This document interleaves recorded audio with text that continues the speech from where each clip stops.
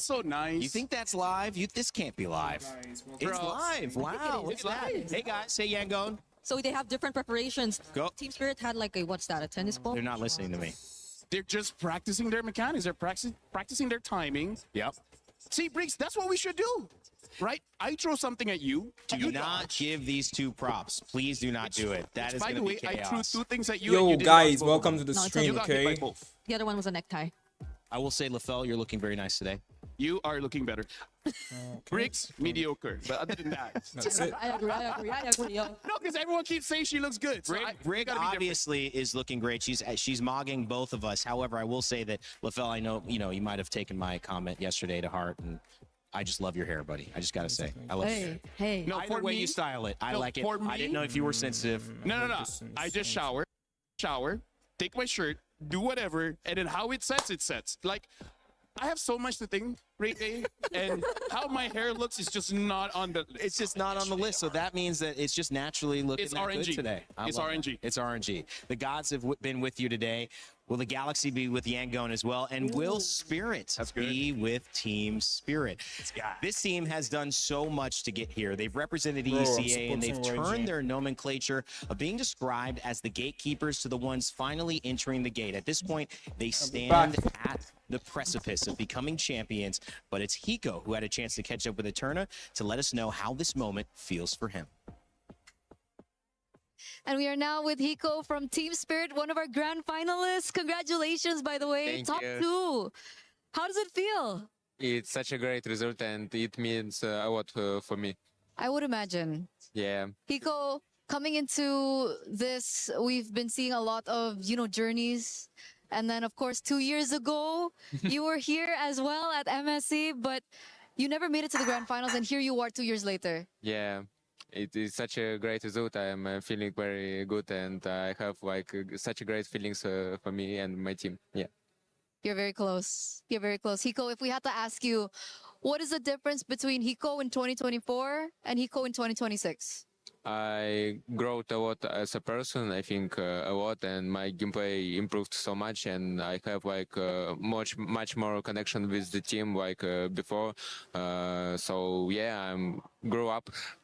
You grew up. Yeah. 2 years later. Yeah. Because I think back in the day, like during your debut, you were one of the youngest. Yes, At MSC. youngest one in MSC, I think.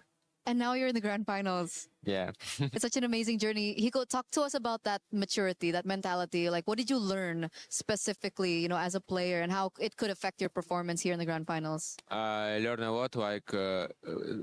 Worst thing to me, what happened in my journey was lose to ONIC page in MSC 2025. It was such a I have such a bad feelings about this match, and many talks that I am a bad gold winner and something like that. And here we go. We meet again with Kevra in MSC, and we shut him down with the team. So it means a lot for me. So you were able to prove that you're on par with the gold standard. Yes. Hiko, how did you expect this?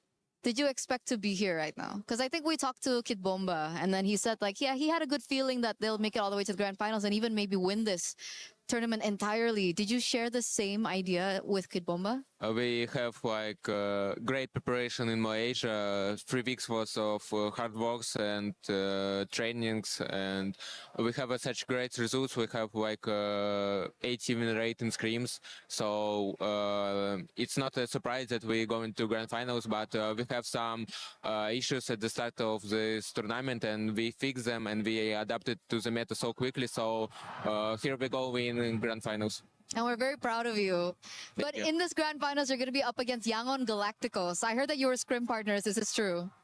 I think we met them 2 times maybe. Do you think that that's going to be a good thing coming into the grand finals? Like, do you have a read on YANGON? We knew how they gonna play, but I think we better as a team, and we have better drafts, I think. So I think I'm sure we can win them. Okay, so there's a little bit of insight there, but you're still confident that you're going to win this. And you won against them before, right? M7, Yes. you were the ones to knock them out actually in the lower brackets. 3-0. 3-0. He has to remind me. 3-0. It was 3-0, guys.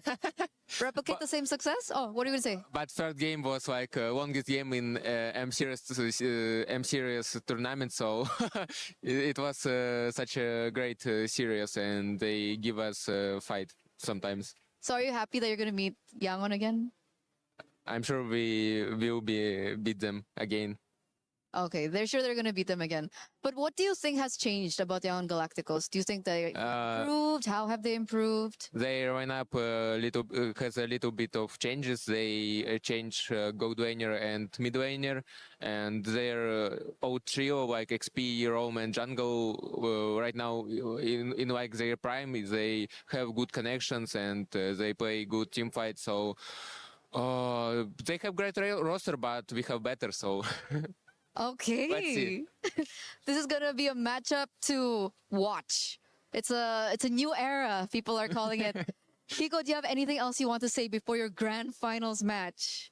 I'm just very grateful for my team. They support me so much in this journey, and all our fans also. I want to thank them because it was such a hard journey to get to grand finals in major tournaments. So I'm very thankful for my team and fans. So keep supporting us in grand final, and we'll see who better in this grand final.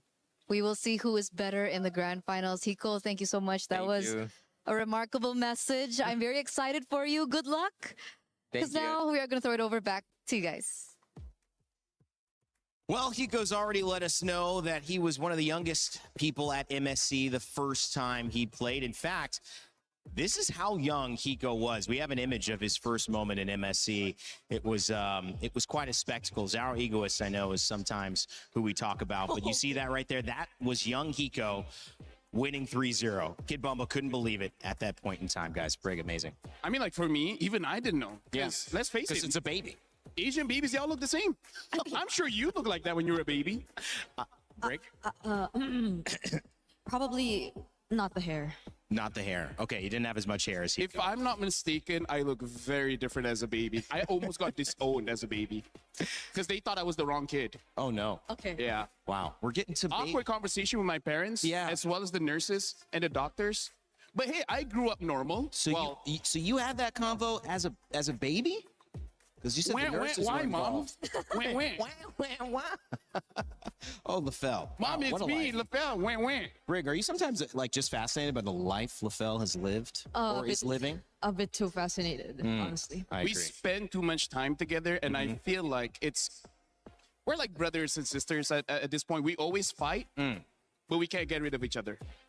Well, and we're going to keep you here for a best of 7 as That's well. It's the true. longest time we're going to have to spend together this entire tournament. And of course, Hiko feeling confident as well. All those jokes aside, as being one of the youngest players, when he first entered, he actually now has the youngest player in MSC on his team in Zericxnn. We'll see what they can do against, of course, YANGON Galacticos, who I have been saying is maybe the best team in the galaxy because no one has been able to do anything against them. You look at the way Ying is playing. We're coining the undying today because he has been so good at the bottom of the KDA or at the top. Either way you look at it, he's not dying very often. Han, Kaizi, Blink, and Sanji. He talked about that roam, that XP, that jungle synergy that they have. They said they're a great team, Hiko, but we're better. We'll see what the coach of YANGON has to say about that.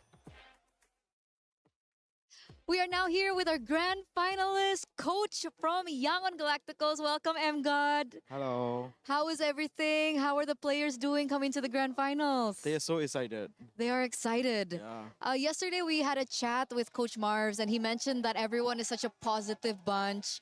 Is it the same thing going to the grand finals as well? Yeah, sure, because we have a good result in screen also. Yeah. Oh, okay. So good results in the scrims, boosting confidence. Yeah. But what's the mentality coming into this, coach? Initially, did you think that you would come this far, all the way to the grand finals? Actually, yes, because before we start off the EWC, whenever we are playing screen, we win a lot of the good team. And then even if we don't win it, we have like an equal attempt. So we know that we're going to be something in this EWC. where we didn't just sure that we're gonna make it to the final or not, but we already know that we're gonna be at least top 3. That's for sure. We already know that. Okay, so even initially going into it, you already thought that you would go top 3. Yes. Now top 2. Yeah. How about top 1? Yes. Yes. I'm hoping that. I'm hoping that. Yeah. It was really, I would say, heartwarming to see the winner's interview with Coach Marvs yesterday. Could you talk to us a little bit about how you guys met?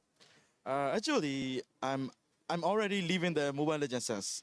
I'm resting. I don't want to come back to this anymore. And then the player from the former YG, Stitch, and then Blink is my friend. So they asked me, Coach Amgo, we need a coach. That kind of, we need a coach. So you have a coach, Marv. And then Coach Marv also doing the draft.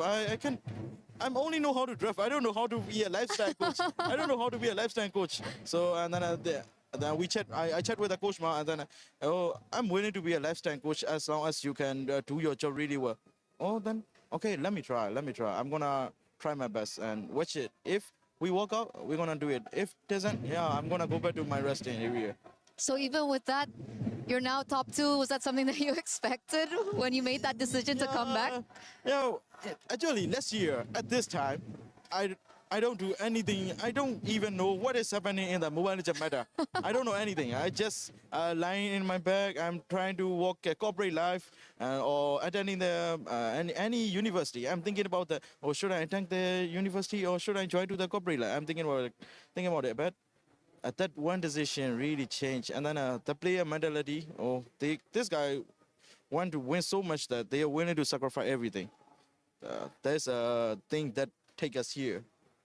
We heard about Marv's journey. Now we're hearing a little bit about yours. How is it like, though, working with Coach Marvs? I heard that initially you weren't as great with English, like you had to learn the language. I can speak a little bit, but not as good as that. And then we have to learn through. And then Coach Ma have a really good English, so he only uses simple English. In that way, we can communicate. Yeah. Is it better now, though? Yeah, it's better. It's better now. That's good. That's good. And now you guys are working together. You're made it all the way to the grand finals, and a lot of people are saying that this is a big rematch. Yes. M7 YANGON Galacticos was knocked out by Team Spirit. Yeah. 3-0. 3-0. Yeah. 3-0. So, what's going to be different today, Coach? Our mentality. Mentality. Our mentality. Yeah. We are How? different because at that time we are like a first time in the international. So if we saw something, we are like, oh, that is huge, that is huge. Everything is different for us, but we have enough experience. So right now we're like, oh, they're just a thing, we can win it. So was it experience on your part, or was it more experience on the player's part? Both. Both. Yeah. Both. So what mentality shifted for the players particularly? Like, are they a little more confident? Does the stage not affect them anymore? A stage also affected, and then they became a lot more confident because of before that. Whenever we try to do something new, they want to go with the comfort. But right now, if you want this, we're gonna do it no matter what. We trust you, like something like that. So it's a lot easier to work with, and then like I mentioned, they willing to sacrifice everything just to win it. I heard a lot about Kai's as well. Is he still boosting everyone's mentality? I heard he's a really, nice kid, very positive. He's the youngest among us, and somehow he is a positive one among us, and then he always boosting other people's mentality. Like, it's okay, I will do it. If you don't want to do it, I don't want to do it. Don't worry. Just play the game or something like that. Yeah.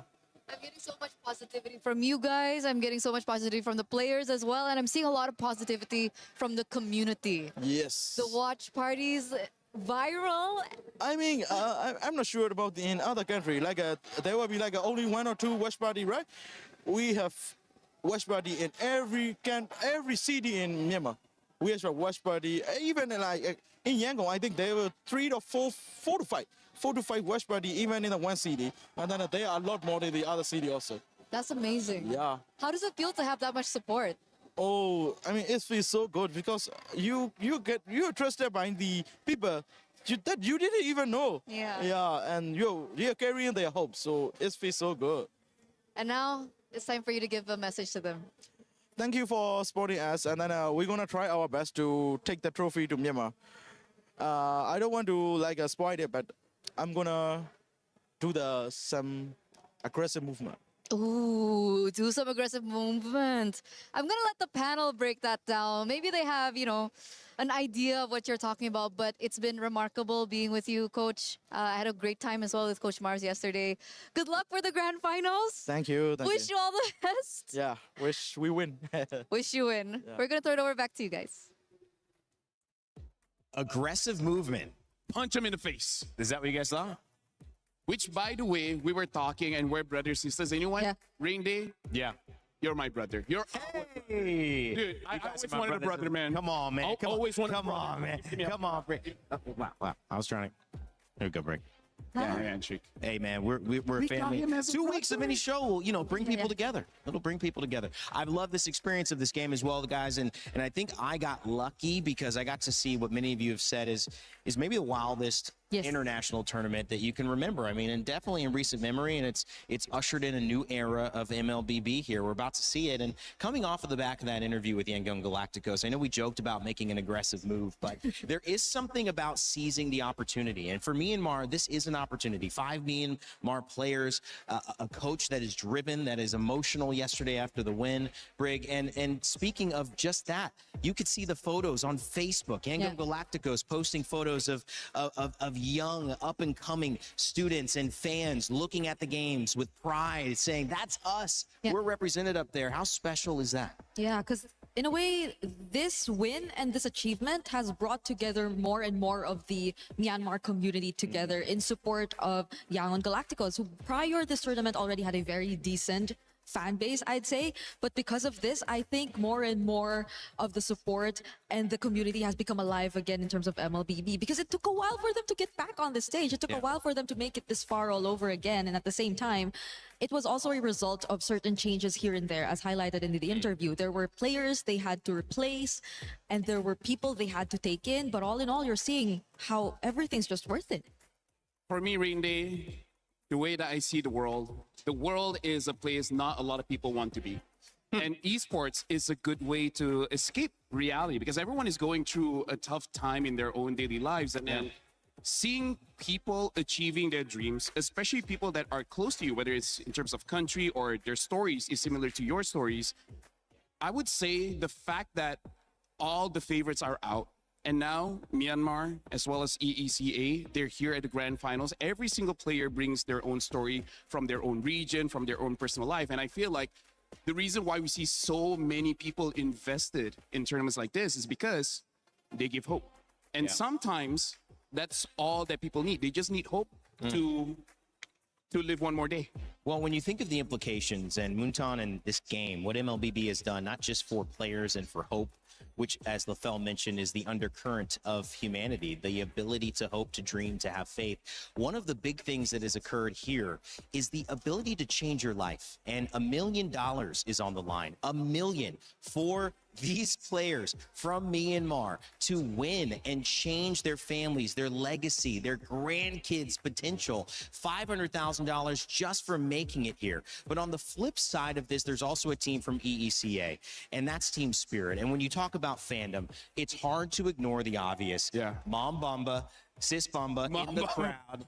For Kid Bamba, the tears, the passion. Team Spirit also is bringing just as much motivation and just as much impact with their win and potential that they have here, Brig. Yeah, that time where you saw Kid Bomba's mom Go up on stage.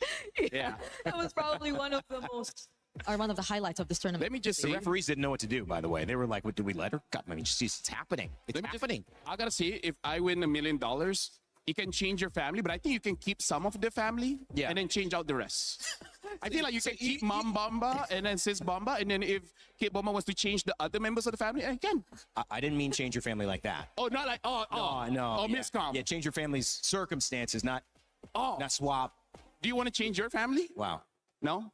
See, this is, No. you got to be careful when you give certain people money, what they'll do. LaFell already thinking about, if you're a family member of LaFell, let us know in chat. We're here to support you, okay? I mean, And please don't let this man get $1 million because you may be next. I feel like. Can someone dig me out of this hole? Dude, it's just a misunderstanding. I thought people keep saying, "Oh, it would change your life, change your family." I'm like, It's "Oh, like- this one is not that great. This one is a failure. We're just gonna." I mean, I don't know. If I think- can have Billie Eilish as my sister, that'd be I great. think we should keep it as life. You want to be my sister? You need Briggs already. We Your already sister. You are. need Billie Oh, yeah. Eilish too. I mean, Billie Eilish is pretty cool. I wouldn't mind having What her does as the my total social Instagram following of your sisters need to be combined? Because at this point, you're in the millions. sister. At least 2. That's too much, man. Oh my. That's too much. Guys, this has been fun. At this point, I want to just give us some hype. Brig, Yangon versus Team Spirit. This is going to be fun. Yep. In a way, you kind of already see, and it was suggested too in that previous interview, that the last time these two went up against each other, there was already some sort of story brewing. And this is Yangon's chance to get back at Team Spirit and potentially make an even stronger statement by winning this championship. Dude, MSC has been one of the best internationals we've ever had. This grand finals better live up to the hype. Brig, all of your games have been going all the way. This one, if it goes all 7 games, at that point, I don't care who becomes a champion. Just show that you are worth it. Just show that you are the real champions that everyone has to respect. I'm going to have a good time. 7 weeks of the Esports World Cup here in Paris to determine champions across multiple titles and multitudes of special moments. But just 7 games now will decide the fate of these 2 regions, Myanmar and, of course, ECCA. Team Spirit and Yangon Galacticos will usher in a new era of MLBB.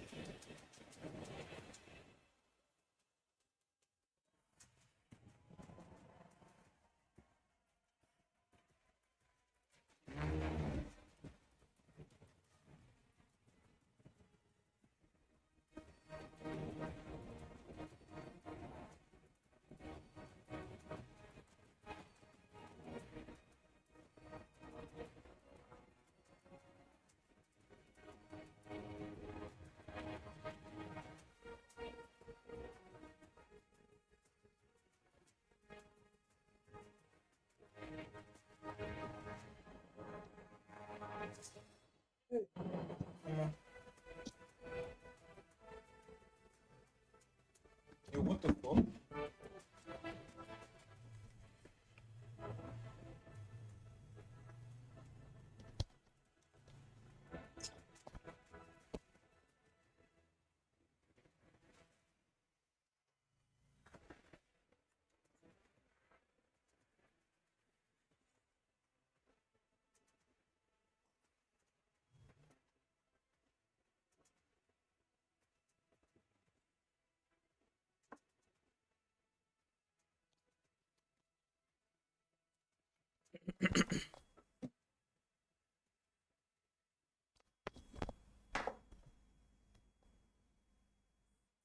Sixteen of the finest MLBB teams from around the world gathered in Paris to battle it out for their dreams and hope. But now, only 2 remain.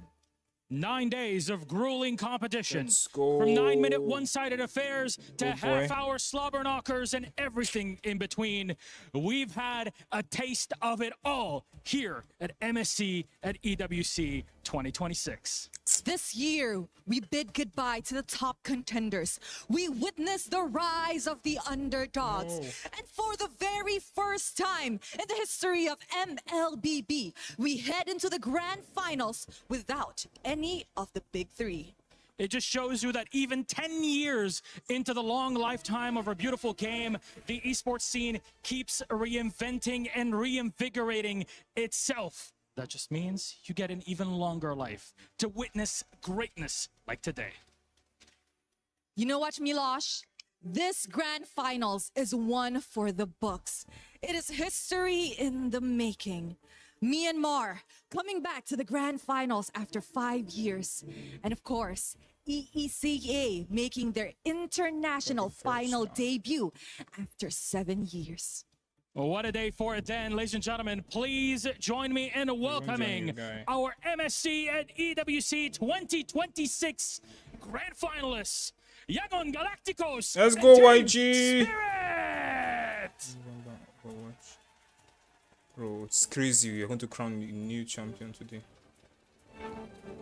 Bro, this is crazy seeing me, man. Years, Team new Spirit. Burmese representatives return These to the grand Burmese people are finals very short in people. an attempt to write a legacy of their own. 7 years of blood, sweat, and tears. The effort pays off. The hard work shows results. And Team Spirit are the first ever I'm happy for ECA both team teams, to make an honestly. international final. Legit. The past two MSC champions But I want YG headed to win. into the grand finals I with a 100% want YG. 100% match win rate. And today, YANGON Galacticos attempts to follow in their footsteps. Can lightning strike 3 times in a row in the land of dawn? At M7, it was Team Spirit that ended Galacticos' run. Today, 191 days later at MSC, they have the opportunity to do it again and claim the Yangon! championship title, both in one fell swoop. Throughout this MSC, I'm going to change my both title very these soon. teams show their ability to come out on top no matter the circumstances. And in this meta, they Burmese. showcase excellent drafts and the cleanest of the cleanest gameplays. So for our final time here at MSC at EWC 2026, let's bid our captains welcome. Please join us for our face-off. Teams, you may go already. Get set for yourselves, please, on your desks. Come on close, gentlemen. Shit. Face off into one another's eyes. Let the truth shine. Any final words from YANGON Galacticos? Wala. Have fun, guys. There we go. There we go, captains. The Rome You may players are place the your are the keys and captains. once Wait, again meet is that in not the Sunset? middle Sunset. for a No, the handshake. Sunset is the Let's mid get laner. out for a handshake. What the hell? Oh. Myanmar players are naturally very History is respectful. about to happen, ladies and gentlemen. It all comes down to this. What will unfold before you over the next few hours will go down in MSC history. Our promise is Bro, I'm simple. so happy for Today, Myanmar. you're about to see some of the best MLBB you have ever seen. Enjoy. Team Spirit as well.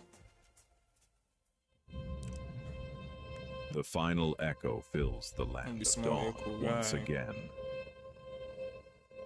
It was pretty cool for our journey. In our first experience in MSC, and we go to the grand final. Reaching the grand finals is means a lot to the dreams of Myanmar. Let's go, IG!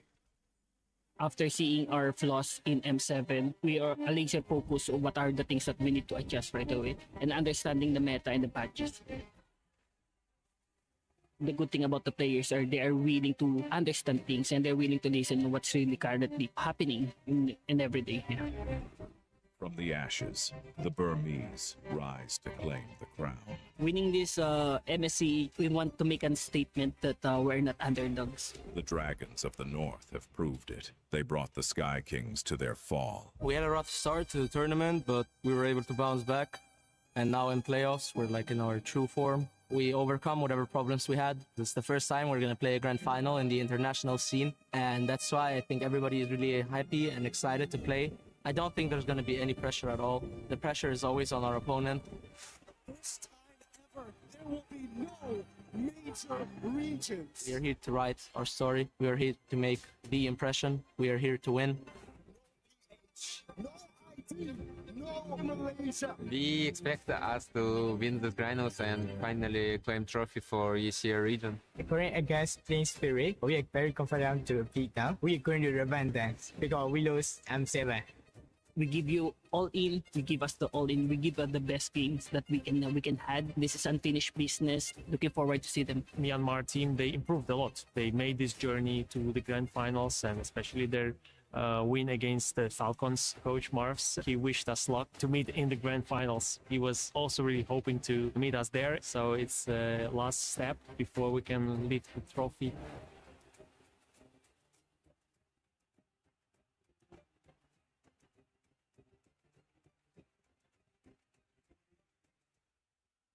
Esports can change life if you grind harder in each day. Don't let anyone destroy your dreams. Yeah, so Blink. As it starts, Sometimes the dreams, they feel out of place, out of reach. It was for the Sky Kings. It was for the Philippines. And even Indonesia couldn't get to this moment where Myanmar and ECA climbed to the top of the mountain. And one thing about championships, I've been in my fair share, it's lonely at the top. Everyone else has gone home. It's just you, what you've prepared, who you are, and especially who you are when the lights are bright, LaFell, because that's a different version of us that's asked from our game, from the world. When things matter most, and you can't shrug off defeat, when you have given it all and you've gotten here, how do you show up? Without doubts, without reservation. That's what these teams are set to answer in these 7-game series. To answer that, we got to look at the fans, man, because again, both YANGON Galacticos as well as Team Spirit, they're far away from their homes, and yet people made this sacrifice. People came here. You can hear the chants. They're giving their energy. For one team is giving their spirit. Because here's the thing. This reminds me of how I and a lot of Malaysians felt back in 2024 when no one expected us to go to the grand finals. But the moment that came true, so many tears were dropped, so much emotions evolved out of that. And now both these teams, the people that have been supporting him are feeling the same thing. Some have waited for 5 years. Some have waited for 6. And now, finally, it's paying off. And leading to this day, I feel like even just yesterday, these teams have already had a fair share of all these posts Let's go, YG! Extending support, passing through their own individual feeds. And I hope that is going to be enough boost, because whether we like it or not, we are indeed very far from their respective homes. And you can only count on so much to show up here on site.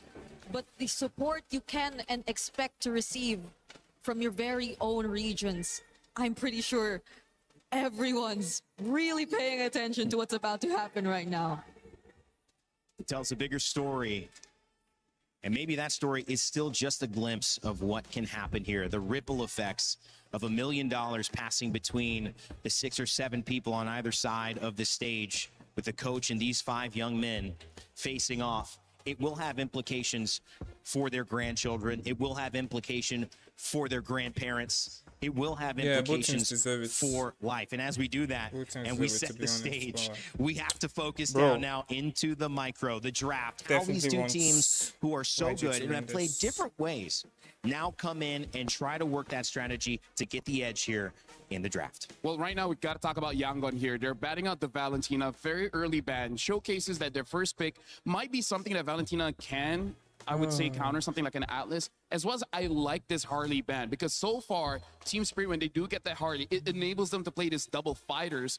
Something that I do have to look out for is that Barats, because again, when Kit Bomba gets the Barats, it's a little bit too much. So I don't know whether they're going to answer that or they're going to steal it away. And at the same time, I feel like they just really want to secure Kaize and his stability in mid, because I feel like the Harley will make things so much more difficult for him just look and he's been Expo very against this fluent in Barats or heroes look like CC Eudora, guy. Ford, This heroes Barats that won't have would a really good just time, want bro. to have an easier time Barats won't have a finding good time. position. Why are teams not Apart from picking that, up it's maybe the the juice in, but simple considering the things? amount of heroes that are actually open, I agree. But Whatever, bro. they actually take out the Atlas alongside the Valentina, so there could be a different game plan here for YANGON in first pick. I think they are opening up the draft just a little bit here. Either they're going to take away the Belleric, making it so that they have the only S tier roamer there. But I like that you shout out the Zushin, because the Zushin might actually work out, considering that Team Spirit, they might still go for 4 melee heroes and just 1 range hero. So that's a good shout break. Now the Zushin gets banned out. Team Spirit was able to read out the draft. Yeah, so at this point, the Marcel is going to be left open for YANGON, which I feel is going to be real great if Spirit want to focus on their team fight prowess. As the Poketo is actually still open for Hiko to pick up here in this part. We've seen Blink have, I mean, just one of the best performances on Rome that I can remember in my only 2 weeks of watching Mlbb. But I do think that this Marcel is a different approach. We saw the depth of his ability to go to different stages and really force the roam bans and make the other roam on the other side uncomfortable. Now he's just taking the best one. And I feel like because there's a chance that Team Khalid Spirit is or going to have Matilda 4 would be melee good. heroes. It does make it so that it's Marcel can actually get maximum value. There's a good chance, even if he doesn't catch all of them with the golden hour, even the Platinum Snapshot is just going to be good for that small stun. But now the Barats as well as the Herrera. Team Spirit is already starting off very strong in their ban. Yeah, Their pick and ban. I don't know if part of them is just really complacent that Yangon is likely not going to pull off a Paquito Gold anyway. Because I don't think Sanji has ever gotten his hands on a fighter gold lane. So the possibility of them still getting that is very high. And you see it right now. Claude is going to be locked in by Yangon. They don't So the care about the Paquito possibility Paquito. is again still available for Spirit Bro. if they want to lock in their side lanes right now. Spirit would Some definitely, very they would good definitely competition pick in the Paquito Uranus and Marcel. gold You've got lane. Lockdown, you've got 100%. Comfort for Sanji, Blinks on a top tier hero, See? but you got to look at this I don't know why they Paquito, don't like respecting Herrera, that Paquito, and the bro. Barats. I mean, it's arguable that the Barats might be the most contested, most valued pick between these two teams. Oh yeah, for sure. Speaking of Brick, today you can be the analyst. You can do the tell us, or you've been calling this picks very well. So now for Team Spirit, either they get rid of the mid laners or get rid of the junglers. Because as of right now, I kind of feel like there's no real threat in the jungle for now, so they might just go for Yo, mid. Vil, welcome. The only We didn't question miss is, anything. what are they Cheesy. going for? Instead, they're betting on the Guinevere, trying to make it Seems to very be paying. difficult for Han to really get a good pick.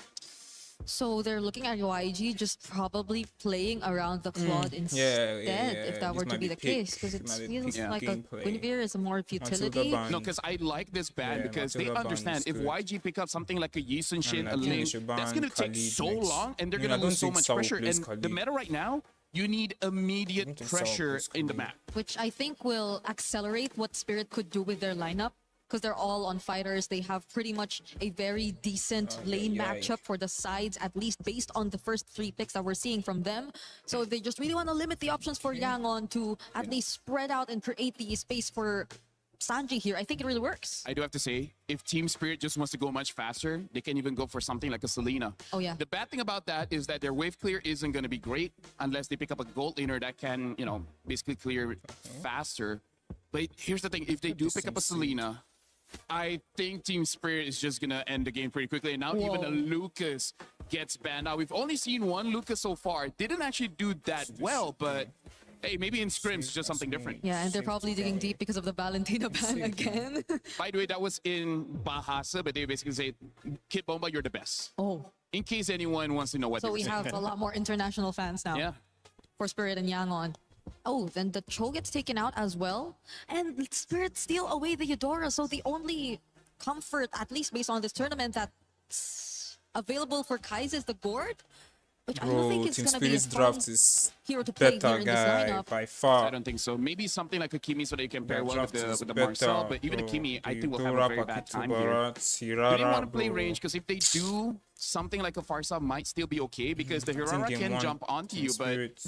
hey, you cross that bridge when you get there. But speaking of the Eudora pick, I'm 50-50 just because there is a Uranus there. So you can basically make it so that Eudora makes a mistake. But at the same time, you can time it whenever the Claw wants to go in and then just stun them up and then kill them very, very fast. I guess Spirit are just relying on their combo burst damage because at this point they're looking at a Eudora, Paquito, Hirara. They can pretty much deal with any tanking hero if they get to a point where they've scaled enough in the game. But they do indeed lock in the Gourd alongside a Suyo. Yangon, it's always a Suyo last pick that you feel is kind of just them being forced to pick it up. But if they make it work this time, that's a great start for Yangon. Well, here's the thing. As the draft progresses, we remember in the interview with Eterna where he could basically say that we have better drafts. And for now, I kind of gotta agree with it. How do they get Barats, Paquito, Herrera in the first 3 picks, and then pick number 4, they still get the I don't Eudora? understand. Like, this is an insane draft to get for this current meta. This is like what ONIC got in the last game. In the last game first against Falcons, series. And even we were like, wait, how did ONIC get that? That was no way another team is gonna get that, but hey. C'est la vie, here we are. And then last pick is going to be Chip. Whoa. So talk about trying to accelerate the game. Okay. This is kind of like almost no range. Eudora has range, but it's mid-range. I'm liking Spirit's draft. This is the kind of draft that says like, you know what, Grand Finals, we're going all in. Yeah. I love it, guys. This is a big one. Bro, Marcel giving up. Chip. You see the Claude early pick, the Suyo, Bro, I think it's the Gourd GG. for Kaize. something that just feels familiar for YG. And if it ain't broke, don't fix it. And of course, Team Spirit say, we'll give you those. We got what we want. We're bombastic over here. Kid Bomba trying to lead them into a Game 1 win. But Undying might have something to say about that in the EXP lane. It's your grand finals here at MSC, a best of 7. And it's time to send it over to our casters, Mirko and Gideon, to get us started. Thanks so much, Rain Day. Today, we bear witness to history in Mobile Legends. For the first time ever, 2 regions, not from a major, have made it all the way to the grand finals here at EWC for the Mid-Season Cup 2026. And by God, this is some life-changing moments. The money that's on the line, the series of full BO7. It's a Cinderella story for both sides. YG finding a way to make it back to that top 2 after it seems to be forever. Sunset Lover and Team Spirit, though, with Saul. The journey started all the way at M1. So, hey, we have that first blood rate comparison. We know that Spirit love to get it going quicker, but Yangon, they're actually still the ones that actually are the more active teams when it comes to just brawling. TS want to keep it hot and heavy as naturally as they do because of the way that they play the game. Not to mention, they're running the double fighters. So far, Hiko's had an outstanding win rate here as his secondary fighter gold. But I think this game really just boils down to how does YANGON Galacticos wombo combo with each other. We've seen many times where Gord, even within the early stages of the game, if the combo ain't clean, you're not going to be able to find anything. And that's going to be an early flicker coming out from Sawo's side. No punish here for YANGON, but that's a big resource down. Absolutely, man. We gotta also take into account the fact that Marcel has been left open, picked up by YG, and we saw in the 3rd place match earlier how big this Marcel could play into the game. Was able to stop a lot of these slow range opponents. Back in that match, ONIC versus Falcons, it really stopped the Hirara as well. So YG are utilizing that, really just using Blink as a way to actually zone people away, trying to take that XP crab. It's gonna be Han who actually secures it. Ying caught in the CC lockdown, has to purify out. Yep, you can see a lot of respect coming out from both of these teams. We're really coming back at it. We're seeing the TS now taking a lot of the space here, forcing YANGON back just before the turtle. They want to make sure they get that first position really, really quick. And Kais understands that, hey, I need level 4. Without it, this ain't going to work. So they're going to back off, make sure that there's no damage on their side economically, and make sure that they clean these lanes back up. Because the next thing they have to worry about is Sawo hitting level 4. YG have studied Team Spirit's game. Spirit just yesterday against ONIC in that crazy upset victory. They were able to take control of the game so early on through pickoffs, through finding tempo on the map, and YG, they don't want to fall for the same trap. They know, all right, we have a Suyo, we have also the Gord and the Claw. They can play it late. No Purifying Bomba. Puts out an attempt there with a Dancer's Welcome, can't find it, but again, it's just YG trying to survive in lane, especially here up top. Oh, wait, okay. They summoned it really, really early on. Luckily, at the very least, while this is happening, look on that top side. Blink is already in position and trying to alleviate some pressure onto Sanji, who's being denied his level 4. I mean, these are the small incremental leads that they're looking for, right? And that's what TS wants to do with the double fighter comp. Build these small leads and then eventually cause it to get that big cash out at the very end, usually coming down to the 3rd turtle, closer to the very first Lord, and really taking the reins from that point onwards. It's also very fantastic performance just yesterday on the Eudora, on all the majors actually. Flickering out of some crucial sets away from ONIC. YG, this is one of the first times we actually don't see a big setting to on Blink, right? Mainly because of the Marcel. So it's also going to be a big question mark because the only other time we've seen Blink on this Marcel was all the way in the group stage. It's been a while. It's true. If we're looking at it, you know, in boxing terms, I think the best way to describe it, it's Southpaw versus Orthodox, right? And YANGON, they understand where they need to play defensively, make sure that they don't set up potential dives to their gold laners. But in the meantime, because of the defense, now the dive. You're firing with the ways into it. Actually gets away with the BMI as well.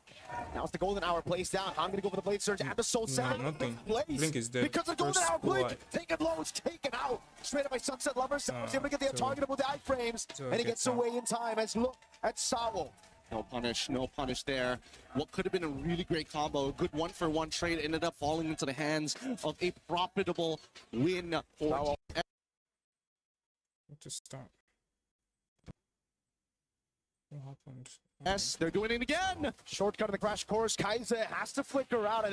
What the fuck? It's Team Spirit again with the early Relentless pursuit on YG's jungle. And that's the beautiful part about this composition, right? They're using that shortcut not as a means to just engage, but also control tempo. And now Ying is in a lot of trouble. He still has his Purify, but that's not no consecration. Consecration faded early, but to the Purify Sour. Picks up a kill, now goes straight into the neutral objective. That's going to be free for Team Spirit. Look, in the meantime, he's already trying to proxy this wave, and Sanji, he's well aware of this, right? Again, defensive against aggression. Bro, Sao and actually at this point was they by have to play very, very defensively for the first couple of minutes of this game. Arguably now, with a 2-kill lead and a 2.3k deficit, now, right? that probably bought them an extra 4 more minutes on TS's side. So we're expecting around, probably around the 10th to 11th minute when YANGON get into position, unless we do see a huge turnover fight. Conversion down below. Look at Bomba. Bomba, man. Just like yesterday, Gideon, he's conditioning YG to see these misses, to see these whiffs, and then all of a sudden he's going to pull off a crazy dead center flicker. That's the beautiful part of it, right? Get the early conditioning down, because technically there's nothing to fight for on the map as they're trying to get Sanji out of this lane, but they can't seem to do so, especially with Hiko. He's playing this really, really well. He's pressuring life totals. He's maintaining control. Bait! All I connect. Yeah. Good reaction on Sanji. Could have had his Purify out taken. Spirit definitely want to play around that now, and Sanji's going to recall. That means Hiko will again be able to find a tempo up top as now they look for a cut on mid. Kaize has the flicker back up in 3. Spirit will play it slow, and look at Bomba, look at Bomba. They're playing so well, and now they want to collapse down to this mid-tier 1. If they don't get it, they might be able to contest for this purple buff, but I don't think they have it. As we look towards bottom side, even Zara making sure that Sanji feels the pressure. Oh! Shortcut's going to be dropped down. Bomba. Okay. Goes for the chop. Purify out. Golden Hour catches 3. And the Mystic Gush. Not too sure about that. Bomba's going to take hit all the way through. He's going to soak it in. No problem. Yeah, we both saw this was going to be somewhat of a nothing fight here. No real commitment on either side, and more importantly, just not enough items to actually cut through all the base HP coming in from TS. They are still in the phase where it's their turn to play the game, and YANGON have to just defensively and honestly be really creative with these small little cheeses that Spirit have taken full advantage of, whether it's in-lane baits, the pressure that they apply, and also the information that they give has been immaculate. Free turtle take. Free everything. The first 2 kills were free. There was nothing to retaliate against it. The structures as well. And a mid-lane Blink bursted down. Oh, God. Bro, I think the game is Marcellus looks so untouchable. Just being pick or ban every single time and wins. Oh, God. Even when we see it open, Gideon, when we see it pick, it dominates so early. But when you fall behind on it, especially against this burst comp, man, is he squishy. Yeah, they're taking everything into condition here, right? They're making sure that whoever opens the map gets punished. A death is welcome connected. Big chomp into Sunset Lever with the ball. Lightning straight up with the Thunderous Wrath as well. Killing Street picked up his hours, able to get the immobilization. But Blink will be zoned away, just like the shortcut. Another health bar to deal with at the bottom lane. It will be a minion wave to play with. Team Spirit converting on these objectives. And YG cannot respond. That's a 4-level lead. Almost. Han gets sent. They're just letting this happen, unfortunately. They're not using the Golden Hour as a creative tool to kind of retain some semblance of control over their waves. Sour! Should be gonna go for the solo. Oh, under turret. Almost got it. Has to force Han away. Blink! Burst it down. That leads to ignition. Connects, and it's good. What is Sanji doing? He has to use the Purify alongside with his Blade to stay alive. Then this welcome connects again. Combo's good. Oh, wait! Good Mystic Gush and the shutdown. Finally, YG. It took him 8 minutes to get on the board. Finally clapped down onto the backliners here, but at the end of the day, yeah, sure, it's a bit of a shutdown. It goes to Kai's, but that was going to be the main bullet anyways for YANGON. So TS don't mind this so much as we look at the items, right? It's a lightning truncheon in comparison to just a glowing wand. The item difference here allowing TS to actually be stronger in the majority of the scenarios, but not to mention, if we start looking down towards everybody else and that lead coming from Zaur, that is ridiculous. He's going to get that BOD in no time. Wow. He might be 5 levels ahead by the time he clears out his jungle. 9 minutes in, he might be able to get that record again. Oh, man. It's going to be the fastest level 15 we've seen in a while. And the Lord is up, but look at TS. They're not rushing it straight away. Nope. Not only denying information, he's 15, but they're setting up like a great net on the side lanes. Oh. Sunset instant flicker away from Blink. Take a look at Sawo up top as well. It's free. They can't react to it. unless the golden hour gets placed down, but Sour's able to get it, and now into the Deathless Welcome. The big chop over it straight to Sour with a BOD. Yeah, the combo not exactly landing, but it's good enough. They zoned YANGON completely away from their neutral. With this lower take, I want to see how much they can actually get off of it, because this is where it gets scary, right? As much as Zara can dive underneath the turret, most of the time, if a composition like this wants to get an inhibitor against a full 5 on the opposite side, despite the 8.2k lead, it does come with its risks. A lot of it just comes down to juggling the aggro from the turret to make sure that everybody can absorb the damage and spread it out evenly rather than one person just taking it. But worse yet, it's about Kid Bomba landing the Detonator's Welcome to really set the tone. Big chomp down again. Purify's still available though. He's just trying to bait it out, but Ying stays patient with it. Pops into Consecration. Sunset Level coming in as well. The golden hour will be able to find it. Blink slow. Eco goes in. A flicker up from Blink. And Ying's just trying to hold. Holy shield already depleted now as Sour walks up to Zone. Turret gonna go down. Up top. Purify as well, baited out by Ying. Literally, thank you, Unfortunately, every single time that Ying gets hit by the Detonator's Welcome, it almost trades ult for ult, and they don't find this. It's actually good. Oh! There's the gush on Bomba. Taking out 2 damage. Fleet goes down. Bomba stays alive. It's Sawo now with the crash course and a shortcut in the mid lane. Sawo taking low. Flickers out of the way, but Hiko is making quick work of that turret. He's done it. He's already turned this around at least. He's taken something back. At the bare minimum. I think can still chase this actually. Ying making sure that Hiko can't close the distance. He's forced to flicker back out, and Zara now there. He's waiting just in case they need a secondary disengage. Considering everything that has happened in this game, yes, it is a bit of a shutdown. Going over to the right target, in this case Sanji, but the lead is already too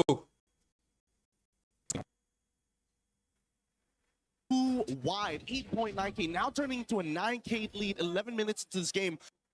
This could be a make it or break it on Lord side, and with 2 missing inhibitors on both side lanes, there's just no way. Not even the spawning of the Lord RNG will work into the favor of YANGON.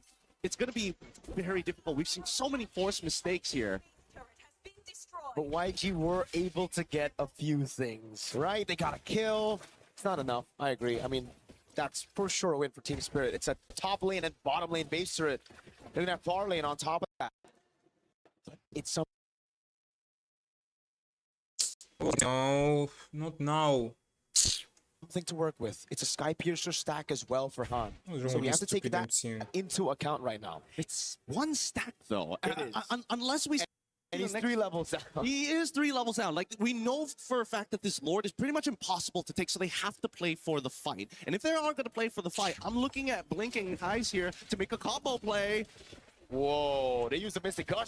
Chomp down, doesn't land on anybody. Kaize gets away from the missiles just in time as the bottom lane comes pushing in. Sanji sent down below to deal with it as the Lord spawns up in 7. Oh, the pullback, the Purify out already. Crash goes down at the there's post damage. Now it's Blink in the back. Sawo gonna be taken long, taken out of the fight as Han picks up the second Sky Piercer of the game. Sanji with the jump. Sanji too deep. Force it down by Sour. Can't get any more Game is this. over. And they've already got the last Purify down as Blink is trying to actually disengage the rest of their composition. The Team Spirit played that well, and unfortunately for Ying, just a little too early on that Purify. If he held it just a little bit longer, he might have survived it, but it's a difficult composition to deal with right now. Just look at this, right? As everybody's able to get their damage down, as soon as that Purify is timed out, that's when Sunset Lover is going to let that ball lightning rip. The rest of the composition here also very ready for Sanji's re-engagement as well. So TS, they've covered all their bases. They are playing very good game 1. So clean. And YG, you can clearly see they're getting desperate. They're making these plays happen. They think they have their power spike, which is true.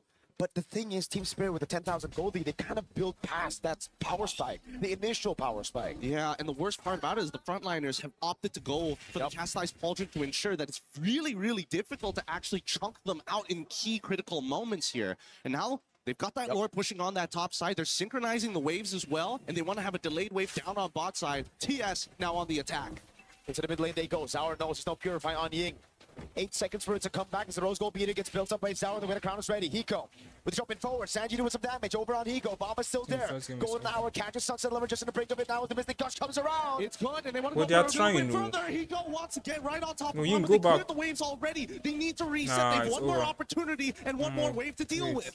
Massive Mystic projectile landed on Sunset and Bomba.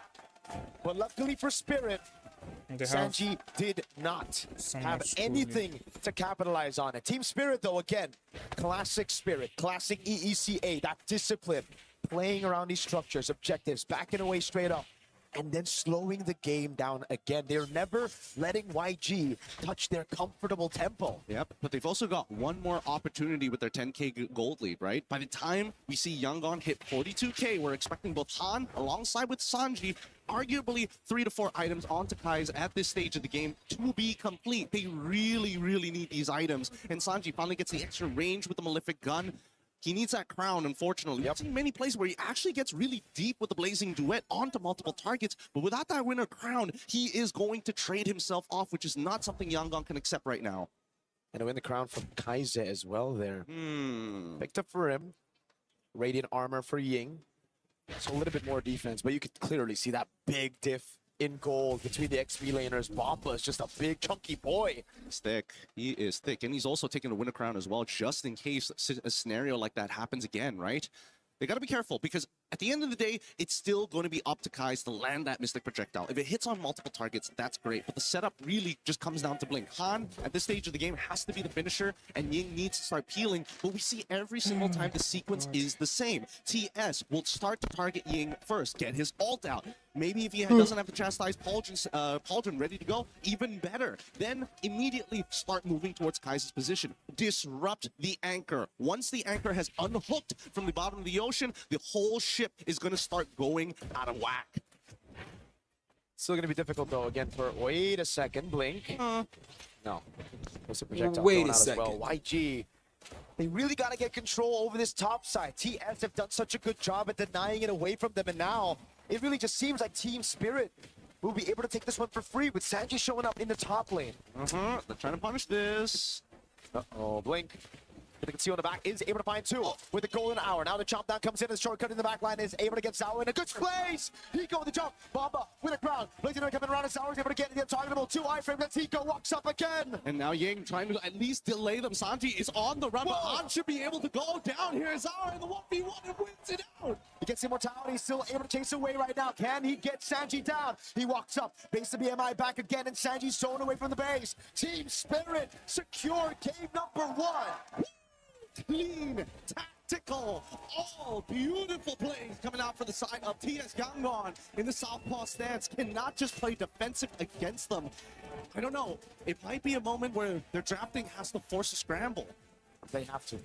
It seems like the only way YANGON Galacticos can actually start to get the tempo and start falling into these positions, because if they are going to be playing for really difficult wombo combos and power spikes against a team like TS and what we've been seeing so far, either you disrupt them on that red side, take it away from them, or you're going to have to keep it real simple. And it's as LaFell said in the panel, right? He mentioned it already. How are you going to give the Barats, Mirara, and Paquito all to Spirit in the first phase? They need to be able to take some of these heroes away. I understand the Marcel's Prio. Yup. But that's where you have to go back to the drafts again and the bans. YG, I think, put too much respect on Team Spirit's picks that beat ONIC. Valentina was banned out. The Atlas and even the Harley, they need to try to open up some of these picks. Yes, those picks are great, but I think there are picks to deal with it. Absolutely. And let's also not forget that second half of the ban. It's very telling for both of these teams what they are genuinely worried about. They are genuinely worried for the side of Team Spirit. Hey, we're getting rid of things like Cho, things that can force us to change our battle spells. We want to always have flickers in our double fighter composition so that nobody feels safe at any point in the game. And as we see these combos get dropped down, that shortcut really allow them, giving them multiple access points into these fights. But we'll let our panel break it down for y'all here for game number 1. Thank you, Gideon.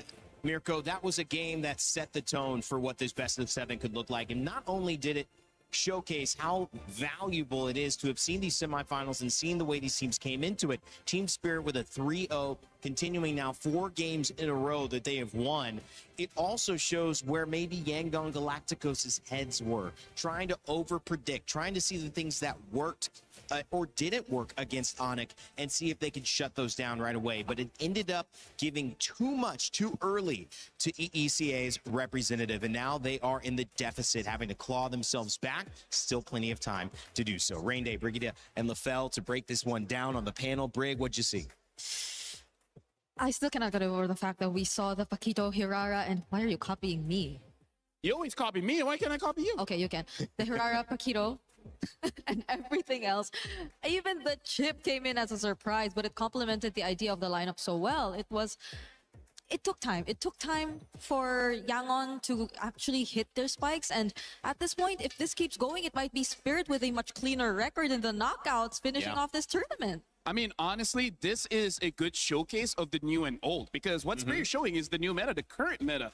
But honestly, what YG showed is reminiscent of metas of the past, right? Where we got the Suyo, the Gort, as well as the Marcel, even the Claude. This is all good in the previous patch. But now they gotta, you know, speed things up, where honestly, like, our illustration moment is just gonna be about how big of a difference the new style of playing against the old style of playing. Well, sometimes the Marcel shows up and it's, whoa, you let us get Marcel. And sometimes it shows up and it says, well, you get Marcel, we get Paquito and Barats and Hirara. And, you know, at this point, it doesn't even matter that you have Marcel. And that's what happened in this game. I would say the draft that YG has a very bad relationship with Team Spirit. It looks like Team Spirit, they got like abusive parents, and then Yangon, they just got the abused kids. Oh my God. That's how mismatch it was. That's one way to put it. Wouldn't be my like metaphor off the top of my head. It wasn't the first one that I came up with. It's the funniest one. Okay, yeah, it is funny. Oh, yeah, Again, not the first word I used to Okay, say. that's I think you gotta change your description for it. You know? It's the one that grabs people's attention. Okay. I wouldn't mention grabbing off that as well, because that feels like you can get to the same. This is just the story of my life. Everything I say. Okay, game 1 is done. Damn. Let's wait for game 2. Okay, so guys, you have a lot to break down. Game 1 gave us a lot of answers on the side of Team Spirit. They're the real deal. Zauer, Egoist, Kid Bomba, you mentioned Sunset Lover and Sawo, of course, Hiko, trying to make a statement here. LaFell, what was the statement you saw that was made by Team Spirit in Game 1?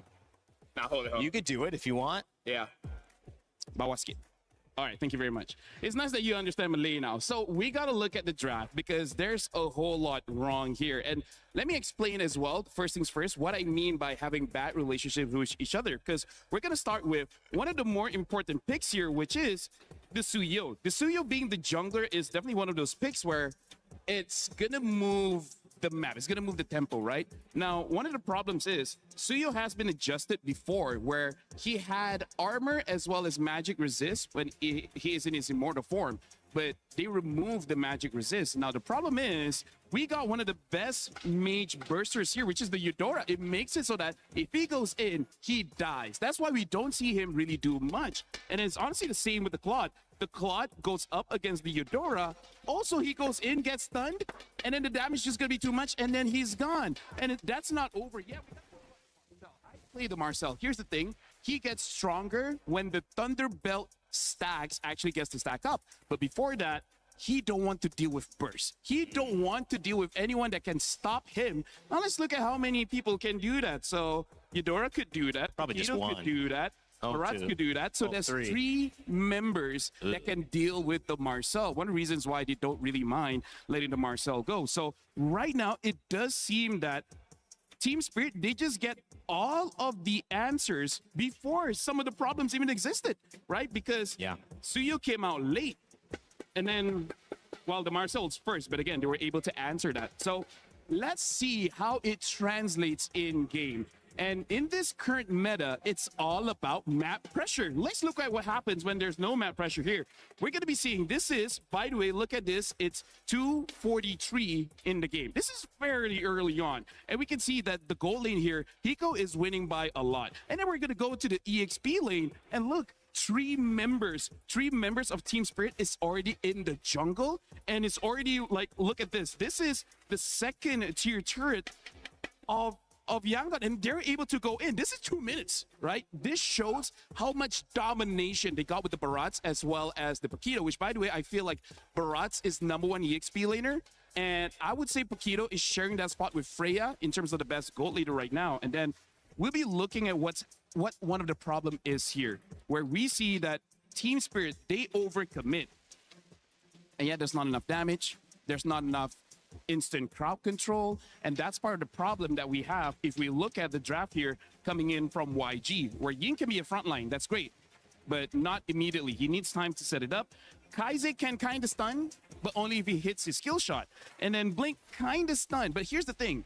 In the golden hour, some abilities go through, some don't. And we're going to be looking at this clip here, how it has been stunned up, and then Han tries to attack, but the guy's frozen. So no damage is going through. So this draft, honestly, doesn't really harmonize together all that well. I guess the clips that I also... Yeah, speaking of harmonizing. We are trying to harmonize right now. I guess the clips that I also picked up are just to further complement the idea that we're trying to put out about the bad relationship. I still don't completely understand the metaphor that he put out, by the way. Yeah, me neither. I think it's deep in his past. Yeah, but I think this will really kind of establish how within the team and within the lineup, it hasn't been really that great. And at the same time, against these opponents, against this lineup, it hasn't been as great. So where's the play button? Oh, there. Okay. So I chose this clip in particular. Was it this one? Or I chose this clip in particular because I think it was just very brief. But this was a quick movement from when they actually went to steal away that purple buff and immediately transition to this turtle, which, by the way, Ying was just trying to hold by himself. So again, we mentioned he is expected to be the front. He's capable of being the front, but that's just pretty much it. He can kinda tank the damage as of this moment because it's not like he was really able to scale up either, because again, both the sides were really matched really well. The guy beside me is doing a really well job as well, trying to mimic what I'm saying, but at the same time, what I'm trying to point out is you see how the combo of the burst is actually put into action here by Team Spirit. It was probably a bit of a worry for us that the Eudoro had to deal with a Uranus, that the Eudoro had to deal with a Marcel that could probably just be everywhere. Thank you for zooming it on my face so you don't get to see him anymore. But yeah, so at this point, I feel like this moment already meant so much to how Team Spirit have pretty much secured the game, because the moment that they were already able to deal with Ying and no other member from Yangon could actually provide help nor trade whenever Ying actually went down, I think that was pretty much it. It was one moment where they tried to trade. I feel like they kind of hit their power spikes, but I think it's a keyword. It's always kinda. It's never really enough for Yangon to actually go in for a fight against Team Spirit. And that was a one moment where you saw Blink or Sanji, as much as he already had items on a claw, try to go in, but just look at what happened afterwards. You just kind of see how sad this engage looked like. There was a full stack Blazing Duet, but he just gets cancelled out by Hiko and Tsar Egoist. So there's not much you can do with this lineup. There's a clear lack of synergy from Yangon Galacticos. Not to say that the draft was bad, it's just that in the team itself, the chemistry isn't there, and there's so many answers that unfortunately was able to be drafted by Team Spirit. So it's just a very big mismatch. That was a great breakdown. I also, you know, when you look at something go wrong that way, but Team Spirit has a few moments, I think you see the quality of both of these teams shine a lot. And when you see the caliber that we're looking at, these teams deserve to be here. They've played and played again. They've been knocked out. They've won. They've had bounce back wins and victories. And I think you look at what is valued, and there's maybe 4 picks that seem to be kind of driving a lot of this. And it is the Barats. It also is making sure the Atlas isn't available. So someone's using a ban on that half the time. So you don't want both. And then, of course, you're going into the Paquito.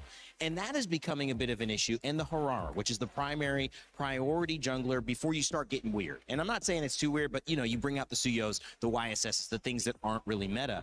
So my question is, do you leave more open knowing that, hey, let's just hit each other with everything? Like, you're going to get that, I'm going to get this and this, because it felt like they lost that trade. If they're on blue side, do they leave more open? Do they not ban the Valentina? Or do they try to just focus the bans on the roam and see how deep we can go? Because I think they won that roam battle with Blink. I think he can go as deep as possible. Because I think even Yangon don't want to use the Valentina anymore. Like, based on their game yesterday, so they just probably took it out. Well, it does kind of tell you something about how they want to draft. But being in blue side and still not having a better draft is a really weird thing to look at. So I do think there are a bunch of things that have to be dealt with if you'd look at Yangon. Yeah, to answer Rinde's question, I think yes, leave a lot of things open. The problem is, I feel like YG came in with that mentality where they tried to get a lot of things open, but the problem is they let Team Spirit get all of them. I actually agree with you. I think that's why we saw the Valentina. I think they actually left Valentina, Harley, as well as Atlas. I think they were trying to make sure they could get Atlas and Barats, or at least get something like that. But they just, I don't know, they were late to the game. Maybe they just need another crack at it. I feel like if they try that again, maybe don't first pick the Marcel. Yeah. I feel like Marcel that's is probably strong, what it is. but not enough. Yeah. I feel like Barats or Paquito, both of these are probably like the highest prio now. Or not in terms of the Or the YANGON round. play style. Because I don't think Marcel will just really enable the kind of play style that they've been wanting to play based on the previous matches. Because I think even though in previous matches where they had much better drafts or hero synergies to be exact, they've been doing things individually and they just layered together so well. But in this scenario, it just really requires you to follow a certain sequence, which I don't think they really would want to go for if they want to play fast, especially against like a team like Team Spirit. Yeah, they need something for the early game. They need to deny it. They need to match it. They need to keep tempo. So now they're back to the drawing board. Team Spirit have done something well, and they know exactly why it works. Can Yangon make an adjustment to tie us back up? So far in our sets, we have not seen many teams go 1-1. We've seen the 2-0 and then 2-2, which means we are in a heavy momentum swing for this meta. I think it also means that generally, LaFell, some team figures it out a little bit earlier, a little bit faster, and it takes a minute to figure out how to handle that. I feel like game number one, it's kind of how Yangon want to test the waters, right? Because we even heard in the interview with Eterna where their coach said that they're going to be aggressive, but that was the kind of draft that was not aggressive, right? So maybe they just want to test the waters, and now Yangon, they just ban out the Barats as well as the Paquito, because I think even they agree with that. That's too much of a problem. Let's get rid of both of them. Yeah, the question was, do you leave everything open or do you take everything away? And it's clear that YG said, we are going to take away the Paquito. We are going to take away the Atlas. We are going to take away the Barats. And now we're going to be on a more even playing field because in this situation, we're getting one of the two that we think are the most valuable. But I like this too because we're just going deeper into those frontliners, those fighters, those roams. I think this works for YG. We've seen it work. Yeah. Eudora gets banned. I feel like Hirara should be the top prio here. Marcel can kind of work, I guess, but I don't know, man. Hirara's been like one of the faces of MSC. I'm thinking between Hirara or Jusen for Yangon. I think Hirara. Yeah, same. If it's just about what really works, I just think if Yangon have been drafting according to comfort, then that could have been a consideration. But now that will remain open. Honestly, Spirit, I think there's even the Belleric Paquito that are available. Paquito's banned. So yeah, I think like there's a chance that they could actually steal the Zushin away as well, because again, the Eudora has been banned out, so you need someone else to control during the fight. In terms of Belleric, I think it is an okay pick for Sao, but Sao does show quite a lot of heroes so far in MSC, so that might also be something that they want to play around. And with the Paquito as well as the Barats banned, I think Hiko is just going to get a marksman here. Like some kind of marksman. The Esmeralda gets picked up as well as the Belleric. So now Team Spirit has already established they have a front line and they have a counter-engaged hero in the Belleric. I almost think well, we've seen Sora picked up, right? And he's done okay. I like that maybe going deeper into an EXP lane. Remember, Phoveus was available last time. You had some interesting matchups. Lapu, I think you go Claude. Sanji's very comfortable there. And now Kaise can get his Zushin. I think he really should get in Zushin, unless there's a prior roamer that, I don't know, I want to try. I don't know about that, though. Because Blue is counterable either with the carry or mids like the Vexanas. Yeah, so it's a good hero. It's just counterable. So the Harley picked back up, and that's something they banned earlier on, Brig. But the second tower has a chance to get it, brings it back. We'll see how impactful this is. Okay. I guess they've been eyeing the Harley. That's why they didn't really lock in their mid laner first. But at the same time, I feel like a Jusin was an okay pick into the Harley either way. Because you had the Crimson Beacon, you had like escape tools to just really keep yourself safe.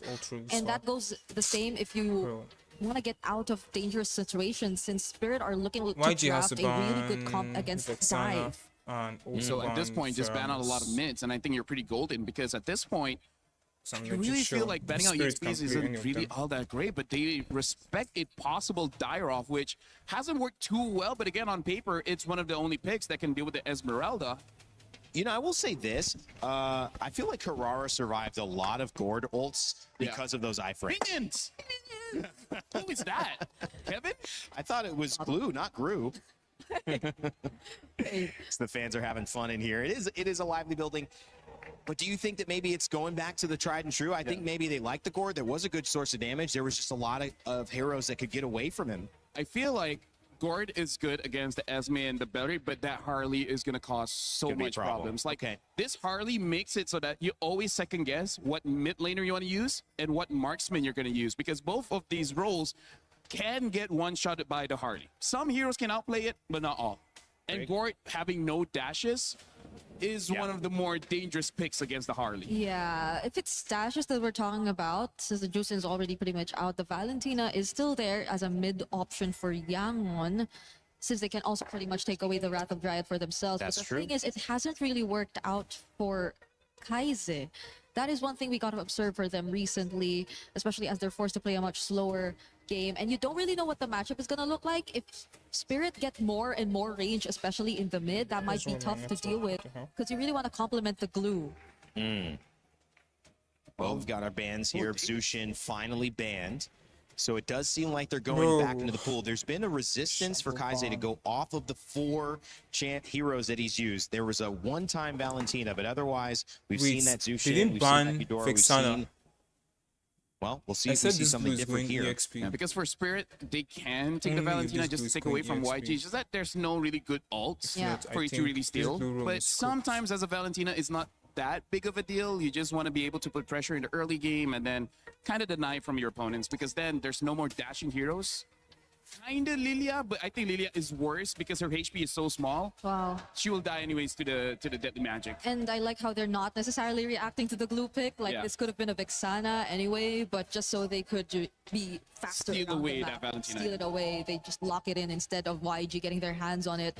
So that poses a question to YG instead. How do they match this, knowing that it's going to be a Beleric Valentina in mid? You have a glue.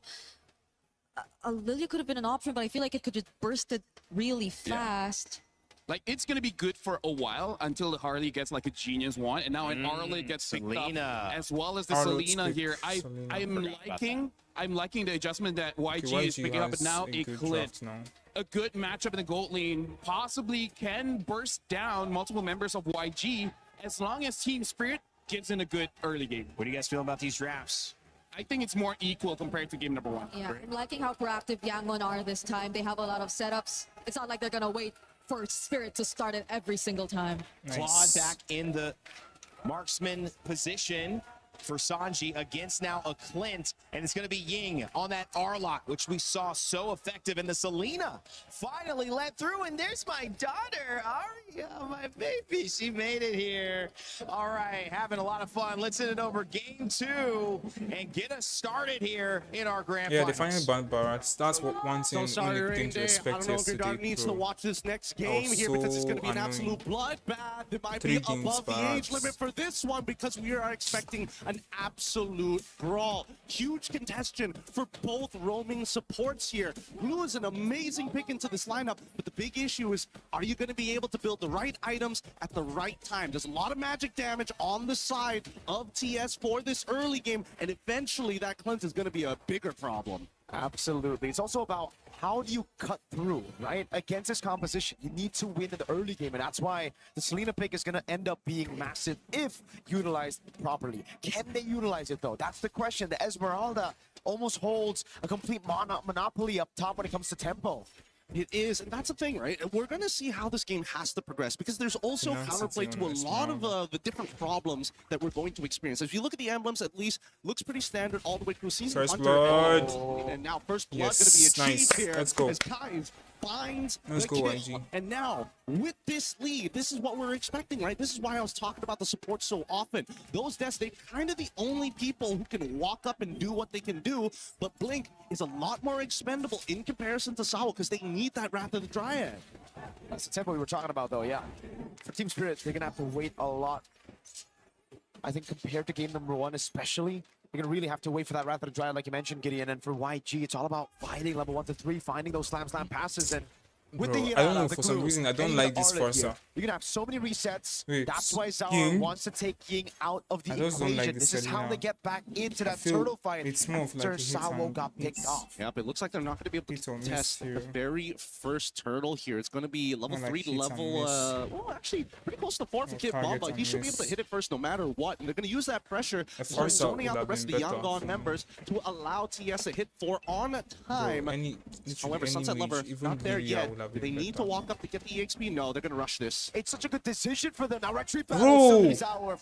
Han was close to it, but it's such a good decision at the end of the day right now because they know there's no big ultimates to take anyway. So why do we need Sunset Lover on 4? We're just going to get tempo in mid, take that main win condition away from YG, and get that turtle. It's abusing the timers. Ying was not level 4 at the right time. Han wants the contest, but unfortunately, even Kai's hitting level 4 doesn't make the difference in these moments. They need Blink to be level 4. Blink They is still also at level need to 3. make sure that everybody is ready to fight at the right time. So now with the off-tempo play, they steal it away. Great decision coming in from TS, but where is the rest of the conversion, right? As we go back to the neutral states, you can see that even Kid Bomba is still making Ying's life very difficult, despite Han purposefully showing himself. He's dominating the lane right now, dude. And they're able to...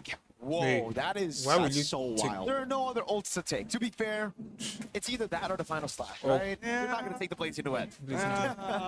Well, honestly, we don't know. Maybe later in the game when you're desperate and you need to be able to kind of peel away from Sanji already on top of you, then maybe. But even so, at least with the battle spell, Sanji understands that he's got the Purify to work with.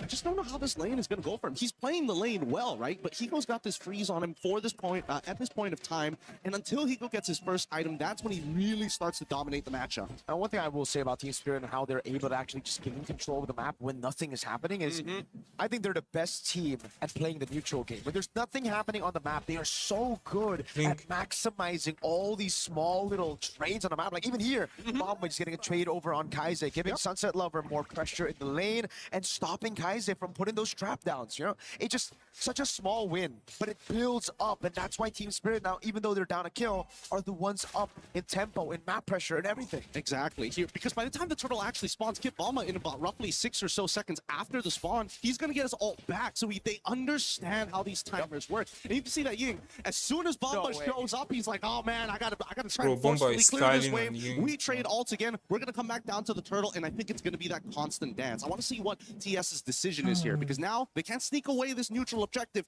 but I think they want to extend their lead. Oh, Bomba, he's got the proxy. And Sunset, that's the reason he stole that Abyss form.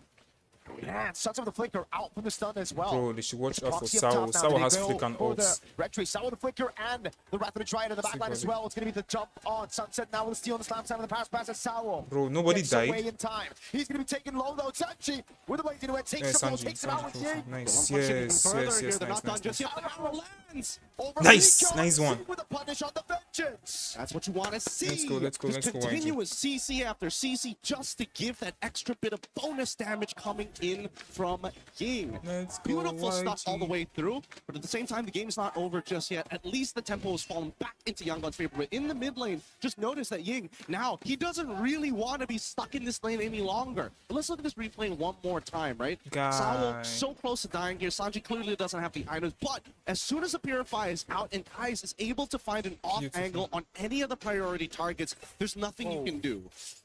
Zara almost getting a sneaky little assassination there, but Han with the iframes, a bit too hard to kill. I think what we need to talk about, Gideon, is the fact that Team Spirit intentionally took that. And like he'll definitely he's dead. Kid Bomba, though. No way he escapes that. Oh no. He doesn't have the vengeance again, Bomba. Now Bomba able to get the Jesus. shield in time. Han cannot take him out. That's got to be frustrating. It's now 3 series in a row where he just can't kill Bomba. It's annoying because you can tell that Ying, he was thinking about jumping this. And Han was like, no, give me the kill, sir. Please, please. I need this right now. You're already 2-0. I'm 0-2. Just give me a little bit of gold. Yes, and it could make the difference here. And that might have just costed them a lot more than they would have imagined here. But you're absolutely right. They have to go back to before the fight. Bomba didn't go for the rotation straight up, even though he had a tempo advantage over Ying. He stayed and he cut. He proxied deeper. So it was almost as if Team Spirit knew they weren't going to take that fight. They were just trying to prolong it so that YG can't get their early snowball in time. Yeah, not to mention that they're utilizing their threats, like Sawa walking up and faking the movements, trying to throw as many feints just to get YG to react. Oh. Is Sawa in trouble here? He shouldn't be in trouble, right? Yeah, he's totally fine. And he's able to get a little bit of his health back. This is why Beleric is just so annoying to deal with. Very similar to Glue in a lot of senses, but just can't fight as often as Glue. Bomba opening up again this time around. It's going to be Team Spirit with a man advantage. Grouping up, but they have to split up. Remember, Blink can find an AoE. Now Oh, Blink he has to go with a all in. meltdown. It's going to be Yin Connor. Wait, no! Start with it, rather try it, lands on everybody. Oh my Combo was god. good. Now they're using their Clint to cut through the rest of them as Kid Bomba, making sure that Sanji can't Blink even is walk dead. up to auto anybody should wait else. for his ult. I am your bullet sponge. Don't Bro, look no. at anywhere else, please. Ying is isolated. He's chasing all Wait, alone. wait, wait. That's not Ying. That's Blink. That's the Now ult. the Blazing Duet coming Nice. through, and it's Nice actually a Blink. plan calculated by Blink. Oh, Blink is dead. Capitalized on by Sanji. Ah. Bomba's going to be able to look for that compensation. Nice, No, it's nice, down nice, to go for nice. the turtle. 2-1 They in need to turtles in convert. neutral objectives, but TS stay busy. It's Sour up top of the turret. Man, this is a tough matchup. I was wondering whether Hiko on this Clint was a good option. They wanted to win the lane, which technically they sort of got, but they still can't deal with Blink. If Blink gets on top of Hiko, it's kind of over for his life. Even if he does actually have the flicker, he's got to Nice time it try. perfectly. But the rest of the team, at least for TS, it's about peeling. And even so, they don't have the correct answers, right? I don't think Kid Bomba or Zara Egoist or Sunset Lover wants to be the one getting pulled away. But that's the thing, right? Yangon, they're trying to keep it tricky. Blink getting on top of Sawo initially, pretty good idea, but unfortunately, where do you pull him to? Blink with a walk up again. Stun over. Sawo gets caught by the arrow. The final slash lands on Bomba. He's trying to capitalize now with a blast pass. Nice. Yes, finally he should die. And he Like, gets the Sky when the Piercer hell is sack. this? Better target surviving like priority. that? That's exactly what we want to see Nice. from the Yangon Galacticos here. You don't want to pull Sawo into your team, but Kid Bomba, you know what? Without Purify, let's do it. How the heck is the lead? So little. 1,000 at this point, right? We would expect at He's paid it least 300. 1,000. Another arrow in mid. Kaiser with the flicker out. Blink was looking for that slam. Finds it on Sawo. Again, chained together with the Abyssal arrow. Sawo hasn't moved. in a Mount him, good mount him. 5 seconds. Doesn't have The flicker. living ward, the living sentinel, the living tree is still holding strong. But Sanji also now realizing he can't waste any more time. As much as we've commended TS for actually not only dragging out games, but they are so good at being efficient with their time. Yangon are starting to pick up steam at this stage of the game. First helm already complete from Glue. Berserker's Fury finally on top of the endless nice, on battle. point. Not sure if the Rapid Boots is going to keep don't people think- alive, No. but man, this mid-tier 1, you can see that both sides, they really want to crack it open. The Spirit are trying to play on the other side of the map every time, reacting to Bro, YG really but well. Team Sanji Spirits are literally using the BMI, playing the this deadly quite magic that's well. landed at the end. Now it's Like you constantly can't see isolated, any from the rest of the team. significant Sawo goal able to get the lead. taunt down on Blink as Bomba goes in, but it's going to be final Nice. slash. They've got sunsets. Beautiful. Let's go. Goes right as Han goes in again. Is able to escape, and YG will utilize this 1.3K man goal lead advantage now. to rotate straight into the neutral objective. Oh, the red herring here. Ying showing that final slash to Kid Bomba as if, yeah, I'm looking for you. No, I'm going to go for somebody else. And they've got 10 seconds worth of tempo here. Sawo, he can try Two and OP delay with the teams. Raptors and Dryads, but this is first lord. This is Bro, really important look for at either Zer. side. Blink is Sawo doing a has good position, job. goes in with the poker trick onto Blink. Oh, arrow Damn! baits out the Purify from Bomba as Blink gets the pass. Purify now, from that's a Bomba. Swift Trinity completed by So this Sanji. is actually Very very good. quick at 10 minutes. Bro, Honestly, YG are not angry a in this bad game. idea for Bomba to actually absorb the arrow early on, predestined to fight, knowing that Sunset Lover is coming back up and he has that Purify, because you can see that Yangon, they want to react to this. What? These deadly magics from Zaur, man, he's using it more as a poke tool than to finish people off, right? He's just coming in, space escape into a deadly magic. Doesn't even matter if he lands the poker trick or not. Yeah, no, it's so true, because again, they don't have the sustainability. Uh-oh. I think they can kill Bomba. Able to jump on Sawo. He's able to stay back up. Bomba no Purify for another 48 seconds. He's holding on this position. Yeah, nice. And Zaur's Reload. Let's securing go. the neutral objective. Nice. Nice, Nice, YG. Who's gonna take him out? Beautiful. Oh, man, the Minesweeper. Nice. Zoro is dead. Ah, nah, it's over. Come on. That's what I'm talking And he's about. able to buy some time now. Up top, it was Blink who got the solo against Sour. Oh my goodness, this is not going well for Team Spirit's Yangon. Nice, now Blink. looking for Nice, some nice. revenge after game number 1. Fine, technical prowess you can take, but we know how to fight, and they are fighting hella Bro, good. this guy's... Bro, Ying's... Bro, Ying's Arlot. Double holy shield Reminds me of down. Sanford's What a Arlot. statement here from Yangon that they are So not going OP. to lose confidence just because they I dropped a swear, singular game they will because start they weren't banning able these to fight. Arlots. Now, because denied of that fight, they're getting extra messy. They're going to reach further than what TS expected. Bro, Can they what actually the get hell? No, they don't have the minions. Cleared out just in time by Team Spirit. But remember, that siege was YG without the Lord. They got the Lord, but they chose to just push in forward. Oh, it's a pretty big attempt here. If they can get an inhibitor, that would be great. But at the same time, see that TS, as much as they want to engage, they kind of need their flickers, and they know that Sao's flicker is coming up in 45 seconds. So at this point, how else can they look to delay this? They might have to sacrifice at least one of these inhibs. Yeah, it seems like they're gonna have to sacrifice the top side, man. They're not even gonna be sending all their members there. Protecting the far lane and the bottom lane, I think it's a wise decision. But still, for YG, they'll take what they can get. That's a Mlbb gun now for Sanji.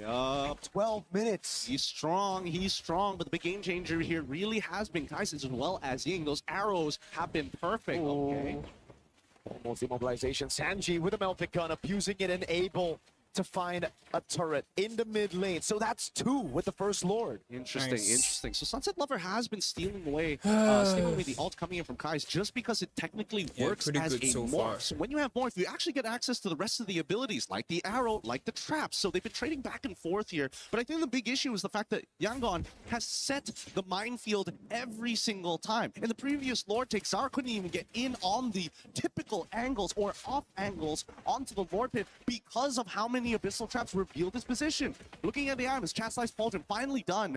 Done here is the first item coming in from Sao, on top of the fact that he's got the Radiant Armor. Now it looks like he's building up to the Guardian Helm as well. In terms of the raw magic damage, they've got the burst. However, down by the bottom side, we look at Hiko. He's got 3 items too, but those positions are really difficult, especially when Blink has Flicker. He's just got to react. No chance.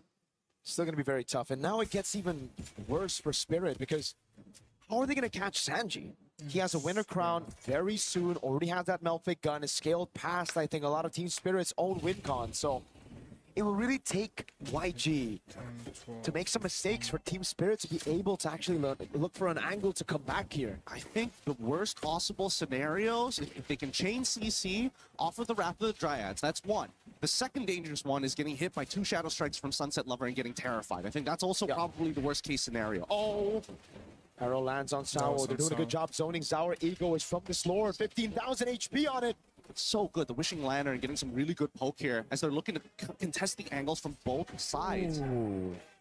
Yo, Sunset Lover in the mid lane as well. That bottom lane is looking juicy for YG. Ooh, as patient as ever. They can't correct this in time. I don't think they can, and I think YG should start actually taking the space, but Sanji just used his BMI. They might wait for it a little bit longer. He's going to be sent up top, I believe, to deal with that wave. Yes, as YG control this Lord again. Sunset Lover is busy in the mid lane, handling those big minions. Now they just have to sit and dance for a little bit. Even YG understand this is a dangerous 50-50 to be had, right? Level 15 to level 15. As much as they have iframes, Zara's Retribution, if well timed, could steal this and drag this game out longer than it should be. That wave in bot wasn't. Yeah, it's good. It's good for TS. YG. Oh no!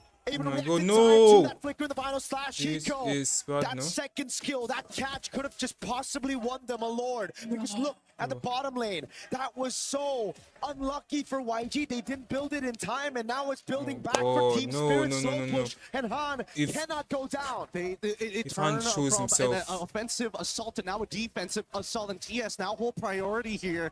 Yangon, you have a 5.7k lead, and yet they still can't get close to this Lord. Why? Not without having to worry about a bot tier 2 being traded out. God. And TS, they're so happy about this. They're dancing for days, and now they see Blink. Sao, he knows it's a tendency of Blink. He studied Blink's gameplay all throughout. He always looks for these plays, and that's the forced error. Team Bro, this is bad. Macro masterclass. Oh, and now the Guardian Helm is done, so Sao can walk up, take some Bro, damage. they'll bust the Lord now. Han spot! Abyssal arrow doesn't land. Han still in the bottom lane. They're going to go for the first right now. Blink goes over the flash, having a fast pass. It's a final slash. Blink and Zara away. Go for Hiko. Escape for now. Zara wins it. Gets the retry. Suns of the Blink. Yes, nice. Han gets it. Nice, it's over. Beautiful. Oh my, Blink. Nice one. Nice game. The last remaining members. Yeah, Bomba is dead. Team Spirit played for the Lord. YG, say damn the Lord. We'll take the fight. We'll wipe you out, and we'll equalize. Nice. Let's go. Oh my goodness, this is what we were looking for. A 16-2 game for the YANGON Galacticos. Statements made. We don't care what the world thinks of us. We brought it to 1-1. No confidence lost. And what a way to start.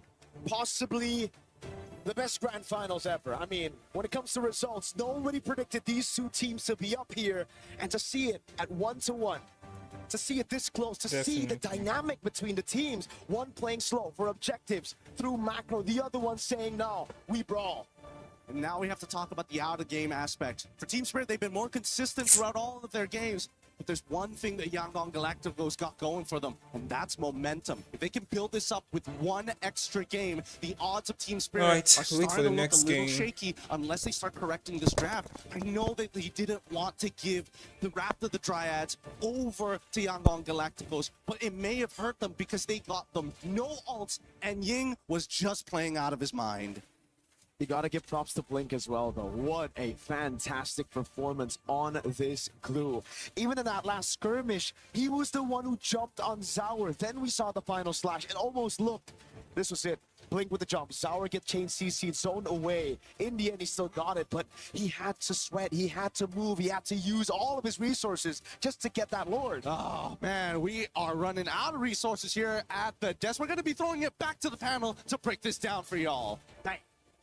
Thank you so much. We said these teams were tested with adaptation to get here, but it is now the requirement to stay here. One heavy punch and the response with the uppercut. A swift defeat of Team Spirit. YANGON Galacticos even things up in the 1-to-1 as our best of 7 turns into a best of 5. Rainday, Brig, LaFell to break the action down. That Arlet from Ying. They change the strategy. They take away the Paquito. They take away all of the options that we've seen be so successful. The Barats for Kid Bumba. And then they have that answer. Yeah, and I still can't believe Han was just last seen in the bottom lane a couple seconds ago. That's why Spirit were just going for the Lord, but then you suddenly see him also being part of that fight which really mattered to them, and it's so surprising to see YANGON bouncing back like that, because that game 1 loss felt like it wasn't a loss you could just easily recover from. I mean, that's one of the strengths of Herrera. Once she gets about 2 or 3 items, she's almost max CDR, and that makes it so that her skill cooldown is incredibly short. The fact that she doesn't have any mana makes it so that she can just spam all of the dashes, making it so that even though she is taking care of the long lane, she can still participate in the upcoming fight. And again, this is what we wanted from YANGON when they said they're going to be aggressive. Yeah.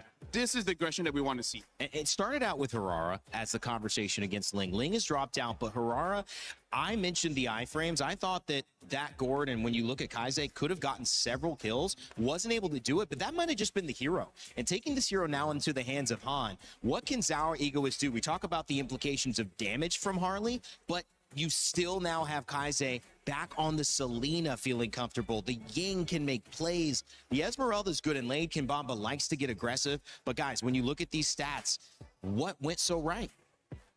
Honestly, when we look at his stats, the one that you have to look at is actually Kaise. The damage dealt is 51,000. I think a lot of it, hey, minions! I think a lot of it is coming in from the traps, but the important thing is that aggression starts with a lot of damage, and that happened when they do have the Selena. The Selena, I would say even level 1, already deals quite a lot. Yeah, I was honestly considering it even as one of the potential pickups for Spirit earlier when they were just left for second phase mid lane options, but they still went for the Valentina. I think in a way gave them some of the playmaking capabilities, but I don't think they were really able to put it into use. Like we saw how Sunset Lover occasionally got to steal away the final slash and such, but it was always just them using it when they were already forced to use it more defensively, more during a messy team fight, because YANGON were very efficient in just already isolating who they want to go for first and allocating who needs to go in first. It can be Ying, it can be Blink, and Blink too.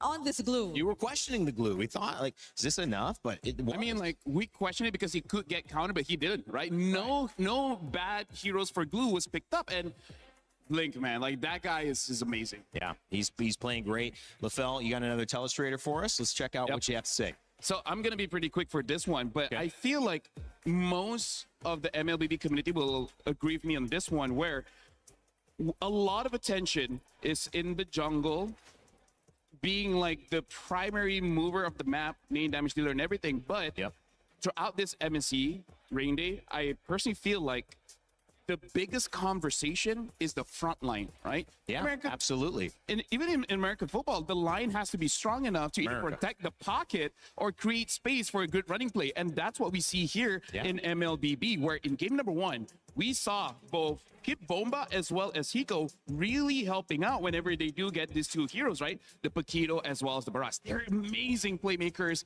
space creators as well. And with both of them out, it makes the game fair. And I think this is the first good step that Yangon really took. But then we saw Ying on this Arlet as well as Blink on this Glue.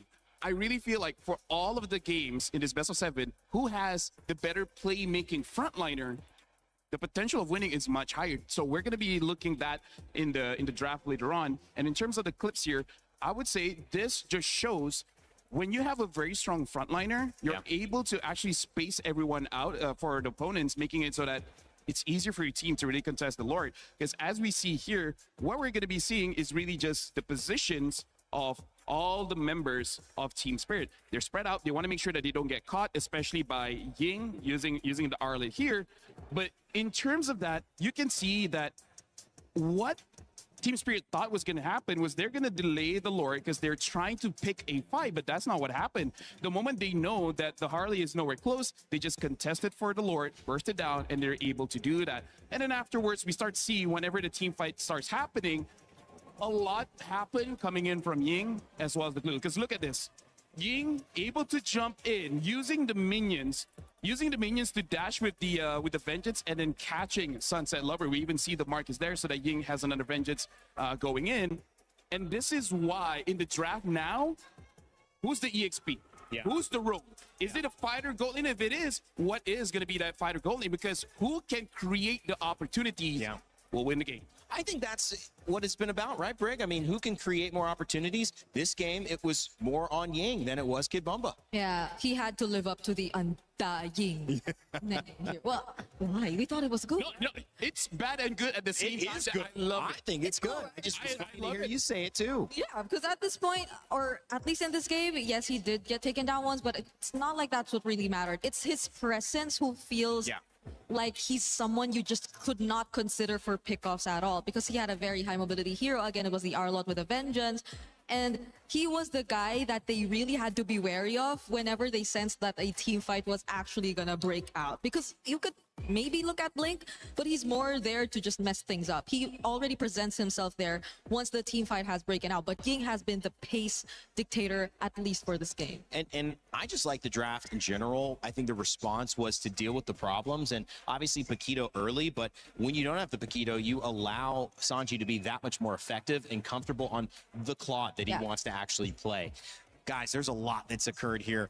We're going to take a quick one, and in the meantime, check out Mobile Legends Adventure. On the flip side, we'll have Game 3.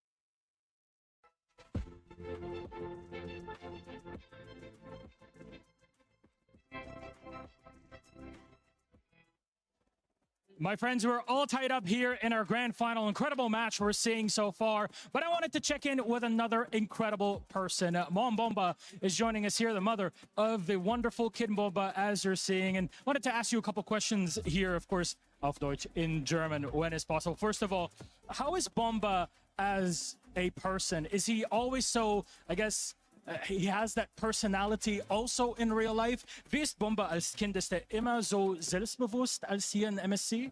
Ja, der war selbstbewusst und ein fröhlicher Junge. Yeah, this is how he is. He is very confident and he's a very happy young man. And that's exactly what we're seeing here out of him on the screen as well. Our second question, the entire community so far has been reacting so positively, which is wonderful to see, especially given your support for Bomba as his mother. Do you have anything for kind of words of comfort for maybe parents out there that want to help their sons, their kids that want to become professional players? Die ganze Community reagiert so positiv auf deine Unterstützung für Kid Bomba als seine Mutter. Haben Sie eine Botschaft für andere Eltern, dass sie auch deren Kinder in E-Sports antreten wollen? Ja, natürlich. Die sollen ihre Kinder einfach ihre Träume ermöglichen, freilassen. Of course, it's very simple, really. Let your kids really play out their dreams and help them, support them to actually make that happen. Mama Bomba, danke schön. Danke auch. Thank you very much. Let's check in what's happening with our next game. Well, Mlbb, I love the way that flows. Mlbb. Feels like we're speaking another language. Milosh on his 7th language or something at this point. I don't know. The man speaks Arabic, French, English, German. What can't he do? Speak Lefelian? Minion language. That's what I said, Minionese. Yeah, Minionese. Only a few people. How does that sound? I promise by the next tournament, I'll figure out the language. Yes. Okay, all right. I'll hold you to it. Yes. What did you want to say? No, I was just so happy to see that. I mean, like, where else can we go with this conversation? Really? Probably nowhere. I'm hoping you guys drop it. The only thing I could think of was probably Mlbb already has a fans club by now too. Oh yeah, probably. Because I also saw a signage already. I think so. And you've seen Team Spirit gather around the heart and soul of it. You might have seen maybe the analysis, the technical part with the team. But when it comes to the heart, it certainly feels in the stands and everyone who is around her, talking to her, rooting her on, supporting her through. You should have seen the emotion versus ONIC yesterday. That was powerful. And part of the reason is that there's $1 million on the line. The winner of this, she could see her son suddenly enter the Millionaires Club, which is a beautiful thing. At about what, 21 years old? Yeah. Amazing. Support your child and their dreams. That's what she said, right? Yes, you're right. I'm trying to hear back what you say. Yeah, I think you're correct. Yeah, it's support your child, live out their dreams. Yes. Yes. There you go. Right, there you go. right, Rain Day? Yeah, and you get to see, it's a special thing. You get to see family being next to you when you're doing something important. You know, I think that's just such a beautiful thing to see and witness. And obviously, Team Spirit, they go back to the drawing board. They have the emotions, they have the ups, they have the downs of Game 2. Now it's Game 3, guys. They're bouncing back. Speaking of, I think the support of, doesn't matter, families, friends, or whatever, in terms of going for your dream is very important, because here's the thing. I think there's no dream in the world that doesn't require some kind of sacrifice that will make you really scared about moving forward. It doesn't matter if the dream sounds like something simple, but I feel like in all the years that I've lived, everyone that tells me their dreams, you can't get that without sacrificing something, either physical, mental, or even spiritual. And it's even more, and I mean, Brig, you know, I think you agree, it's even more important to know that nowadays, most of that sacrifice is not in front of us, guys. We see the results. We don't see what goes into it. And you know as much as any of these players how much time and effort goes into just being a part of this moment. And then there's still the jobs not done. That is in the back of their mind. We still have to win. It is a best of 5 now, 1-1, as our draft continues. And Zushin, Atlas, Fanny Band this time around for Team Spirit. It's Paquito, Barats again, and Freya for YANGON Galacticos, who are on red side and respond with the Ying and the Eudora. First pick, Harara, stolen away and is going to go back in the hands of Zauer Egoist. Yeah, but I think YANGON are still very happy with this, considering that they've stuck with the pattern of taking out the Paquito and securing one of their power picks, their comfort picks for Sanji. I think they're in a good spot, at least for now, in the pace of the draft. One other thing that I like as well is they took away that Eudora. so that just in case they want to use that Suyo, then they can. It's not immediately punished. Sure, the Selena is there, also have a lot of burst damage, but the thing is, it's not as easy as Eudora. And I like this too. I think, again, as we see this third pick, Brick, do you enjoy the approach of maybe saving Rome till Red 3 or even saving Rome until the second phase? If it's teams like YG and Spirit, yes, because we see even Carmilla's, even Chips being played on the map. But this is a really good response, I feel, from YG. They're sticking with the glue, and it, I think, is just so much better in this composition where you have to body block so much. And I feel like YG has this calculated risk where they don't mind picking up the glue because, yes, it is one of their comforts, but also they just know Spirit's draft pattern to know that this is not going to get immediately punished. Sure, maybe in this best of 7, eventually Hiko will pick up something like the carry and able to deal with both the Claude as well as the glue. The problem is, again, Eudora is having a range advantage up against that carry, so that's just something that you always have to think about. Carry is such a good hero, but it's not without its risk. Yeah, and I think you don't see two of the most important heroes to look at when you actually want to lock in your gold laner, which are probably the jungle and the EXP lane, because these are the two heroes who could probably just be assigned to go after Hiko. And considering that we have so much less in terms of fighter options in the gold lane, then there might be so much more consideration put into that. Because I feel like even looking at what's left in terms of that, I don't think you see an assassin, or you could just predict an assassin to come through immediately for YG just to lock in a Ruby, which is more commonly a response towards that kind of jungler. So sticking with the marksman is still something that's probably going to come out from Team Spirit, but they took out one of the least wanted ones against their lineup, which is the Melissa. Gold and EXP being looked for on the side of Team Spirit. And when you come to YG, still looking for that EXP as well, and they're going to find their jungle pick. The Arlott taken away. So again, a ban towards the EXP. The Phobius also, but that still leaves a couple of things open. You still have the Uranus and the Esmeralda that can go toe-to-toe in the EXP lane. Both teams, are they content with that? Yeah, I feel like YG was challenging Team Spirit because they're betting out the Phobius, which we haven't seen ban quite a lot, especially like you say, the Uranus is still up, the Esme is still up. So they're kind of like saying like, are you going to respect the Arlott? And looks like they have. So right now, YG, I don't mind them picking up something like the Uranus or as the Esmeralda.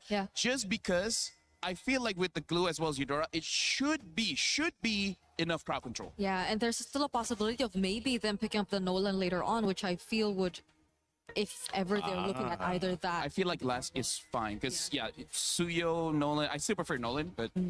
Yeah, so that could be an option if they really just took out the Phobius, and maybe we're looking at that. Oh, but they're the ones who get the Ruby. Yeah, this is Ying. So he can pretty much just pull it off however he wants, but Spirit, okay. They now fully know that this is going to be Ruby XP and Claude Gold. So do they still want to go all in on dive? I feel like YG is also considering whether they need a Harley for this one or they need a Nolan. Oh, yeah. Or is it going to be a game where they can scale up? Honestly, with the Selena, I don't think that you can really scale up something with the Eastern Shin. Right. Especially Ruby as well. I feel like this need at least one magic resist item and then she should be good. Well, now she might need more because the Hive has been picked up by Team Spirit and now the Lapu as well. So Lapu and Ruby, I would say it's a pretty good matchup because both kind of want to fight around minions. And when there's minions around, they're just going to lifesteal just way too much. Team Spirit have already shown their cards. Guinevere banned on the side of YG. Still picking for the jungle. Harara taken away. The Ling has not been played since what feels like a few weeks ago. And so the Nolan it is. You guys called it. I think and you like it a little bit better, you said, LaFell. Yeah, just because the Nolan can match the speed of Harara, but we'll see. If this Selena does have the Veteran Hunter, then maybe Harara will just be that bit faster, but I feel like YG has a comp that can slow them down enough that it just neutralizes whatever advantage that the Selena can have around the jungle. Yeah. And they can pretty much move fast enough to get away from danger. Well, at least that's what they need, because I think Spirit and the lineup that they currently have are just so good at setting up for team fights. Well, it was an early game win for Team Spirit. YG, like we have not seen in this tournament, respond right away to even the score. A best of 7 turned to a best of 5. So who's going to take the lead to start it off? Gideon and Mirko? Well, That's a really difficult question right now. I'm leaning a little bit into YANGON only because they're a momentum-based team. You know, every single time they get that win, they just seem to be sharper. They seem to build up so much steam as they get right into this game. Team Spirit going to be on blue side, facing up against the YANGON Galacticos on the red. Purple start here from Zar and Sunset Lover. It's going to be a green camp start on the purple side for YANGON. I just really like Team Spirit's draft, though, honestly. Just looking at the way that they play, how they, again, control these neutral objectives. It seems like they have built a composition to play around that, right? Even Bomba on an old, but still signature Lapu pick against Ying here. He's going to have to be careful against a Ruby. Bro, Ying wants to He's kill doing him. a good amount of damage, but bro, what is that damage from regen, Ying? Yeah, so that was it's okay. very weird. At least for Ruby, she's not hyper reliant on it, right? You naturally inbuilt sustain, just needs to walk up to the wave. I'm low, not a big item, not a big deal. But every single time she tries to go for the sustain, she's unintentionally pushing the wave, right? Now Sanji, we're looking back at the emblems. It is Season Hunter here, but Sanji did have to take the Purify, and the same goes for Hiko. So very lucky matchup here for both Sanji and Hiko. Sanji already winning in the lane earlier, but Hiko will be able to get that gold crab with the help of Sunset Lover to relieve off pressure a bit. Kid Bomba spots out Han up top. Gonna have to respect this man, but Bomba actually just walks up onto Han. Wait, a fracture on the other side. Now, these were the jitters I expected game one. Yeah, I think maybe the pressure is starting to mount, and I think at least for Han, he recognizes like, okay, my ult technically short. I can use it willy-nilly as long as there's like 15 seconds on that turtle. Then it's fine. We can still look for other plays across the map. The question is, what is that play going to look like, right? Because every single time it comes down to the mid side, both teams are very well adjusted to each other. You can see that a lot of their rotations, they're not taking the dangerous paths no more. They're opening up the map slowly after sending 1 or 2 members. And Blink this time, he's back on Minesweeper duty. Bomba got level 4 though. Blink opening up. This should be a free neutral objective with the Season Hunter, or rather just a Selena. Boom, bang, Team Spirit without even the retribution, pick up the neutral objective again.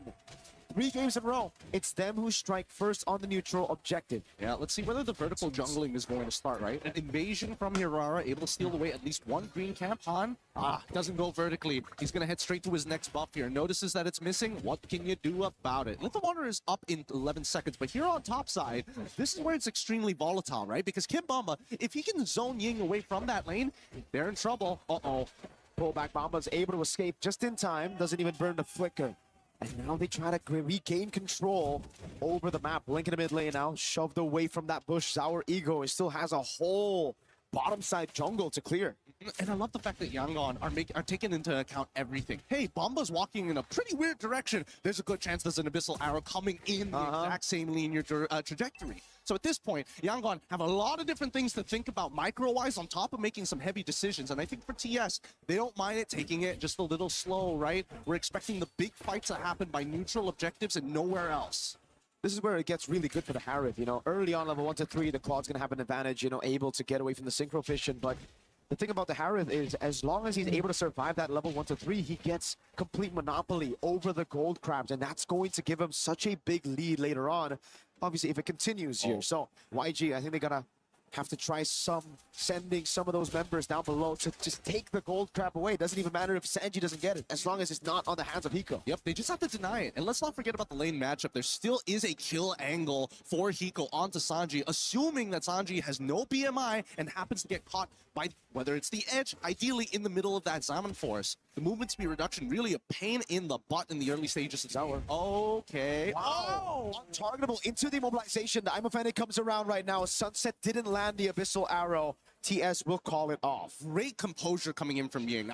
If I was in that position, I would have flickered or something. But again, holding it close and making sure that they're playing against the wave to sandbag the lane. Now the Abyssal Arrow again, now landing. It's here with a flicker, that's why he saved it all the time. Sour still able to get the retreat in time as Ying. He had the composure, but it's the all-in onto Miss Sour. Is waiting for the untargetable, goes under tournament, is able to go back and forth. Oh my god! Wait! Whoa! What an outplay. Outplays him with the iframe. Sour does it perfectly. Bro, TS are winning. I really thought that maybe he should die there. Bro! He's got the combo points. The wonder boy of ECA, Sour Egoist. First it was Plague, second attempt was Han. Both failed, and Baba takes the XP crab away. Now, this is a very similar rotation that we saw in game number 2 coming in from the YANGON Galacticos. Sunset Lover finds the punish, chunks Han out and says, you better go back to base. That orange buff, you're not going to get anywhere near it. And Sunset Lover is walking up to ensure that it's... Oh, hold on. Bit of a awkward time to go for a replay there. But coming back into this fight, the wombo combos, like we mentioned for this composition, they have to be on point. And Team Spirit understand they can't just fight willy-nilly. There's got to be a conversion area. I thought he was chopped, and then he gets the killing spree proc. And then what happened here? He was probably also screaming, Zaur! Zaur! Oh my god. It's accurate, even in slow motion. It's just crazy that the lethal ignition didn't proc away. They just needed one more auto attack. It would have done the job. Now, the 2 flickers down on Sunset Lover and as well as Sawa at this stage of the game, but the rest of the team from YANGON Galacticos also about to get their own battle spells up. The major advantage really comes on to the multiple members of TS. From EXP all the way down to gold, everybody has found a slight advantage. Hiko is really becoming a problem though, right? He already held a monopoly over that gold crab. Now, he's taking the XP crab, putting him in a great position for Turtle 3. He's just a little itchy for these crabs, you know? Oh, Sour. Hey, hold on now. He's going to proxy the way very early on here. And look at the coverage coming up to the rest of TS, right? Han, if he can find this, that would be insane. Sour's so smart. Every single time, he never uses both the proxy. It only just uses one to clear it out. That's why Han can't go in now. He's going to be spotted. Sour with the walk up again. He's going to go with the retribution, and he wins the 50-50. As he missile arrow lands on Han, and now the rest of the team goes in. Sour, Rattler Dryad, Chain CCing. Taking low, but not down just yet. Bomba walks up forward, gets the last hit. Now it's Sanji on Bomba, but Sawo playing a great position, holding it. Amazing mechanics, really amazing mechanics. Can they get a little bit more here? Because now, this is the position that YANGON always finds himself into a threaten, and Han has to give up his life for it too. Double immobilization from Sour. Han cannot be walking like that. Sunset with the capitalization, and now Kaiser. It's going to be so difficult for him to find burst. Bomba's just taking it like a champ. Yep, and now from this point onwards, we're expecting TS to just skyrocket. Their stonks are getting bigger and bigger. The gold lead and deficit here for YANGON spreads very thin. Abyssal Arrow connects here, but look at Sour. He wants to go in, and I'm pretty sure Sour's telling him, relax. I think Sour knows exactly what he was doing there, man. He just wanted to bait out the flicker. That was really good CC immune by Bomba. Now the Wrath of Drown and the taunt over. That's going to completely lock down on Blink. Taking out a Sunset is going to be taken low, but is able to get away for a bit, baiting out some resources. Sour gets away from Ying. And it's TS who are just showing how good they can be with the mechanics as well. They trade out Sunset Lover for Blink. It's not ideal, of course, but they got the battle spell out of Kaiser. No flicker for him. They're making sure. Let's look at the items real quick. 2 to 1.5 for the comparison between Sanji as well as Hiko. Cheaper items as per usual, but even so, no big items like Lightning Truncheons for the extra burst. We do see a Chastised Pauldron being purchased by Sawa, so again, it's still a little difficult to take him out when he goes for those big flicker plays on top of the Wrath of the Dryads. Overall, the biggest problem right now is the fact that Zara can basically fight whenever alongside with Sunset Lover. With that War Axe, doesn't matter how low he gets chunked out, he will be able to heal back to full as long as there's a wave, there's a camp somewhere. Uh-oh. Careful, Sanji. Bomba with the Bravest Fighter jumps in with the flicker as well. Now he's giving the blazing weapon. The Empress is down. Now with the Purify. It don't matter. When Bomba knocks, you just gotta react in time. Blake gets caught in the stun and the Dryad. The fight was already over before it even began. I mean, he's gonna try, but they're gonna get him here. Zara executes him underneath the turret like it was nothing. Fallen Maple, baby. He's so good. These young junglers are ridiculous. Whether it be Han, whether it be Zara, put him on something as overpowered as a Hirara, and it looks crazy. Bang. Bonk. You gotta give it a Kit Bomba here. And also, it's more of a mistake on Sanji for just not instantly purifying and getting out of that position. He held it for a little too long. And now it's a free neutral objective. 10-1. 6.4k gold lead. Bomba on the Lapu Lapu with Sunset stealing away camps, but you know, HAUSA has retribution. Still able to secure it. Fracture on the green camp, not giving anything away. But man, wait, Sauer got a kill off camera on Kaise. Oh, during the replay. Oh my God. Yeah, just one shot him. Like, he is so strong right now. It's ridiculous. And he's maintaining these war X. He doesn't even have side piercer, right? He doesn't. He doesn't. That's why I say, Rara, as soon as you hit level 15, you feel like an absolute monster with or without the CDR, right? Just the natural damage that you have and be able to triple it every time you use one of those combo points. Sauer.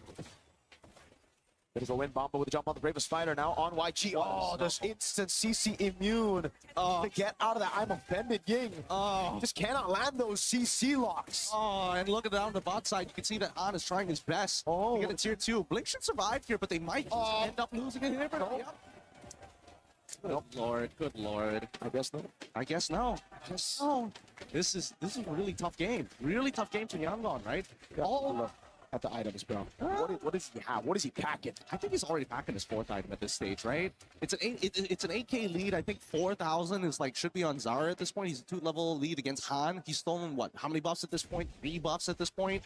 It's been difficult. It's been pretty difficult. And Hiko just getting, hey guys, it's me, Feather Heaven. Where y'all at? Everybody's at 6 items. He's like, yeah, Feather event. Guys, my investments are working out. Dude, I mean, for YG right now, there's literally nothing you can do. It's 11-1. You can only just win in your base. It's a Eudora as well. Dude, he is nearly 10,000 extra damage ahead of Kaise, and somehow Han has not been able to find the big burst damage or the snowball that we were looking for. Holy, 4 items! Yeah. Oh, I thought maybe it was a little short on the roar, but good. No wonder. He's basically dealing true damage, right? Before YG members can even get those physical defense items, he already has the Melvic Roar. Yep, and I love the fact that Kid Bomba understands that he still needs to be somewhat tanky here, right? He's not like trying to greed out, going for the Hunter Strike. He's like, all right, I've got the Queen's Wings, got the Chastised Pauldron. I'm going to dive every single time. And with the damage reduction, if I hit multiple people, even better, my anti-CC can get me in and out of these fights. So really, the all-in is dependent on Yangon more than it is for Team Spirit. And a damage taken as well. Bomba taking a beating, but really hasn't reflected. He has 0 deaths. Bomba with a jump in the flicker on Kaise again. Bidding on some of those resources, taking everything. And finding the stun, Bomba! Oh, a mistake, and now they're going to get punished for it. Ying goes down. Blink should be the next up here with an epically strong Hiko on top of it all. Like, if things could not get worse here in game number 3 for the momentum that Yangon built in game number 2, TS has completely shut it down. Bomba just took a 1v5, baited all the resources, everybody corralled in, and it didn't matter. Bros 3-0-3. Now with the Bravest Fighter again, no flicker, so he can't go for that stun. But he's able to buy some time right now with the arrow left in the back line, and it's going to be sunset. And Sauer goes godlike. Han going to be taken down. It's and over. that's Team Spirit, who leads the series 2-1. Yeah, that's a really big mistake there. Bomba jumps in, was not supposed to actually land the stun onto Sanji, and yet it did, forcing him to flicker out, and that costed them the entire fight. It's moments like this, small little details that make all the difference. And Team Spirit answer back, you know what, we'll take this game. Yangons just have to say, well, okay, GG go next. It's still a best of 7. First of 4 wins are the champions. We don't mind giving you this one. My goodness.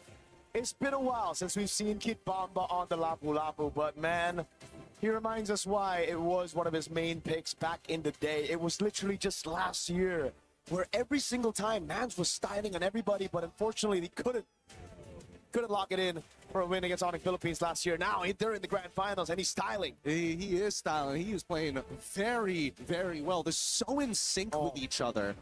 I think what it really boils down to at this stage, both teams know how to play with a significant lead, whether it's small, whether it's big. It's really about taking control over the game, influencing the movements. And so far, the composure really leans in on TS for this particular game. The follow-up from Sawo, immaculate, then Sawo, the cleanup, and Sunset.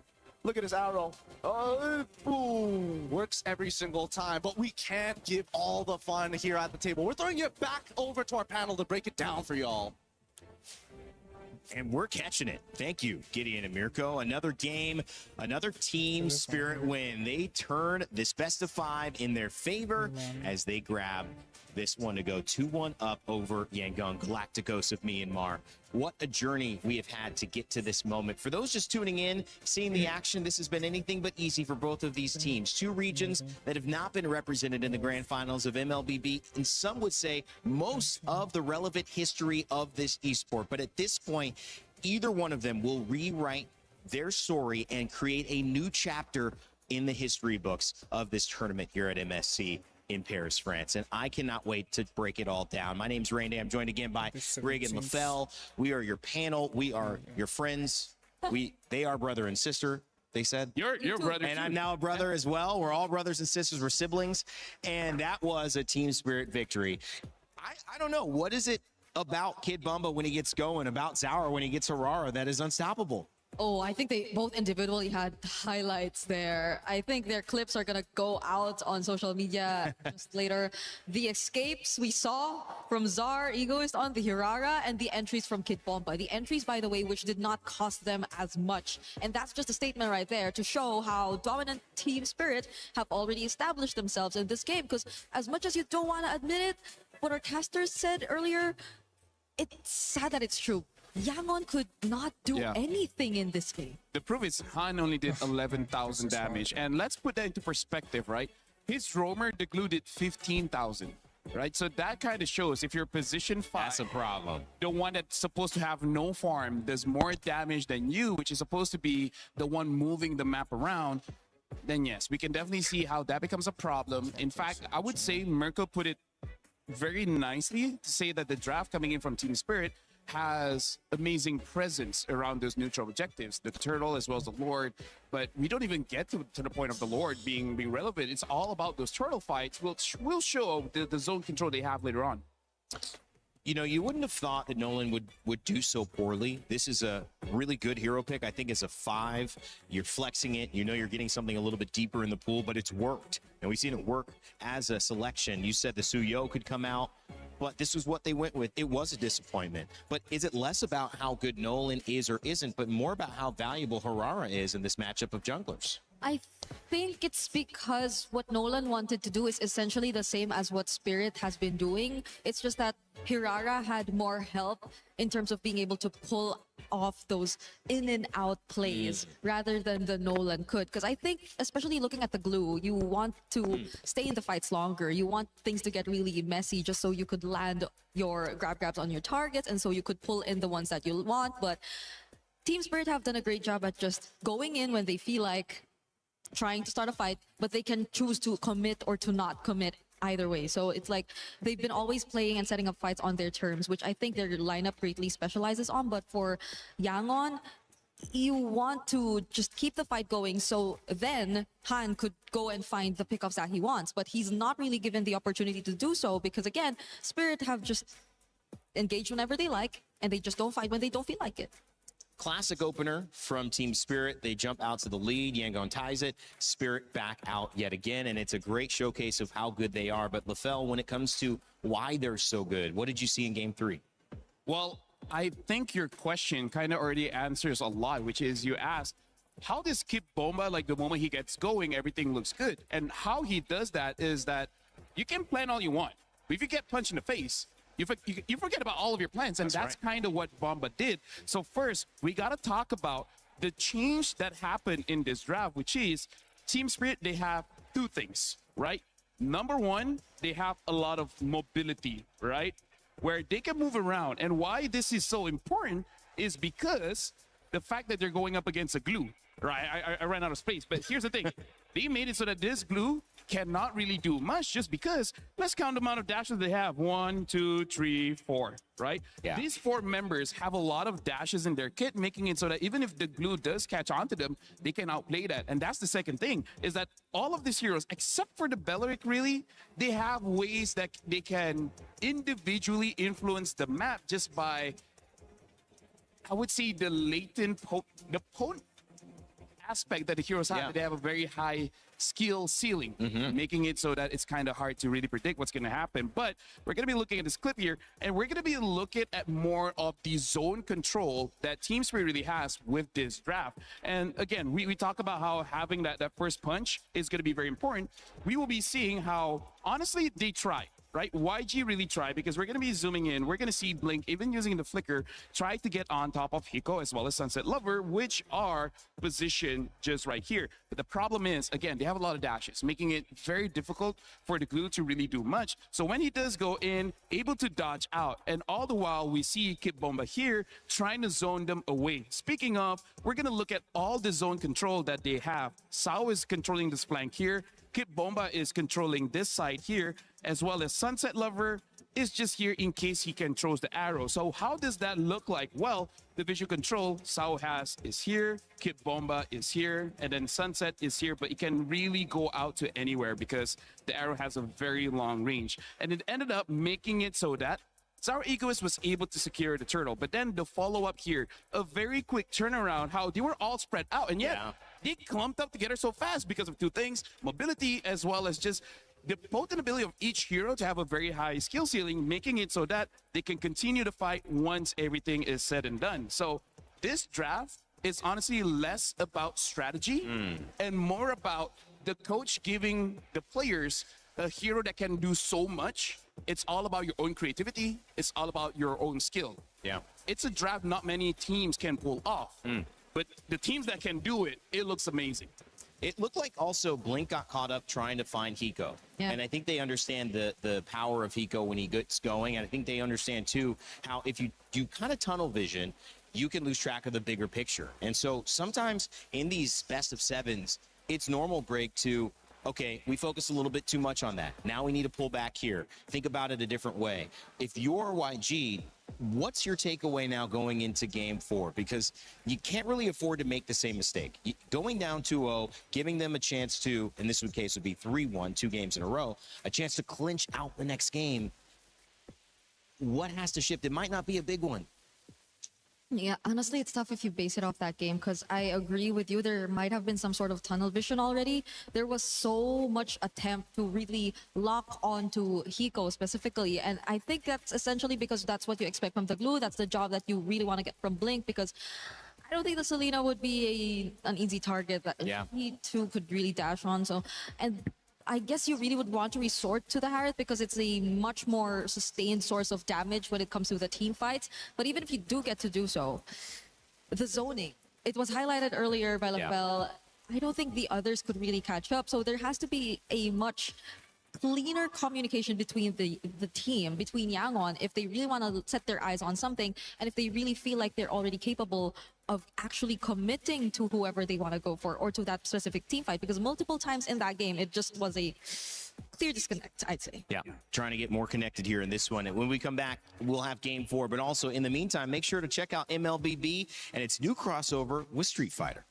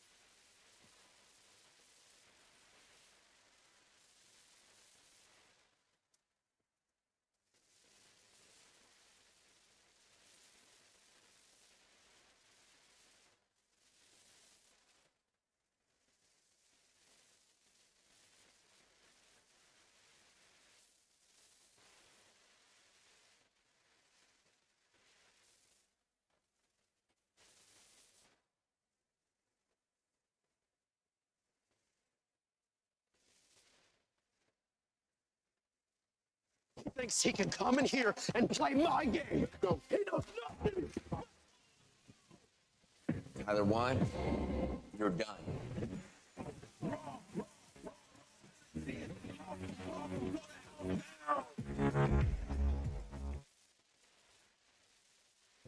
Play is in our DNA. Whenever we let it out, it becomes our superpower. Now imagine an entire city being built to supercharge it. Kadir City, powered by play.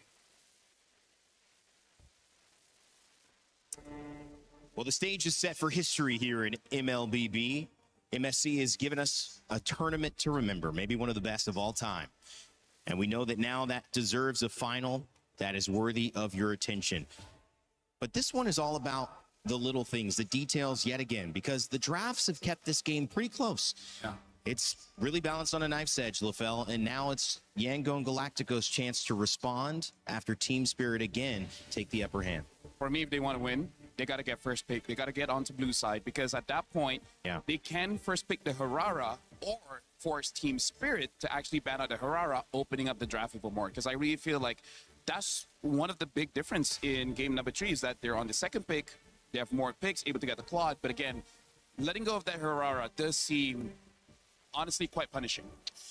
Yeah, especially as we've seen how the mastery from Zar has been exceptional in this series. That last game, dude, I'm still not over how he actually got away. He still remained alive. During the purple buff During attempt, the purple buff sequence. It was a bit too much to handle, I feel. It could be very... It could really affect the morale. Yeah, and it's just in the flow, and it's a positive effect for Team Spirit. It's a negative effect knowing you got to deal with that again. There's going to be moments that he just escapes, and it's 2 games in a row he's had too much of that. And on the other side, I think you have to consider that maybe this is Zaur's story.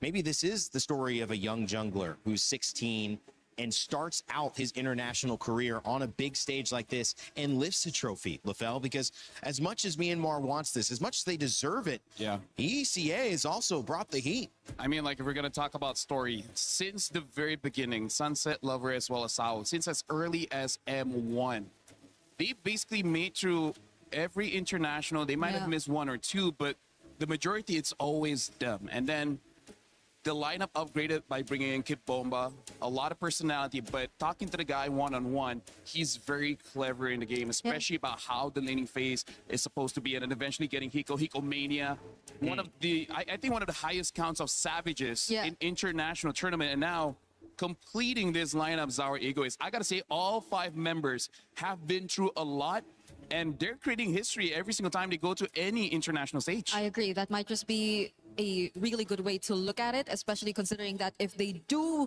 get to secure the championship here, that means that Zaur Egoist was eventually the key to the breakthrough that Team Spirit has been longing to achieve for the longest time of them being part here in the competitive MLBB scene.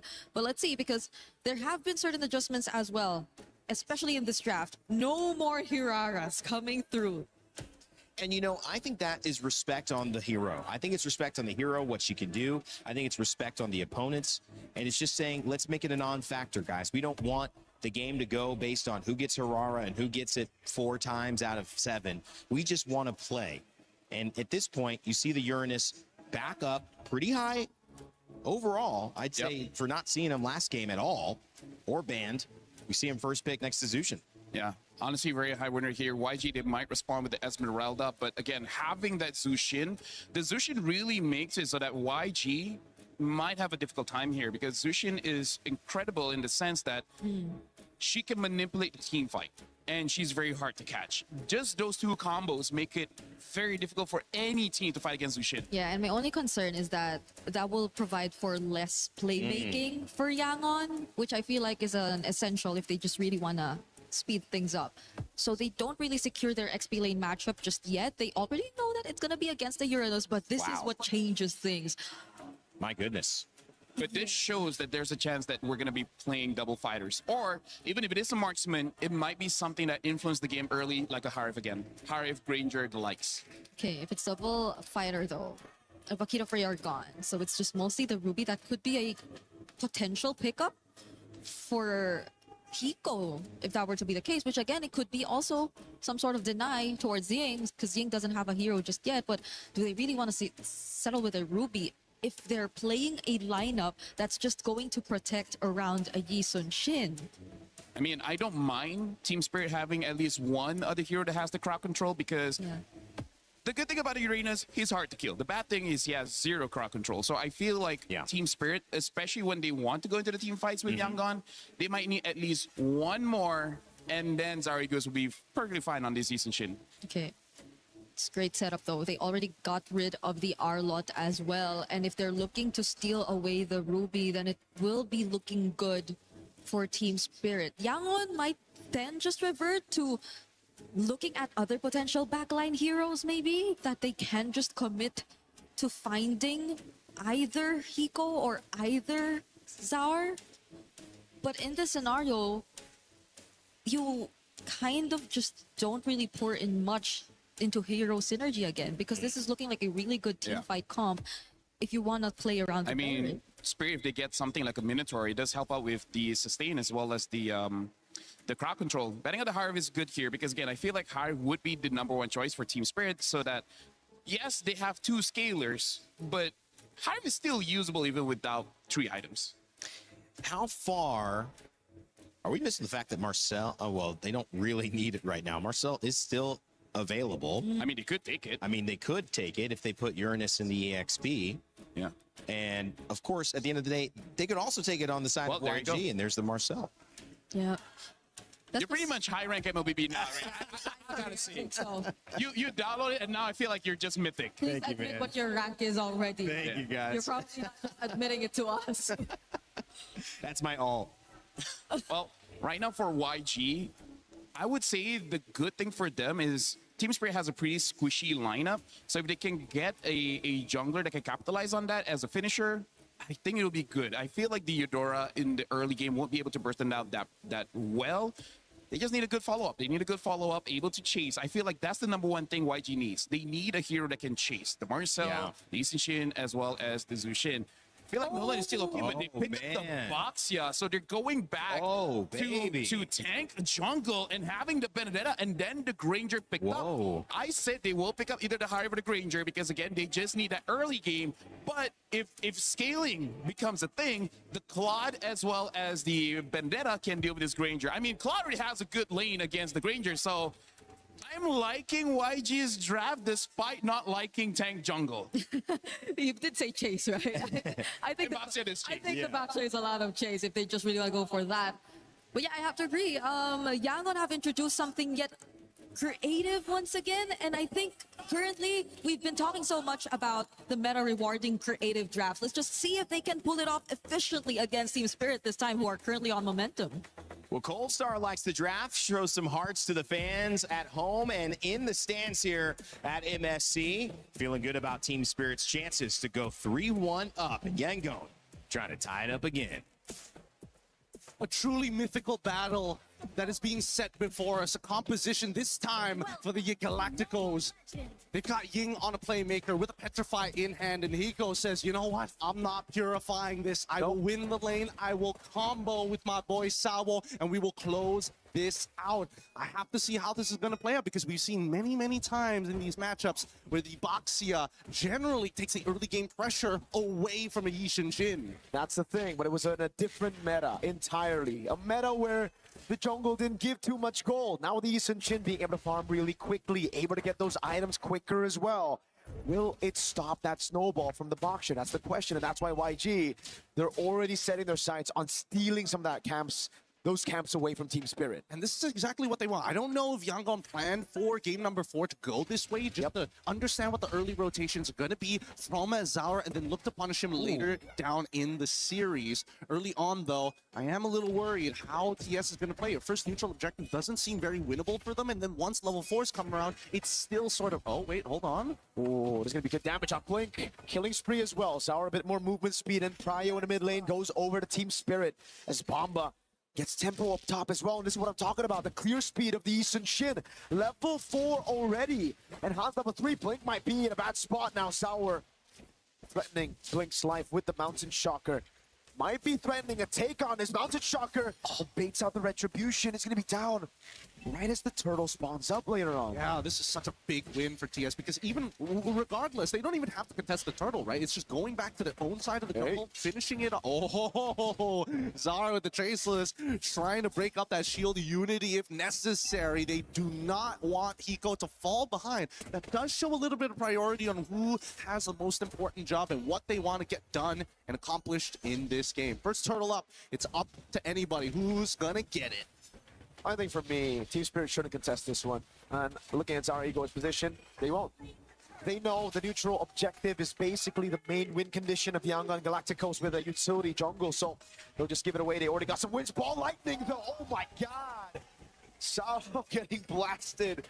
2 ultimates used up. Hiko with the flicker out away from the shield unity. So much respect from Team Spirit against this snowball comp from YG. Yep, and this is the creativity that we weren't really seeing from YANGON in game number 3. But here in game number 4, it's a completely separate beast. YANGON now actually having not even much of an economic lead.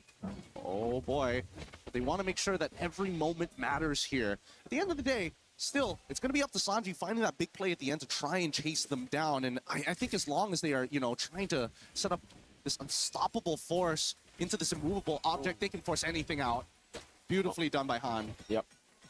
Good move. The Crimson Beacon now down. YG can be looking for plays around the map. And again, the big question mark for YG is still, is this enough? Because I don't think it is, Gideon, right? With this composition, you need to be the ones controlling the neutral objectives to just stay even. But by doing that, Zaur has just used these little windows of opportunity to get ganks, to get camps, shield unity. Oh, the golden hour saved it! Perfectly done. Zaur getting out to safety now. The Lantern Player's right there with the Wrath of the Dragon. The Flicker locks him down for the Ball Lightning. Kaizen and Blink. They got the punish with the enhanced, empowered, super conducted Fork Lightning. And Sanji, while this is all going down, that early rotation coming in from Hiko, he's going to take all the gold in the world. Now we are starting to see the leads. The only unfortunate part is the fact that Blink has been taking these kills. But other than that, really, at this stage of the game, with how much money is on the line, the pressure and the pride of regions as well, YANGON, doesn't matter. As long as we get the kills, we're fine. Hiko with a rotation in mid, getting caught. I agree, Gideon. But YG now they're a step closer to, again, pushing that lead to a spot where this composition should be able to get by this point of the game. But Team Spirit seems like they are confident that they have reached some of the power spikes as well to go for the contest. Bomba in the midst of it all now, bounce to the consecration, able to buy some time right now as Blink walks up to the back. Sour Ego is mounted, Shocker, and the Red Tree win! And now they keep on moving forward. They've already found one into Blink, and can they chase on to Han? Yes, they can, and they find it like the final blow! Big bomb by Kaiser and the final blow to take Sao down, but the rest of Spirit stay calm and composed. It's a trade in the bottom lane as YG are able to get a turret. We look through this again. Fight, and it was the Mountain Shocker and the level advantage from Zaur Ego is that forced Han to use the Red Tree a bit earlier. Yeah, I mean, they managed to get one trade, but it's so unfortunate that especially for Ying, who actually was in great position with the Electro Final Ball and Petrify, just didn't catch Hiko at the very end, who shows up at the last second to take him out. So with Skypiercer stacks already involved here, YANGON have to recognize trading may not necessarily be the answer if those kills are going to get funneled over to Hiko's side. We've seen how devastating it was in our third place match between Falcons alongside... Oh, wait, hold on. Wow, a bit of a strange contestant here, especially for mid-priority. It doesn't seem necessary. Blink might be in some trouble.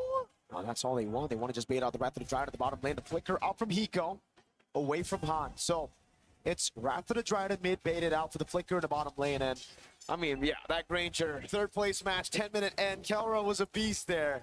Hiko's not a 7-0 Ranger just yet, but it is going to build up. And the question is, again, for YG, whether or not they can stop this snowball from happening to a scale composition. Hey, speaking of that snowball here, so far, using the golden hour underneath the tier 1 with no waves whatsoever, both sides are willing to start throwing in resources at each other just to make something happen here. And luckily, they're doing it before the turtle actually spawns. However, that golden hour, a little dangerous. And of course, Zaur coming up with a 1.3k lead on his side. He's got the advantage. Question is, will he get the space? 3-level advantage. If the red trees were already tough to win in a 50-50 when you had the level, again, I mean, if you had the same level, now it's going to be very tough. They try to blitz the turtle, but they just don't have the enough damage. Can see on the bottom lane all the way here. Zaur making his way over, rather than try and knock him down. As Han is able to get the retribution, but Blink's going to get shredded down. Zaur throws him out of Shocker. That's what a play! The superconductor and YANGON Galacticos are able to find a couple of kills, but they're on the run now. They traded 2 for 2, and it's not as even as we thought. Kid Bomba takes one back. They used everything to get the turtle, everything to get Hiko. And Spirit capitalize on the long fights. It's Bomba again. Deathless, this time on the Uranus. Against Han, takes it away as well. Recalls in his face as Sour pushes up top, gets a turret, and the trade is again good for Spirit. They can't stop this. Let's look at the replay one more time, because again, Blink, amazing Wrath of the Dryads, hitting onto multiple targets. But look at the chain here. That guy set up for Sanji, and yet it still wasn't enough. Those frontliners are a huge problem right now. And Bomba waiting in the BMI, being the assassin on Uranus. Mountain Shocker again. Sour looking for the angle. Blink gonna be caught. Wrath of the Drive forced out of him already. That's gonna be the Mountain Shocker that lands on and the pickup and throw back into Hiko's bullets. Good block. Good Not enough block. damage. Yep, not enough damage, but look at this. This was a 4v5, and honestly, it's a big win for YANGON, getting some pressure on the opposite side. Now that they have an EXP laner who not only clears waves ultra fast, but also has incredible movement, they're not going to be put in the same scenarios like they did in the previous couple of games where, oh, we got to worry about our side lanes. Oh, we won't be able to get there in time. No. It's a different story this time, and I think that TS recognized it. It's all about building these waves. It's all about scaling at this point, right? YG, yeah, they have a snowball comp, but they have been able to find those clutch moments even in the late game with these kind of compositions before. That game 5 against Falcons, one of the best examples of that. So YG can never be counted out, even after they've been outscaled. Yep.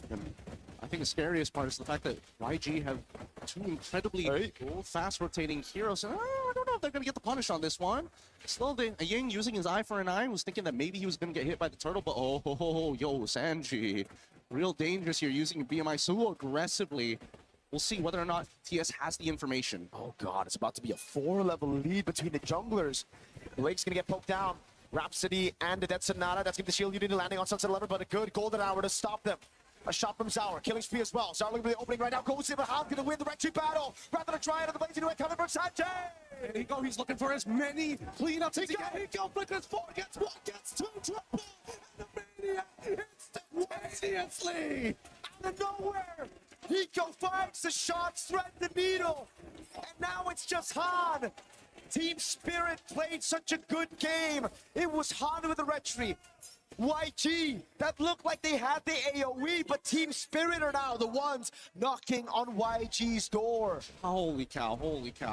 Hiko, something unlocked in him. He just suddenly became Neo from the Matrix all of a sudden. What the heck happened? Because this was an incredible play, right? They just first zoned them out. Blazing Duet comes on through, and Hiko said, you know what? Doesn't matter. You're standing too close to each other. As soon as I land it, you are gone.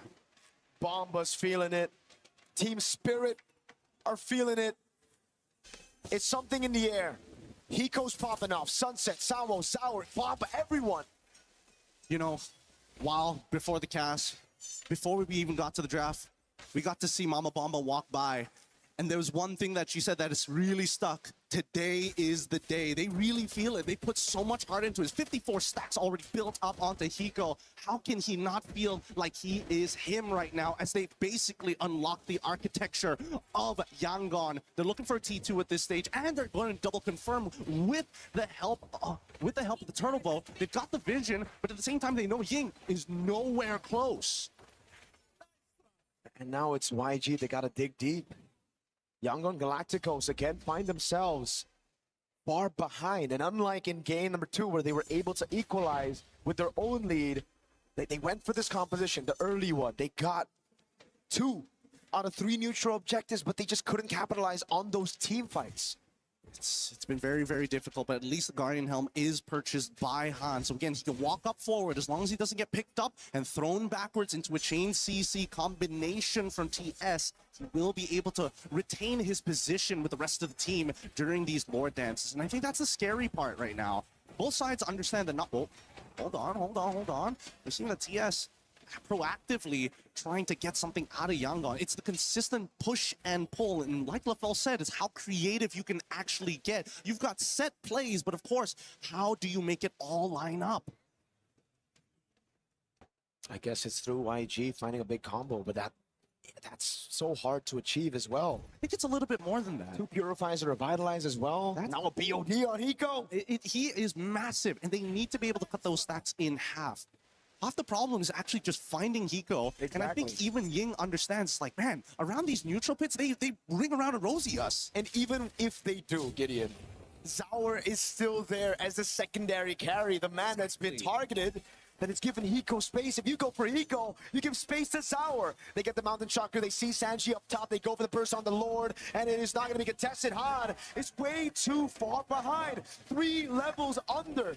This is fine. This is fine. They still have some decent wave clear on their side. They might have to sacrifice an inhibitor, but honestly, at this stage of the game, you got to sacrifice more than just that. So much heart has been put into this game. Such a big difference. And there you go. Flicker out from Sanji. The autopilot might have costed him this next push.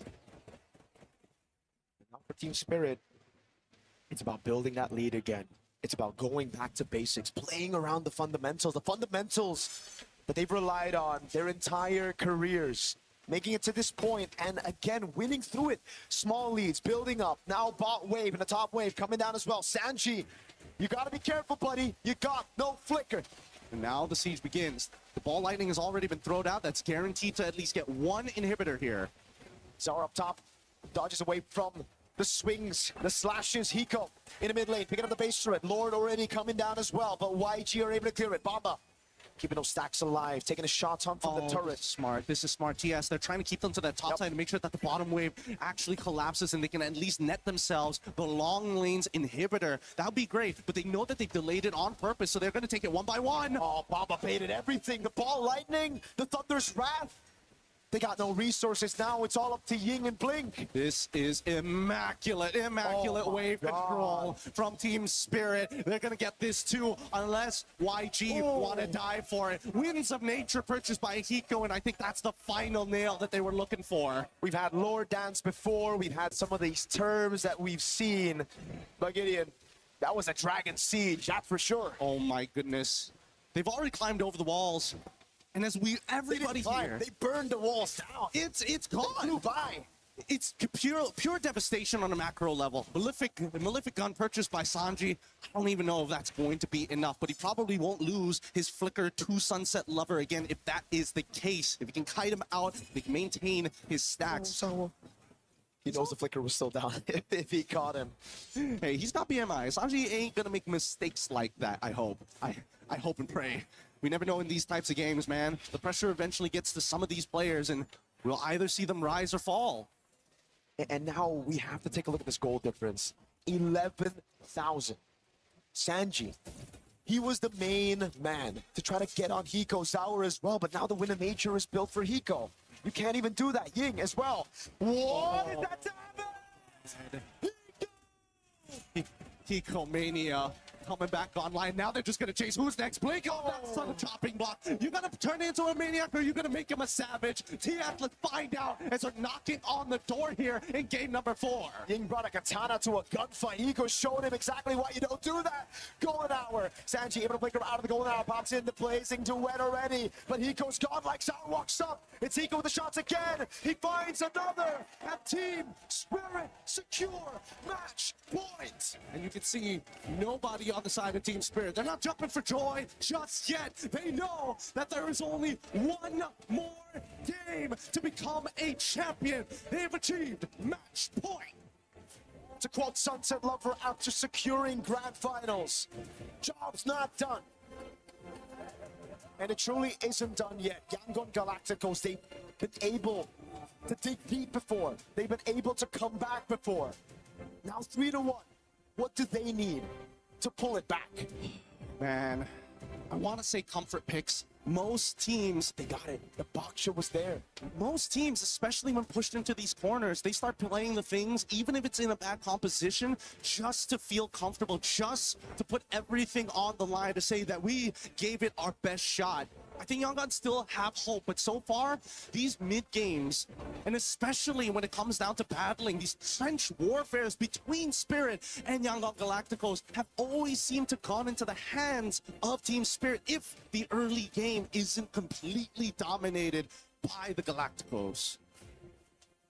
And you can see it again, man. These fights, it looks so good for YG. Up until Hiko said, nah, I'd win. He walks up there, he stays in the back, waits for everyone. The ego, not just in Zauer, but in Hiko. he literally waited for his teammates to die in front of him, and he said, no, I can carry, I'll get these shots. And then when he was up ahead like this, he just takes those fights against a Benedetta. No problem. So many battles that we've seen in the skies, but this is beyond our atmosphere. Let's throw it over to our panel and our analysts to break it down for you of how truly mythical this is. Well, when you look at the competition that has been afoot here at MSC, we have seen some tremendous performances. But the way Hiko, Kid Bumba, Sawo, Sunset Lover, the rest of this Team Spirit roster, all the way from the very beginning, they have figured something out. They said it in scrims, they've proven it here, and they are one win away from being the, I guess, well, I'm going to say it, the best team in MLBB in the Galaxy. That's right, they are. And of course, that still means YG has a chance to respond. And we know that you watching in Myanmar are still supporting. There is still hope there, but there's just something that Team Spirit, I think Mirko said it, is in the air for this team. Yeah, and even if we did hear Gideon say something about maybe reverting back to comfort as probably one of the go-to solutions to scenarios like this where you're just so far behind. I think we already saw that from Yangon in the first two games, even, maybe. Yeah. They've been already trying to go for comfort, and now they took a different route. They became a bit more creative. We saw the intention, we saw the potential, but they just couldn't bring it to fruition. I mean, like, here's the thing. It's hard to be comfortable when you're going up against Kid Bomba because I think I said this yesterday. He is shaping up to be the most terrifying player in MLBB because at this point, I don't know, man, he's a guy of nightmares. Like, as the saying goes, you can't reason with the dragon when your head is in its mouth. Wow. And the thing that the Kid Bomba has been doing is just pure destruction. And if you want to go for comfort, sure. Yeah. But deal with Kid Bomba for you to actually be comfortable. Until then, it's not going to happen. Yeah. It's funny because, you know, I named 4 of the players on Team Spirit, and I didn't mention Zauer. And one of the reasons why is, again, he doesn't, at least from what I saw, have almost any deaths. And again, on the YSS, which has been a talking point, like, don't pick it. Why are you picking it? We haven't seen it work. Still finds a way to make it work. And Han reaching deeper and deeper into stuff that, you know, we're questioning, LaFell. But Team Spirit just feel like they're too comfortable across the board. And the thing that Zericxnn is more about testament of everyone else. Everyone does so much that he's like, anything for me? You know? Hiko just goes in, gets maniacs, you know, gets a double, gets a triple, and he's like, I mean, sure. I mean, as long as we win, I guess. Yeah, Hiko Mania is back. Yeah. He came back in this game, especially. We didn't see a Savage. He was close to getting one. I think a couple times we saw a Maniac from him as well, but the way that he managed this even on a Granger too. So that's something, right? Yeah. That's something for Spirit because they went in this game with a lineup with 2 heroes that you're just not so used to seeing anymore, especially in the current meta, but they find ways to make it work. And the Baksha, the Benedetta coming out at the very end for YG, it didn't prove successful, but it did prove that they were willing to change things up. They know they need to do something different. And sometimes, LaFell, once you do get that answer, it could turn its head on a swivel. This could be a very fast 3-2 into a 3-3 and send us to a Game 7. But of course, you know, they've got to fix some of the stuff that you guys have pointed out on the desk. And obviously you pointed out within game that you want to bring up to our attention. Yeah, I mean, here's the thing. It's not that YG didn't try, right? YG, even with the draft, they tried to deal with the Uranus of Kid Bomba, but it's, I don't know, at this point, Kid Bomba feels inevitable because here's the thing. He's Thanos, man. They already have this Baxia, where Baxia reduces the healing as well the shield that the Uranus has. And yet, even with a very bursty, you know, always chasing kind of EXP laner, they still weren't able to do it. So I think this might just stump YG just a little bit because it's not that they didn't have the idea of shutting down Kid Bomba. They invested 2 heroes into it. Yeah. And yet it's still not enough because as we're going to be looking at the clips here, again, like, one thing that I do have to say that is consistent with all of Team Spirit's wins is the fact that you know about resources, right? You know, like abilities, ults, and all those kind of things. One other resource is HP. And we see that YG sacrificed a lot of the HP to get these neutral objectives. But when you're going up against a team with a Sky Piercer, that's going to be pretty difficult because as we see here, the thing that I want everyone to see throughout all the clips is just the amount of HP that YG is willing to give throughout the poke that we're going to be seeing here. The poke coming in from the Yisun Shin, Sunset Lover, as well as Hiko. There are 3 members coming in from Team Spirit that can deal damage without putting themselves in harm's way. And even though this one, Zara got it, but I feel like there's still a chance that Han was able to get it. But this is also another thing. This is not okay, Rain Day, which is after getting a neutral objective, go for the fight. Yeah. A lot of teams do this, usually get punished. Yeah. Team Spirit at this point is an anomaly about getting an objective and then continuing the fight. But again, look at the amount of HP that they have. Yeah, look at that. It's only Kid Bomba that is low, but hey, he's healing up every second. So it basically means that he hasn't lost HP. And then look at the HP of everyone else. Ying is low, Han is low. Even looking at Kaiser, basically almost everyone is half HP. We're going to be continuing on the clip to see the trend here. This is one of those moments where it's good attempt coming in from YG, securing this by the Belleric using the ult to stop the members of Team Spirit. But again, I'm going to be a broken record here. Look at all of the HP. Everyone is full except for YG, and then that just gives Team Spirit an avenue to just keep on going. This is the point where we thought things could turn things around just because the Eudora was able to hit the Thunder Wrap onto 3 members. But again, Kid Bomba being a nuisance just waits on that BMI. Sanji travels back, gets the kill. We're going to be continuing. This is, I think, the final clip here. And it's just the same thing. I'm going to try to reverse. Okay. Look at Han here. The thing about Han is that he took damage because of Sunset Lover. Sunset Lover in this matchup, he kind of doesn't care about too many people. It's just Han. Because what is Han going to do? He's a boxer. He's just going to stay there and then eventually get picked up. And something to think about as well is this is a Lord. Lord does true damage, and there's not a lot of heals, right, coming in from Yangon. Just look at who's healing here. Yeah. It's just the Belleric, but even Belleric, he has to hit someone for him to get the heal. Everyone's low HP, and then everyone from Team Spirit is basically full HP, so they just keep on going in, and by this point, there's enough Sky Piercer stack to help out Hiko to secure that Maniac. So yeah, I'm sounding like a broken record, but it's because it keeps on happening over and over and over again. That just shows what even our casters was talking about.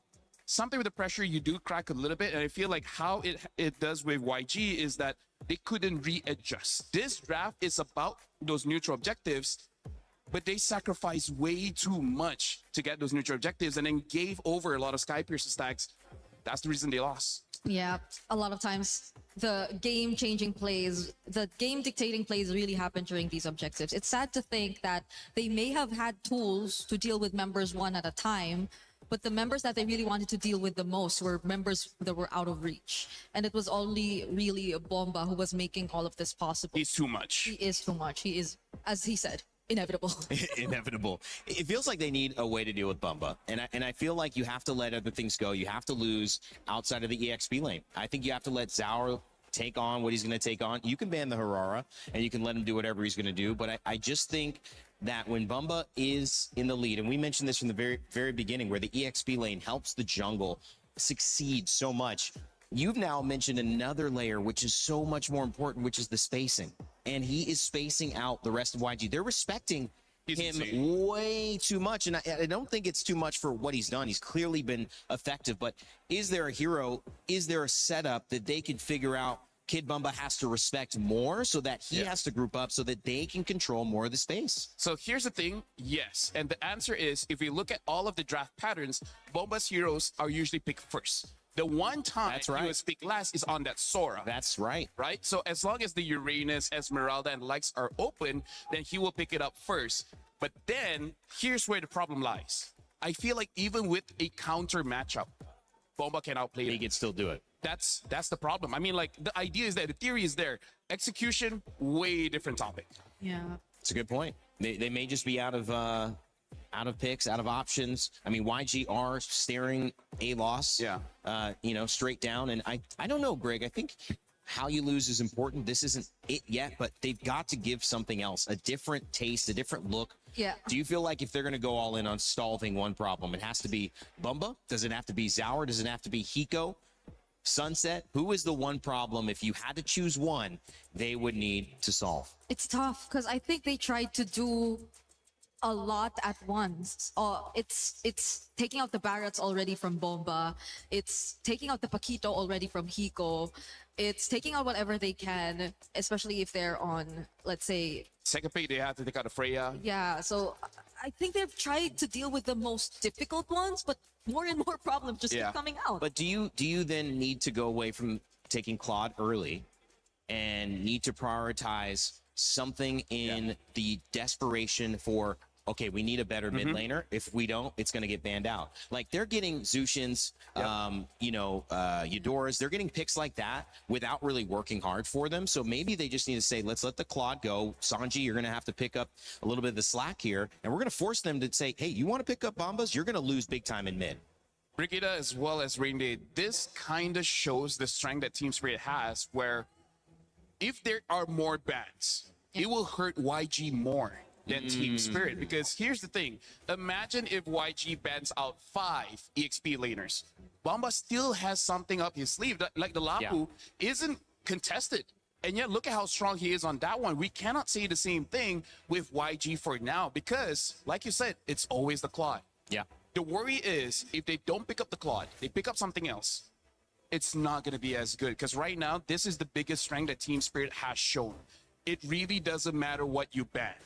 Our book of heroes is just way more than you.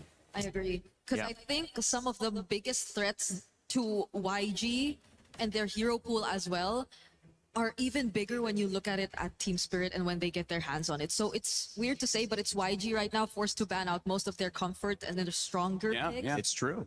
So they're pushed to a spot where they have to bring out more, but then it's solved by Spirit. So I think that's a question for YG right now that they're in this position. Do they have even more? Because they tried. They've been creative with the Baksha Benedetta, but it did not work. But that goes to our other conversation, is Team Spirit fans ready to erupt, getting excited, YG as well. But I think it just has to be, see a little back and forth there. It's just got to be, okay, we've taken a lot away. Yep. What can we open up then? Because if the answer isn't to take away, then the answer has to be either to execute better or to open things up. I would say the Hail Mary is let Bomba take whatever, leave Paquito out, and then completely ignore him. Meaning, okay, ban out the Barats, but try to ignore Bomba and try to basically get the other 4 members. But the reason why that can't happen is we see how Sunset Lover never gets caught. Hiko is also very hard to catch. And Zericxnn, he has died like, I don't know, maybe 3 times this tournament. I have no idea. So it's easier said than done. Either you ignore Bomba or put everything onto him. Doesn't matter. It's still going to be bad. Well, Zushin picked up, and I think for YG, that's got to spell a little sense of comfort heading their way, even though there's nothing exciting about seeing Kid Bumba and Zericxnn in those first 2 pick positions for Team Spirit. You might be right, Kid. Kid. Yeah, you might be right. I'm just saying you might be right, Kid. Because it was written Kid Bomba Finals MVP in the placards. Oh. if we do, can kind of seal the series here, but speaking of, it's a flex. The Paquito gets They leave the Paquito open. I mean, it's the only way to do it. Damn if you do, damn if you don't, right? No matter what you ban out, something is let through that you're like, come on, man. Why does it have to be like this? Yeah, which I feel like is, yes, still a flex, but maybe they might be a bit more cautious about this because the Juicin showing up would mean that YG might be a bit more okay to deal with the fighters in the lineup. So Guinevere picked up here as well. Okay, they changed. They changed the sequence. Because Guinevere and keeps the getting Arlet, banned. so they don't go for the Claude anymore. Good luck on finding a job. We're praying for you, buddy. The job is hard to get nowadays. Hey, maybe you can try being a player. Either ways, YG right now, in terms of going for comfort, I like this because this both ignores as well as prioritize Bomba, because this is a good team fight lineup. A lot of crowd control, a lot of continuous damage. It really does come down to what the roamer is going to be. Hopefully just provides us a little bit more damage. If not, it's okay. The Gwyn can build a concentrated energy and they should be fine with that. So I'm liking YG's opening. Yeah. Yeah. Because so far, I think they can use a lot of combos still with this lineup. I think the Guinevere Arlot already in itself is a combo. there's just so much more knock-up, honestly. I feel like they also have to be careful because, again, Bomba has a lot of heroes. His Alice is good against this Arlet. Not sure if he will get picked up, but stuff like Uranus, High Loss, Alice, all these kind of heroes are good against the Arlet. So, and even Yuzong, so... This is just one of the first times we have seen a clear shift away from Sanji's comfort back to Ying. And you're right in mentioning that this feels good. They're also taking away the Uranus and they're taking away the Lapu Lapu, which again focuses on that EXP lane. The blue band on the other side because they're still looking for a roam. Beleric and Atlas gone. Yeah. And so where does that leave us? So the Alice is still open. Wait, who else is looking for it? Oh, it's a Caraman. Oh my gosh. Hey, that's good for you, man. EWC is a good event for you to work on. There you go. Shout out to this guy. I was doing a good job, though, because if he was terrible, then, hey, work for 2 hours, get fired. Yeah. Oh. The Phoebe. Oh, again, like, there's so many counters towards the Arlet, so, yeah.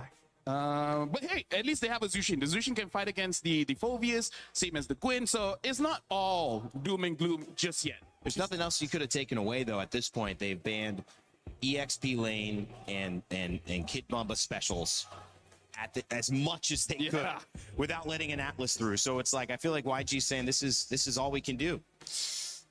Now the problem is they know it's going to be a Paquito Gold. Yeah. So what do they pick up that don't lose immediately? They pick up the Brody as well as the Badang here. This is basically going all in team fight.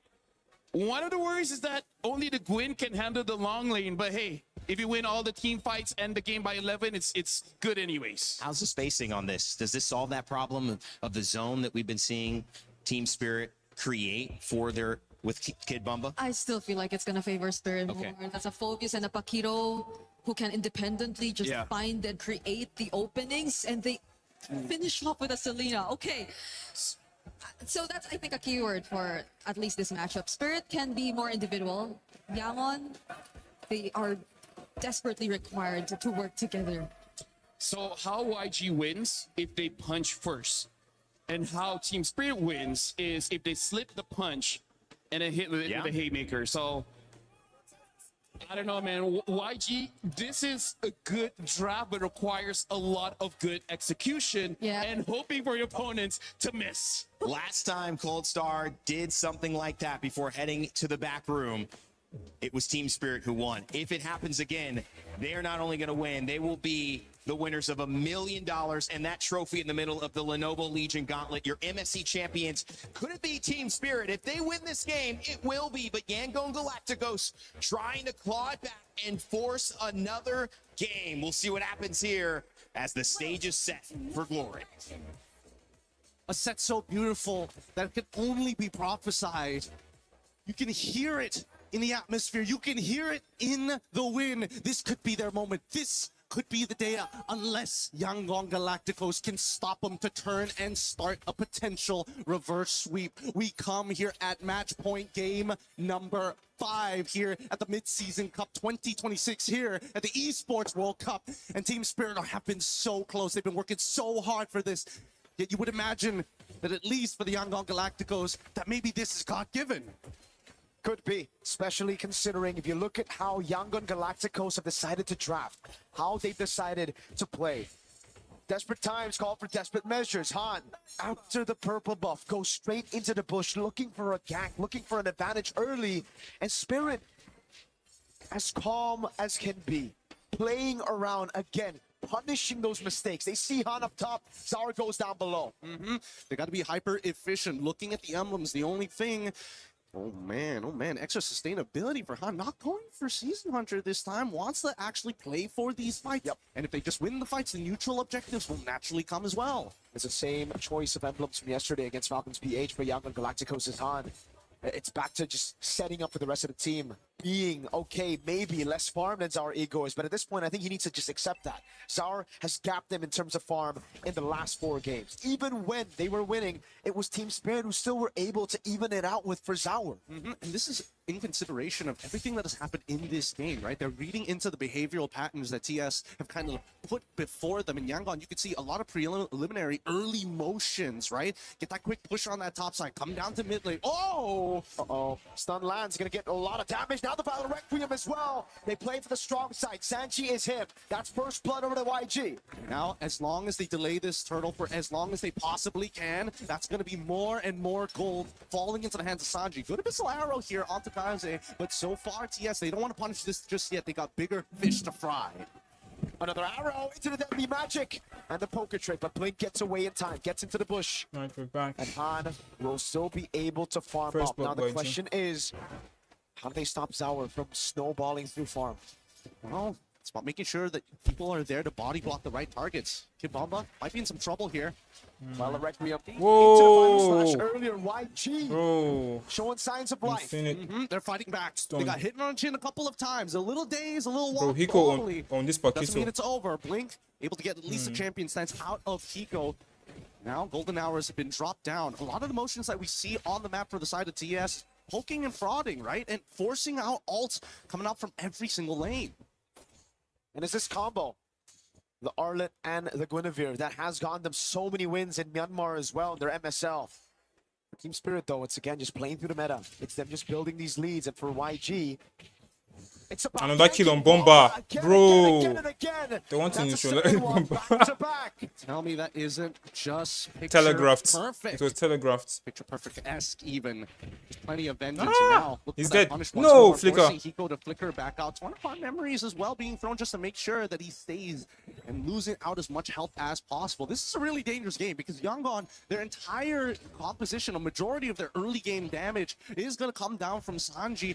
But of course, the vengeance coming in from Ying, everybody can enable him. So YG got the lead early. They didn't get the neutral objective, but it's A-okay because they were able to pick up 3 kills. All of them on the hands of the targets you want to see in the early game. It's on Ying, it's on Han, it's on Sanji. Let's now go, the turtle YG. spawns. And YG side of the Bro. map.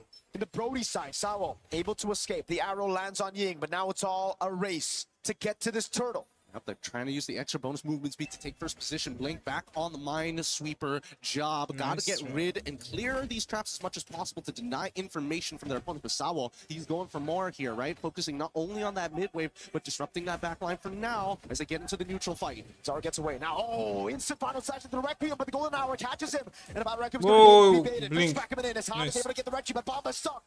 They gotta get rid of him, and now they finally do. Nice. Takes him out, and they even get one more in Hiko. They get Nice. YG are angry. has begun for the Yangon Galacticos. 2.6k already, Nice. right at the 4-minute mark. And that's the explosion that we were waiting for Yangon Galacticos. Even in the previous game, how can they push it forward? How can they push the lead even further through a fight around the neutral objective? Team Spirit have played it so clean in the last few games, but here it was YG with their comfort, AOEing, not giving Team Spirit a chance to react. This is a huge build of confidence for Yangon at the very least, right? Even Ying flickering final slashing just to make sure that he can cover not only Bomba, but just in case somebody was behind him in that bush, he covers those angles instantly. And that's something that right now, TS, hey, early game's kind of done here. Finding these individual targets has been a lot harder because Yangon, they've decided to tactically split up their squad. 2s and 2s. Get your pairings on either side, play around Sanji, and he is going to be the ballista that breaks down the turrets. That's the siege, that's the catapult, that's the ballista, that's everything. The whole siege unit is that Brody. But you have to usher him through. He's a very vulnerable target. Bomba, Blink, look at Blink. Here, not having a good game, now going to get pinned down again. Sawo has to go an hour, is able to find 2. Now the rest of the team come corralling on Sanji. Flickering out to safety, but Bomba's gonna be caught in the stun. Now Ying with the bonus slash into the space. 0-4 Bomba. Beautiful stuff, beautiful stuff. This combination between Ying and Han has been ridiculous. And if you think that's not the end of it, well, guess what? The truth is it is. And they still have Kaiser and as well as Blink as major follow-up tools or engagement tools. It really doesn't matter who shows up first as long as Ying is nearby. And I think that Zara, this is going to be a pretty tough game for him. His base HP isn't that high. He's going for that concentrated energy, knowing that he's going to be a primary primary target for a lot of the members of YG. Nice. Beautiful. Ah, it's over. Damn. I swear they're going to be banning this going around. Double. Oh, they want a triple. Spatial migration lands again. Bomba's low. Nice. And Ying picks up the mega kill. Team Spirit can 10-0. only just look for a trade in the bottom lane. Yep, chain CC perfectly. Kid Bomba, unfortunately, unable to start using his ult to dodge abilities. It wasn't given the space, the time, and more importantly, it just wasn't a free frame for him. I bet he was spamming it at some point in that fight, but he knows that unless it's underneath his turret, it's the only way to keep him safe. And even then, Bomba decided, no, not yet, not like this. We'll take the trade. That's all it's going to be. Sawo a little disappointed, of course, but hey, this is Matt's point. It was never going to be that easy. They want to get Hiko next. Spatial migration already there. Blink. Hiko is dead. Hiko is dead. Looking for it. He finds the punch. He gets the fist crack, and now the pin down with the violent Requiem. Bro, the combo is crazy. So much work here. There's so many things that Badon can cancel out. Oh, wait, hold on. Sao is dead. With the Kaiser now, with the Lantern Flare on Sao. Sao is dead. Oh, almost vengeance coming down as well. Sao is able to get away. Zauer is trying to farm on the other side of the map. It's tough. It's tough. Let's look at the replay one more time. There's that flicker from Hiko, caught beautifully by Blink. Well he is not missing right now, and he's back on that comfort. This is a composition that they played many, many times, whether broken apart, but now finally as a unit this time. War Axe already completed by Hiko. I'm not sure about this one. Uh-oh, Violent Requiem, but this time there's no Han to play it around. Bro. Hiko going to be caught in a tough spot now. Oh my god, big stun! Bro, Ying. Sanji in the back, just doing damage, free hitting everybody. Hiko's dead for the 4th time this game. It's a rat trap. It's a dirty rat trap here from the side of a Yangon. Every single time TS tries to overstep their boundaries, it's an instant punish here, and it feels like it never ends. There's just so much CC on Yangon's side that you cannot just send one member. You have to send a multiple. And even so, Sunset Lover now losing a lot of the structures from his side of the base. He has a lot less play area, a lot less ways to maintain important vision over key parts of the map. Right now, Bomba and Hiko are at a combined 0-9-0. These side laners are just not having a good time. With Blink, Han, and Ying constantly CC locking them. Not even Sour, dude. Yeah, Blink has been playing a strong game, but now here comes the conceal. Let's see. It's kind of crazy. He goes straight onto Kaiser. He's able to escape, but Deadly Magic is right on him. It takes down out of the Golden Hour. He's able to save him for the Battle Requiem, but now it's going to be the all-out. And now they keep on moving forward. They have to go for the chase. Kid Bomba is going to be left Bro, all Han. on his own as Han chases the rest. Killing spree for Sanji at this stage of the game. Sour for Kaiser. And of course, the Lord goes into the hands of the Yangon Galacticos. Desperate from Team Spirit, but that's the only thing they could do. It's either that or they sit quietly in their base waiting for the Lord to come through, and that's a DHS for Sanji. Holy cow, 14-1. 14-1. Take some momentum back. And Han, he's more than happy to start using that magic thumb to get in the fights. And again, they're daring TS even. They're saying, you know what? You did this all past 2 games. Not this time. It's our turn to have a little bit of fun. Blow up some steam. 14-1 in our game number 5.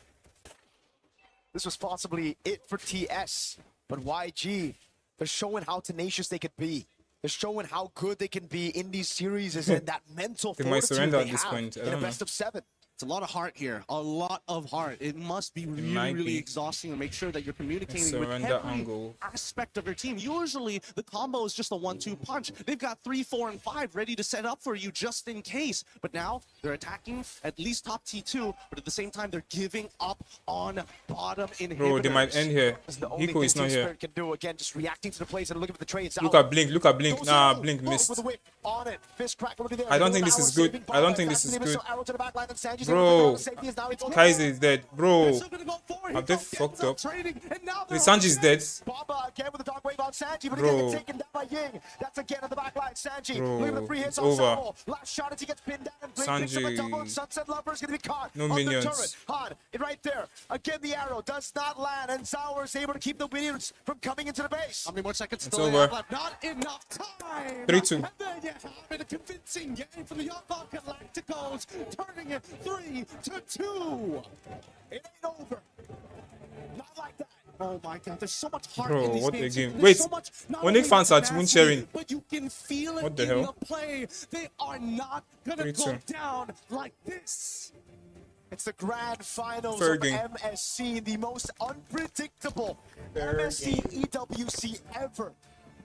Of course we're going to a game 6. Now the question is, are we going to a game 7? We pray for a game 7. TS fans, they want to end it right here, right now, but God, these games are too good to let go. However, the snowballs have been significant. This game ended 17-2, so we're talking about built-up confidence and disrespect for the side of TS. It has been crushed here, so they need a clean game if they want a championship. And again, it's YG going back to their comfort, not just trying to play the meta game. They brought out the Baksha, it didn't work out. They doubled down. They said, all right, Han, put him on the Guinevere, put him on a team fighter, put him on an enabler for Ying, for Kaise, for Sanji, for Blink on the Badang with a fantastic performance. We have to eventually decide on an MVP. But my God, Blink played a beautiful game. My God. Predicted flickers, Ying catching people, so many goddamn times. There's no better way to describe it. He has played so well on his comfort. I don't know if he's going to get it again. And I also don't think Ying is going to get that Arlet anymore. I don't know, though, because if you want to take away the Arlet, you got to let go of some of these meta picks, and Ying is a monster. He's an apex predator, you could say, on those picks. He's an absolute beast, but we're going to see whether the panel agrees with us. Panel, break it down. Okay, that means we might be going to another game 6, or could we get a game 7? Hey, honestly, after how many You years? missed this opportunity right here. I cannot believe you two missed the opportunity for a game 6 or 7. I failed as a human. What is that? They haven't had. You know what? I put them on the spot, guys. I think I win. I failed. I think I finally I cracked you am guys. disappointed in you and myself. Pause. I am. But we got good games, though. Yes. How many I years? am only not disappointed at the result of this How series. many years, Brig, that we have 4-0 on grand finals? Now it's 3-2. Well, it's been since Myanmar maybe in the grand finals, maybe 6 years ago. Was that 6 or 7? 6. Now they're doing it. But the camera's not on us. They went to my solo on that. They're trying to make you guys look bad. I know. They don't have to try. We can do it by ourselves. YG we can make ourselves look bad. It's okay. In an incredible game, and they prioritize Ying. And I think the biggest thing about Ying is it's the name we gave him, Undying. But it's more than that. It's the Arlet. It is they don't have an answer for the Arlet. There was no answer on the other side yesterday in the semis for the Arlet. And the Guinevere as a result to follow up, Brig. I know you're pointing at that saying, yeah, that was a big deal. You would assume they had answers to the Arlet, though, because they had Phoveus.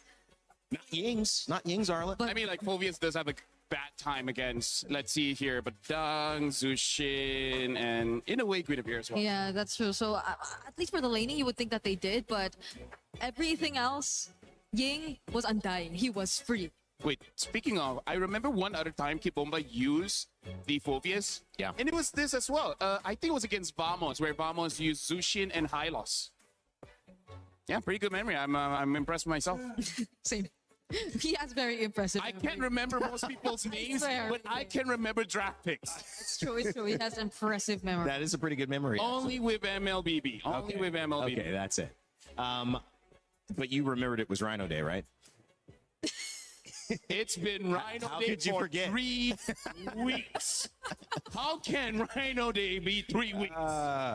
Guys, this is actually interesting because I think the energy, and especially when you are at home watching and you're looking at this set, you see the 3-1, I think you start to slip into, well, it's looking like Team Spirit. And then bam, YANGON Galacticos answer back, but not just quickly and not just with this Arlet, but convincingly across the board with everyone. And it doesn't look like the same matchup anymore. And that's what we hope from a grand final, Brig. How were they able to, and I know, LaFell, you've got some clips as well, turn this around so convincingly? Have they solved something? I think they got back to what we said about the front lines being just as terrifying as they should be, because terrifying. That works, right? Terrifying. Yeah. Which do you prefer, Undying or Terrifying? Terrifying Undying. I feel like we can interchange. If he doesn't die, Undying. And if terrifying if he's like aggro and gets a lot of kills. 5 kills or something. I like him, man. I think use both. Yeah, I will use both, but I agree. I guess a lot of it started with him, and these are I think a better combination of their comfort picks. Yeah. The Badang is a comfort pick, the Arlott is a comfort pick, the Joseon, and they pretty much completed what they lacked in the first game, or first 2 games, I'd say. And they let the Paquito go. I mean, that was the first game that they let the Paquito go after they got burned with it in game 1, and I think that worked. I mean, like most things in life, a lot of things can be solved with violence, you know? Oh, and that's what we saw from YG. I feel like they understood in the previous drafts, agree. they don't have enough violence Okay. to just get a little bit more. Right? Let's look at Telestrator, right? Okay, let's go to Right, Telestrator, please. do Yeah. that. I don't know where this is going, but let's go to Thank you very much. All right, so here's the thing that we got to talk about, right? Yeah. The fact that for how many, like maybe 3 games where we see both the Gwyn as well as the Arlott being banned out, and the moment they get picked up, all of a sudden they look amazing. And speaking of why they look amazing is because of all the control that they have. They have 4 members here with a lot of control. The Badang creates a wall, making it so that you can't escape. And then Gwyn jumps in as well. Like, there's a lot of chain CCs that this is why I say that this is a very good team fight comp. And I think this is just the comfort of YG. They like to fight, so why stray away from it, right? We're going to be looking at some of the clips here. And then, in terms of the clips, it really is just about abandoning your brain. Yeah. Don't think about it. Just do it. Not sponsored by anyone, but just do it, right? We're going to see about how they just jump in, and then they just go in for the fight. You like that joke? Yeah, thank you very much. We're going to see that this Badang make it so that they can't run away. And then at that point, it's easy pickings for Han as well as Ying, right? I mean, like, Han did his job. His duty where... Wait, no, you know what? What'd you say? He is able to go in and enable his team to do well. If they keep this up, this is how they deal with Team Spirit. Hey, Spirit, you like to fight? Well, we like it too. At this clip, this also just shows I would say the range of all the heroes that Team Spirit has, because we see that they are quite far away, and yet once an engage happened with the Badang, they basically get to engage very instantly. Look at that range, how quickly they get onto their targets. Yeah. And I feel like this is the key to victory for YG. Having a draft that can fight at even long distances, making it so that Team Spirit can't respond as well. So I really feel like with the draft that they have here, going back into this one, they were able to shut down Bomba just by having this, by having the Zushin as well as the Gwyn. Even though, yes, the Arlott does get taken down by the Phoveus, but honestly, as long as you have the Zushin, it's all good. So I feel like for YG, they just have to hope that the Arlott doesn't get banned out, because even you talk about this behind the scenes, like, other than Arlott, what else do they have? Yeah. That's the bluff I would want to call at this point. But it also requires team spirit, and I think Coldstar is very smart. He's shown that he set his team up with a lot of good drafts. But an analytical mind would go and say, I think we focused on taking the Harara away all the time. We don't like to give it away. That's been their third ban almost all the time.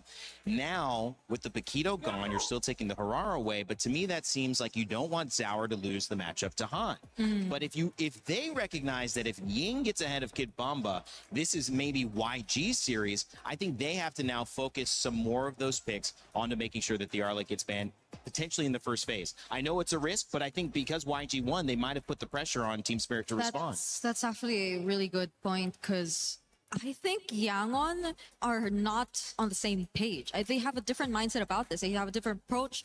It's not like they're worried about Zar at all. It's not like they're very careful about what gets into his hands. It's more of how they can draft accordingly to their strengths, which I think they lacked in the first 2 games. But now they had much better relationships with each other in terms of picks. So their picks had much better synergy. More harmony. And that was maybe something that we saw became a struggle for Team Spirit this time because they were maybe a bit too fixated on just winning matchups, getting the winning lanes. I agree. Yeah. In the sides, we saw that. You assume that they get that because it's a Paquito. It wins over more or less majority of the gold lanes, but the Brody was a bit different. And Kid Bomba on this Phobius too somehow got to manage the Arlot. We would like to apologize to Kid Bomba and Mom Bomba and Sis Bomba. I feel like That's we true. cast a curse Bomba a little bit too much. We're gonna pull it back. We did. Hopefully it's just that game that we cursed him. Now it should be solid ground. But at the end of the day, it literally, maybe we're starting neutral now, okay? So everything is a clean slate from now on. YG got their licks back. Here's the question. Does Kid Bomba have another game as you're wading in the water, swimming, right? Trying to get back to the shore. Is it going to be Kid Bomba that takes you there? Is that the one who's going to be in the charge, pulling people who can't quite make it, who can't sustain themselves? I think it is. And if you're Team Spirit, and I want you guys to think about this. I don't want you to just take me lightly. Think about it. Lean back. Stare into the sky. Okay. I just feel like that's got to be the answer. That's got to be the focus. It has become an EXP battle for me. That's where my eyes have gone. 100%. You know. And I feel like the way that I feel like even less on the draft, I feel like this is just reminding the players of Team Spirit, be like, okay, that's what they can do, right? They have incredible engage. So I feel like if somehow YG gets roughly the same draft again, I feel like this time the players are like, okay, let's just not get caught by the Badang or the Gwyn, and then we should be able to outplay it. With that being said, I don't think they will get the same draft, but if somehow they do, I feel like the players would just react much differently this time. That could be the case. Okay, Paquito was something we said, will we not see it? We didn't see it. That opened up the draft. The Barat's probably going to stay banned, but who will take the onus of banning it? Because the Freya has been consistent, the Fanny has been consistent for red side. If we will see that again, it'll be the choice of Harara banned, or if we'll see a target ban on red side, which would open up this conversation again for the EXP lane to maybe get an advantage. Atlas has been banned every single game as well, Bray. Yeah, it's at least ever since the loss that YG went through for the first two games, we've never really seen the Barretts nor the Atlas even out there anymore, which I think kind of made it a bit more flexible for the Juicins and the like to come through. That's right. But in that scenario, I think the Juicin was a big problem for Team Spirit as well. So let's see who gets on blue side and who gets on red side, because I think that will significantly impact the outcome of this game. We're on Flying Clouds too, which I think will accelerate the pace. And it's Spirit who gets on blue, but this time, holy moly, no Guinevere. And no Freya. Oh no, but they force Yangon to ban the Freya and the Barats and the Atlas. They don't, and this leaves the Harara to them, so we see the priority. Yeah, and I feel like the Gwyn is honestly a good ban because, like I said, the distance itself is already the problem, right? Arlen needs to get close, and then he can come in. But yeah, that Gwyn is too much. But isn't this the same problem that YG will have to face? Aren't they forced to pick up the Paquito here?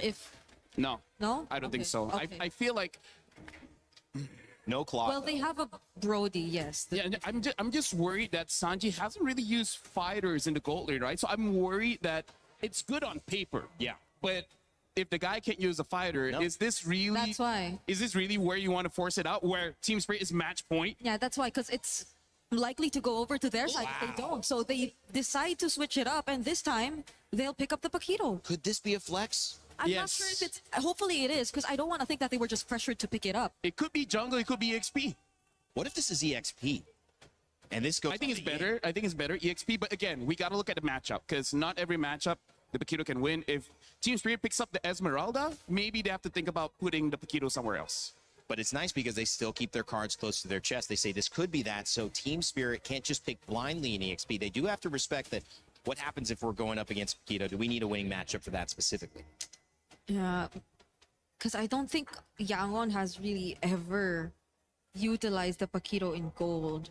Wow. In EXP, I don't think so too. So this is a new hero pick that they will be picking up. It's a clear attempt to adjust from Yangon's side. Honestly, that's why I feel like this might be jungle. Might.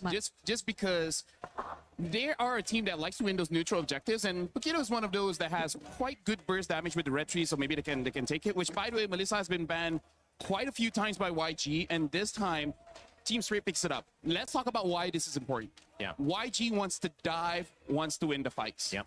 What are you going to do when she uses the go away? So I feel like this is the response that Team Spirit has. If you want to come in, try. We already have an answer for that. Go ahead. Which I feel is something they have to resolve through their mid lane. So I agree. The Eudora Gord options are still there, but since they prioritized gold and revealed that it is either jungle or Paquito XP, they might lose out on more options in the mid lane later on. They keep their EXP open though, and that you know, and again, Paquito can still flex. We know that we still have the Claude going in, so he's not going jungle, gold. bro. If not, they are still focusing on trying to see if they can get Ying an advantage. No, even though Esmeralda is out, and that's a great EXP lane, with the Eudora ban, seems like they're also focusing on limiting the options that Sunset Lover can play. Which I thought is something they would rather pick. The other options, I would say there's 3, because I feel like you need long range to do with this Melissa, all right? You want to cast Murka? I mean, like, Arlet ban. You can try. The Farsa.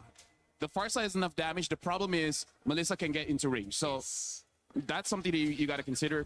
Eve also has the range, which kind of, you know, not so great going up against Esmeralda. No, yeah. And then the last one is Zetienne, where Zetienne is pretty okay, especially if they want a lot of team fight. The problem is she takes a while. And I don't think it's That either... one is Selena, but that one...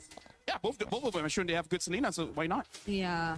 Because even the burst is going to be a problem, I feel, for the Zetian. Maybe in the early they can manage a bit, but... At level 12, it's okay, but getting to level 12 is the problem. It seems like YG's really focused on hard stuns or potential counter initiation. They want the Paquito to run free because they picked it, and it's got to do the work of a Harara, right? Because they traded that out, and they're saying we're going to work with the Paquito. So Minotaur and Eudora can really stop or create good counter engage or initiation. Dairoth EXP. This is crazy. Yo. You know what? Shout out to the crowd. You guys are amazing.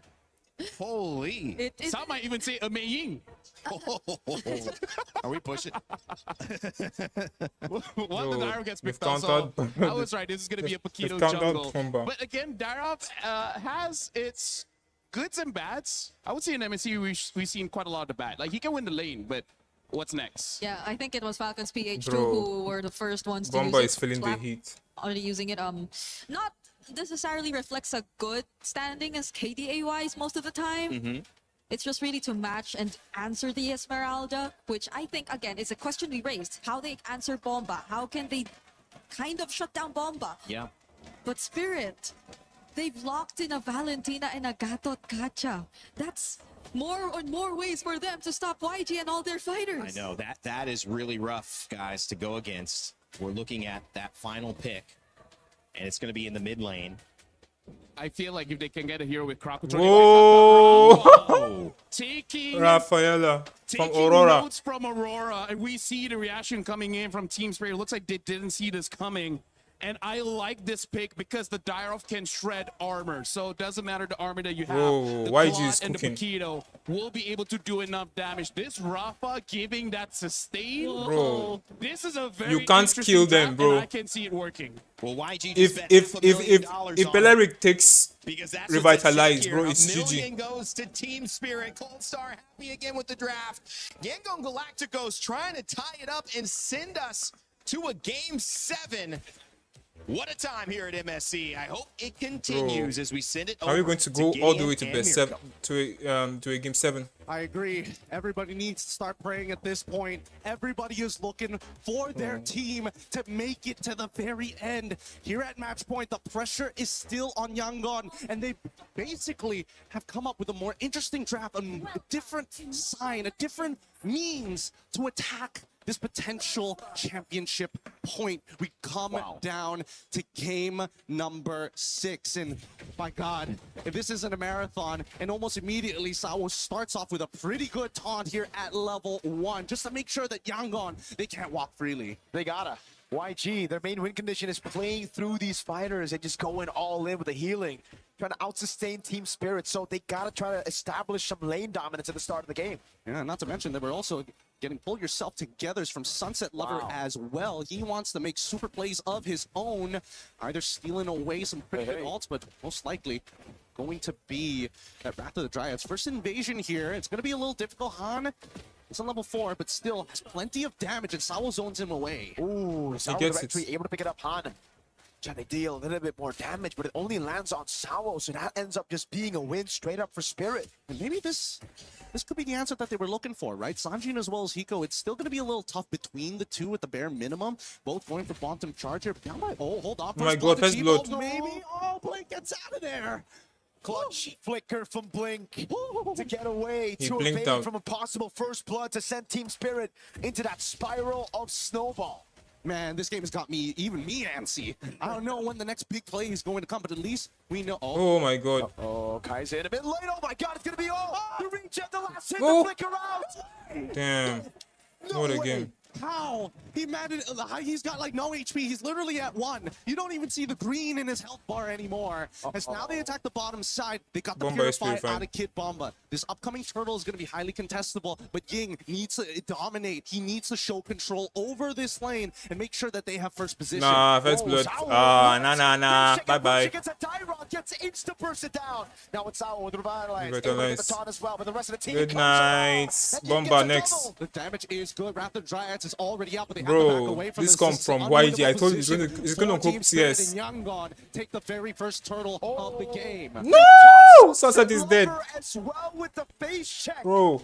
Team Spirit Bro, this getting Dairot. a bit too impatient with these openings. Is it impatient or was it necessary?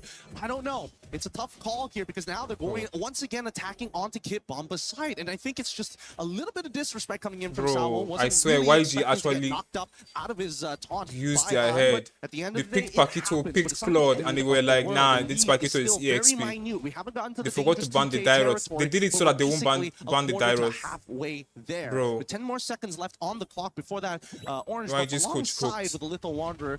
Let's see how TS is going to That play, was because very, again, very at smart. this stage, you might as well invade that top side, steal away one green camp, probably omit the next objective, and try to set up to get Sanji's Purify. Oh, they're trying to corral over Han. Taunt doesn't land. Oh Now my they're all in god, the over. damage. Knockback as Oh well. my god. Oh my god, Sawo is Ying. so low. Ying gonna be able to pick up a kill. You can't kill them, bro. You can't kill them. This Raf. This Rafaela, bro. 4-0 and 1 to start. Bro, this Ying, they must ban I him. really thought Sawo was going to be able to get out of there in time, especially Have to since ban he this wasn't Ying. able to apply the shred onto the correct target, and yet they still Bro, got all the him turret anyways. plating. 45 seconds left on the clock before the gone. next neutral objective spawns, and I think Bro, you this can't is, kill them in team fights. this In might extended team just fights, you be can't a kill them. Game 7 if it keeps going this way. We're already in that 2K dangerous In extended territory. team fights, and you there's can't- no you can't immutable- kill Y- no you can't win noticeable YG. power spikes that we have to be aware You have to, like, of here, keep because them off. YANGON will hit it first every time. A 2,000 goal Why'd lead you now. cook This them, is getting bro? very troublesome for Team Spirit. And the lead is on Ying on the Dairoth. This guy's gonna start bursting people down, and not to mention, again, the fact that he should actually just be the support this game. He should just be the support for Han to get those knockout strikes. Yeah, but that's the truth of it all. That's really the truth. I mean, he could technically be like a cleanup crew at the end because he has his flicker and the ult, but now that he's 4-0-1, you might as well take full control. Sawo with the taunt just to escape. Han with the rotation, Bro, the and speed now boost and the heal from this I Rafaela. think just one jump and a basic attack and Sunset Lover back to base. Yep, it's too tough to contest for this neutral objective. Oh my. No, there you go. Flicker Raptor Dryad from Blink. Kaise is the one who picks up the kill, and it's another death on Sunset Lover. Sour able to go for the eye face, but now he's Bro, getting they can do anything they want. Zero is dead. Revitalize, force to revitalize. Bro, And Sour gets out. This is why it's dangerous, especially for a winning lane Dairoth. Once he has that lead, once he has that snowball. Bro, we're all going of to it game all, 7. And a Sky Piercer coming in from Hans. Wow. Like, it is Sky clear. Piercer, Ying's whole job, shred, play as much damage as possible, and shred as many targets as you can from Team Spirit's side, and hopefully Han should clean up the rest. no, they're trying to focus. AOG Nice. responded over by the Flicker, Guile, and Ryu down below. Yeah, I mean, the Street Fighter gang looking for a T2 down on that bot side. It's forcing a reaction coming out from Team Spirit. Hey, wait a second. They Yeah, with the Flicker. dash, Cyclone Eye bringing him to a place that you shouldn't want to be. Bro, But they're they get styling out. They have on to burn a Flicker, TS. but you know they get out. It's not bad. It's not bad. YANGON were definitely in Team Spirit's basement there for a while, but they managed to sneak their way back out. And for now, TS, it's all about scaling at this stage. Zara, I don't think he can really contest it at this stage, not until he gets the War Axe. And even then, I feel like it might just delay his overall power spike but then nobody else has much of a lead. Even Hiko doesn't have much of a lead. Yep. But the thing is, whenever you have a Melissa, you can still just play in the late game, right? We saw that from Vitality as well against Falcons when they were down, what, 5,000-6,000 gold in the early game. They could still just wait for the Melissa to scale, then play front to back. Then it's all about Zaur looking for those angles. But look at this lead. 1,200 gold lead in between the XP laners. Then it's just everybody who's up ahead, 500, 600. Yeah, they're just stacking up as much of the lead as they possibly can here. They might find something else. Is Blink. He's looking for an opportunity. Bro, this guy runs. Oh my god. Bro. Damn. Zaur is gone, bro. It's a double for Han, and he has a Sky Piercer. Man, that was a bad direction to actually go for the dashes. He double dash away from Sawo when he should have gone around Sawo back into his own territory. That probably should have been it. Without the combo points, without the iframes, he just can't get out. He just doesn't have the cooldowns yet to be able to make these super plays like he has done earlier in the series. At this stage, it's starting to get a little dangerous because Yangon, we've seen them with a 5.5k lead. They are looking for everything across the map, every tier 1. 6,000 gold ahead. Hiko. I want to see the itemization on this thing. It's Hiko losing out of the trade, and Zaur gonna be extra careful. Oh my god. Oh god, that was just one strike. That was just one skill too. One strike. Yeah, and they're saving the combo here, making sure that they're threatening them through their life totals. But just the raw sustain coming in from Yangon. Oh, this Gato Kacha can't do really shit. difficult to keep on contesting because as much as you want to wait for your cooldowns to come back off, it's just, it doesn't matter if you're not getting yourself that net profit. And now let's look at the items real quick. Gasawa smartly enough decides to go at least to get the chastised Pauldron. The war axe is still underway. Oh my god, here. He's doing anything he wants. Should be fine, but they don't get the AOG out of him just yet. Bro, okay, he has flicker. With the dive on Sawo. For him to do that, he has flicker. Definitely. Bro, what the hell? Bro, the heal. Oh my god. Ying, shut down. Flickers out of safety and finally is able to get a shut kill down. on board for Team Spirit. Yep, and they're also Ying is back ASAP. Okay, because of the passive of the Rafaela. Everything that could have gone right for YANGON Galacticos have gone right. And better yet, hey Ying. Bro, is this Dairoth, bro, that won them the game? It's fine. It's a completely okay. Great shred as it was applied on the multiple frontliners, and more importantly, Zaur. He just doesn't have the cooldowns to keep iframing forever here. But the worst part about it is that when you think that the Wrath of Dryads is just done, bro, look all of a sudden you start seeing guys have just said, you know what, slow down or completely stop, halt right there. Oh my, is this for real? It's Like, so low. guy. But there is still hope because of that shutdown. Now it's all on Hiko. Their wave clear, not that good. So they're going to have to sacrifice a few more structures as YG secure the Lord for free. As YG have 40 stacks on Han's Skypiercer. Yep, he's so huge right now. This is going to be the strongest point for him in this game. It's only going to get worse for the side of TS. They need to drag this out for another 4 more minutes to get Zaur back into position. And I think more importantly for Hiko to finish off his items. 50 stacks already, Malefic Roar already purchased, and a War Axe currently underway. It's 50. It's not even 40. It's 50. Okay. Blink has flicker and ults. Lord No, okay, it doesn't have flicker. Out. Sawo with the AOG, able to land on 2, but now it's going to get bursted down with the Wrath of the Dryad, locking him down. It's Hiko with the muddles, not doing any damage. Oh my god. Go away already by Hiko. He's able to find some damage right now as he goes on to this Rafaela, bro. He's able to lock him down. But it's not. Blazing duet from Sancho. Let's go, YG. Come on. Even faster. Bro, game 7. Guess what? 10. That's all Bro, what a game. This should be the best M series ever. The MSC. Bro, oh my god. My channel is shadow banned. Very, very quick. Damn. Statements have been thrown back and forth between both of these teams at the very pinnacle of Bro, Mobile Legends look at esports. very hot God, games. what a showing. Of course, it had to be a best of 7 going all the way. Of course, MSC EWC 2026 continues to surprise, continues to shock everybody who's watching. And man, what a show. Sure, it's not the closest of games to get us to game 7. It's been Stomp 1. then YANGON with a stomp, then Spirit with a stomp. It's just going back and forth, but now, finally, it's back-to-back for YG. Yep, finally they evened up this score somehow. I thought maybe with the draft order, the TS was going to find something else, but YANGON still have some soul left in them. Team Spirit, they got to pull it together here. They're getting a little nervous. They don't even understand that the momentum is starting to build up for the Galacticos. I have no words. Could they have written a better story here today? We're going to bask in just the thought of that as we throw it back over to our analysts and, of course, Rain Day. Bang, bang. We got ourselves a Game 7 here at MSC 2026 with the Lenovo Legion Gauntlet, the trophy. These two teams are a photo finish away from right in the middle. The hopes of a nation, Myanmar, represented by YG, and EECA now starting to, for the first time, look a bit doubtful if they can close the job. However, this is what we hope for as neutral fans, as those who love seeing esports, who love moments like this. This is what you wish for, Brigitte. And LaFell, I know that despite you wanting to stand up out of your chair, you got, well, I guess you could stand up. You do it pretty well. There is a nation in Myanmar who is looking at this saying, we've reached the grand finals already. It was an M2. We have finally given ourselves a chance to become the new era, the new heroes of MLBB. Oh yeah, that was a terrifying performance. We definitely got to see from that game number 6.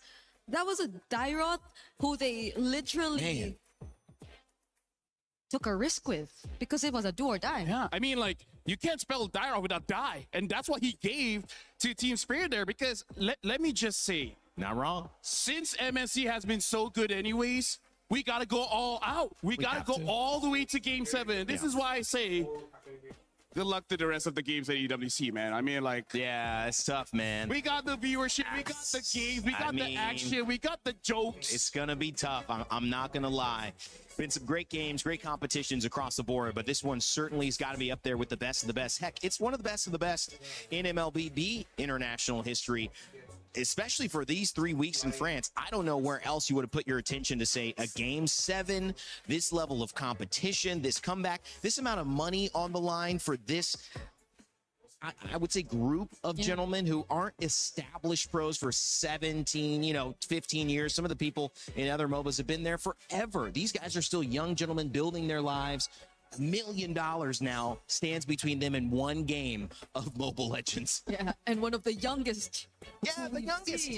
Part of this tournament, Zericxnn, that was painful to watch. That was painful for him. It was a game where he could barely do anything, and you could see it even the post-game stats. He only got like, what, 2 orange buffs towards his side, and the rest were just all over to YANGON. He was clearly denied of the kind of performance that we've seen from him time and time again throughout this best of 7. Well, Ying has given us so many now nicknames. I'm sure online you guys have already started coming up with new nicknames for Ying, whether it's Undying, whether it's Terrifying. He's defying expectations. Whether it's defying. And I think expectations versus reality was a little bit of a theme earlier. We saw it's not Indonesia, it's not the Philippines, it's Myanmar and EECA. They have given us the show that we were hoping for. YANGON Galacticos on the Arlet, on the Dairoth. Ying has been special regardless, LaFell. I mean, like, honestly, at this point, I mean, we've been setting this up, I think even like day 3 of MSC, where the EXP laners, they are providing so much for the team. In this case, Ying is special because game number 1 is a lot of chase and crowd control, and game number 2 is a lot of chase as well as damage. Like, this guy, having that Dairoth is risky in the sense that if you lose your lane, there's not much you can do. So it's a good thing that he won the lane and then expanded it to all across the map. Yeah. You talk about taking that risk in Game 7. You talk about what was on the line, in Game 6. It leads us to a Game 7. But how did they do it? How was it so successful? Under 11 minutes that they won that game. Walk us through it, LaFell. Well, I'm going to let my partner do this one because... Did you say partner? Riggs is amazing analyst. America. I'm just a chair. Hey, okay, I think I can hold my mic. She did. I mean, if you want me to, I can. But it's okay. All right. Well, now I know where I stand. About draft? Do you want to say anything about draft? Or it's all you. It's all you. Okay, let's just move on. The only thing is they give homage to Rosa and Midnight. So shout out on that. Okay, I'm going to press that. shout out on the Rafa pick. Yeah. Rafaela. But I think, at least in this game, you left us with a question of how they were able to accomplish this. Yes. 11-minute win. And it sucks to say, but I think it was mostly really off of a huge error that started this game from Team Spirit. Because you take a look at this clip that we're looking at right now.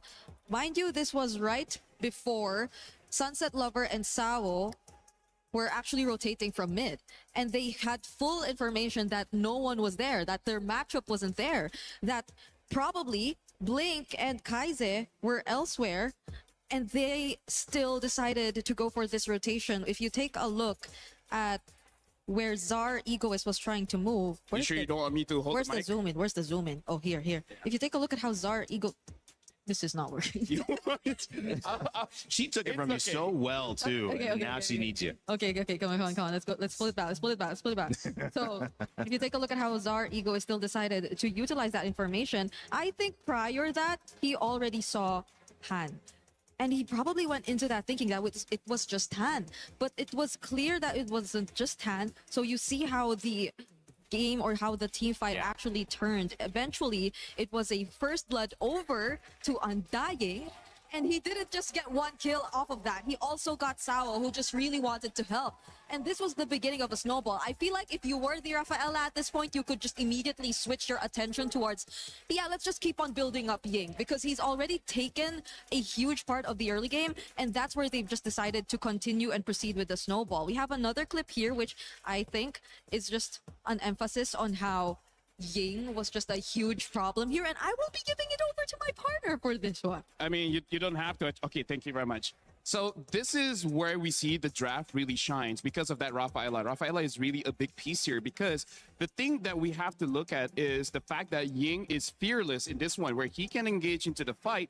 Because again, looking at the positions coming in from the rest of YANGON Galacticos, is we really got to highlight how Sanji is basically untouched on this Claude. And all the while, look at Kaize. Kaize's positioning is he is in the middle of everyone, right? He is in optimal position to provide heal as well as slow down the enemy team. And this is why having that Rafaela in the mid really makes very fast games, because it makes it so that it's hard for you to make a mistake. Like you have to overextend so hard that you somehow die and give the advantage over to your opponent. So this is one of the strengths when you get I would say, a very offensive draft, having two fighters. Doesn't matter if it's EXP Gold or Jungle, EXP, whatever. As long as you have the Rafaela there, you can keep on fighting, extend the lead, and end the game before 12. Which is very unfortunate. Honestly, we didn't really see Kaize being as efficient.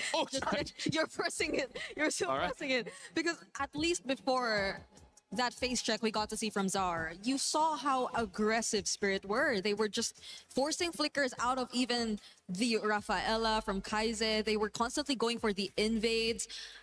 And I guess it was a bit too much aggression. Maybe. That led them to this spot.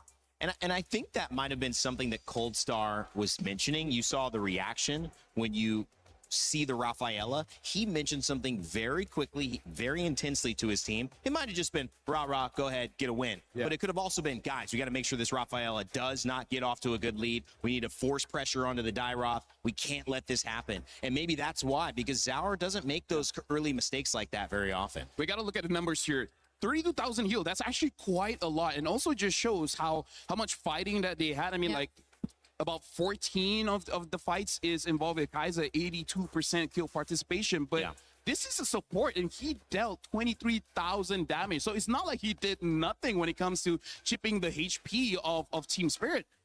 But with that being said, this is match point, and now we got to look at Kit Bomba as well as Ying. If whoever wins the lane wins the game. And at this point, that's not surprising. I see what you did there. Did you see what surprise? You know, listen, I'm trying to add a little bit more, guys.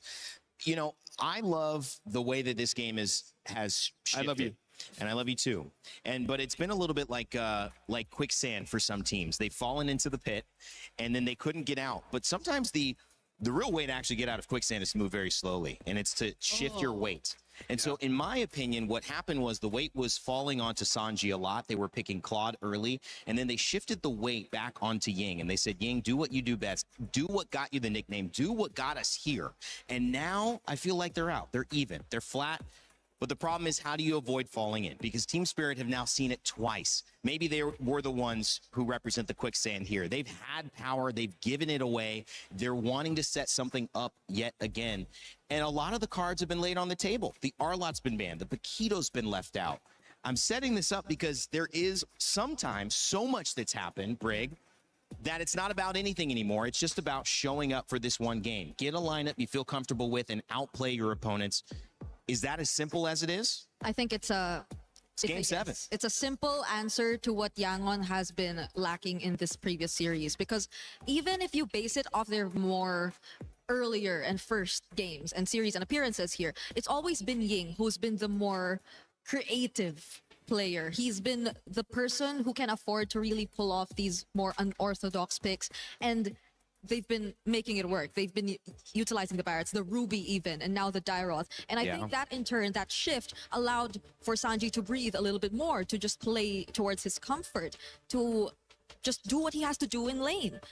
But that will just hopefully not become too much pressure on Ying, because there's just so much that he has to do, especially in this crucial Game 7. Well, gentlemen, and yes, Brigitte, you're also a gentleman. This is where coaches earn their paycheck. That's right. Because it's not just the draft, but also how do you calm your team down? We even had an interview where Goldstar's massaging. Where Eterna was talking to one of the coaches, like, my job is to keep them mentally well. And let me just say, this is why I like my job, because Rain Day asks a lot of questions, but let's be real, none of that's my problem. It's a problem that the teams have to solve, and because of that, I don't give a crap. Right now, I'm just enjoying the game. Like, this is the moment.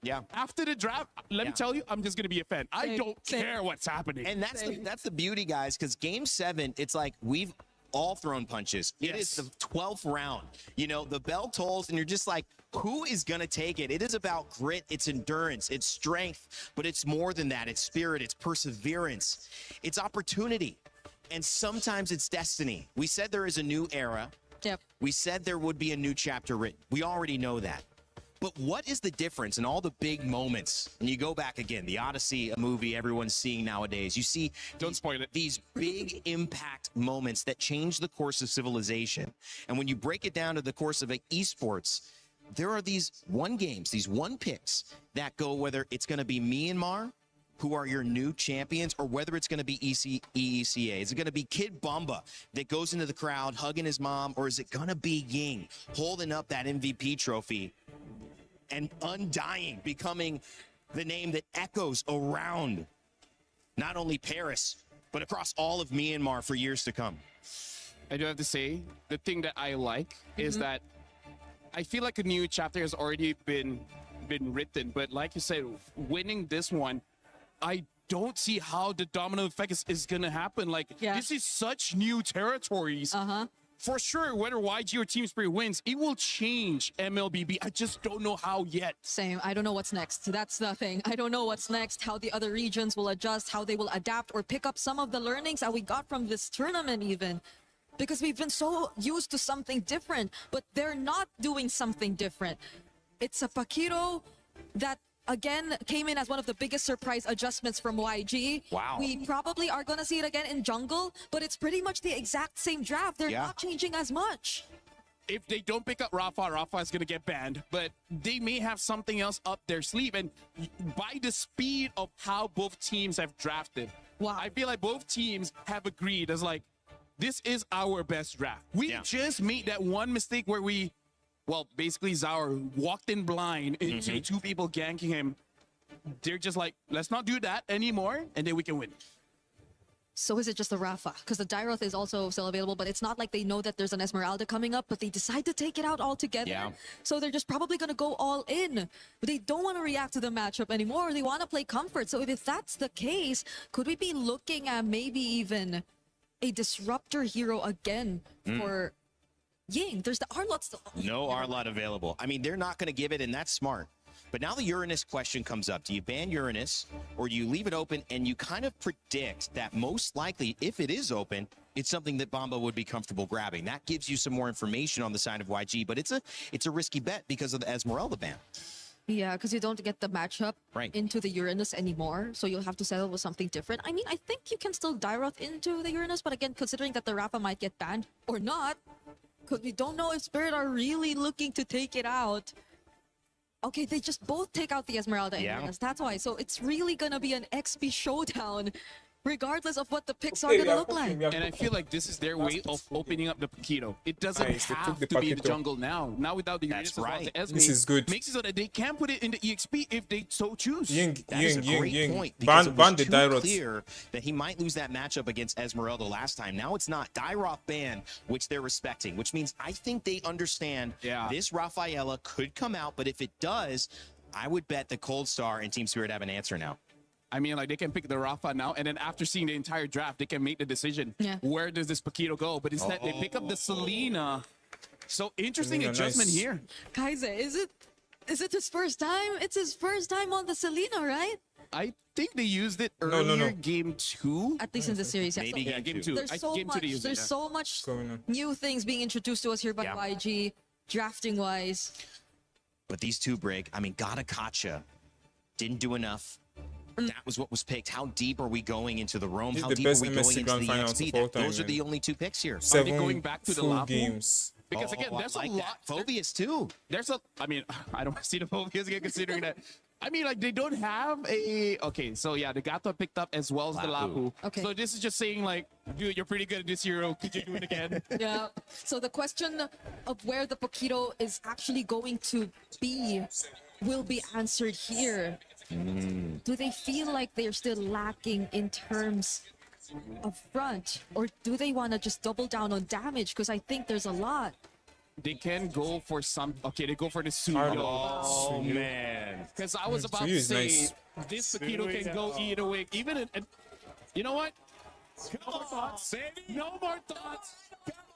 Whatever happens, happens. Congrats to the champion, because this is gonna be a good one. You can feel it in the arena. This is the best Break is MLC giving ever. you their thoughts, but at this point, they're just fans. So am I here as well. It's a Game 7 at MSC. EWC 2026 has not disappointed. Nice one, Miramar. You can't ask for anything better. And Team Spirit, nice game. 7 full games. First Team Spirit, Game 7. Let's go. Today we bear witness to history. One match, one opportunity. Who is it going to be? Is it Team Spirit, or is it going to be the YANGON Galacticos as we go into our very final match? YANGON, they're showing a different side of their draft, but even for Team Spirit, the bans tell you a lot. The amount of respect that both of our warriors have put here today will not be forgotten in our history books of Mlbb esports. And you got to take those gambles in a Game 7. You can't just play around comforts. Well, you can, but obviously, look at this composition. YG, again, they pull off a composition, that unorthodox, all-in style from the match, or the game rather, that we saw against Falcons. It was all in, no frontliner. It's just Blink. It really is just Blink so far. And I mean, the early game is going to determine everything that's going to happen. And Sawa understands when he is playing on this Gatot, there's a lot of work that he has to do in these early moments. Every position that he takes could be the end for them. But I like the fact that, at least for the side of Team Spirit, despite building their composition in a style where it's definitely having to play around Hiko, they still are willing to take the Lapu on their side, make sure that nobody can get to Hiko safely. Not without committing everything they got. This time around, it's still the same idea. Sanji would walk up again on Hiko. This lane should be good for the Claude, and so far he's done an amazing job at capitalizing on that. Now the fight, Gold Crab goes to Sanji. It's all about these small wins.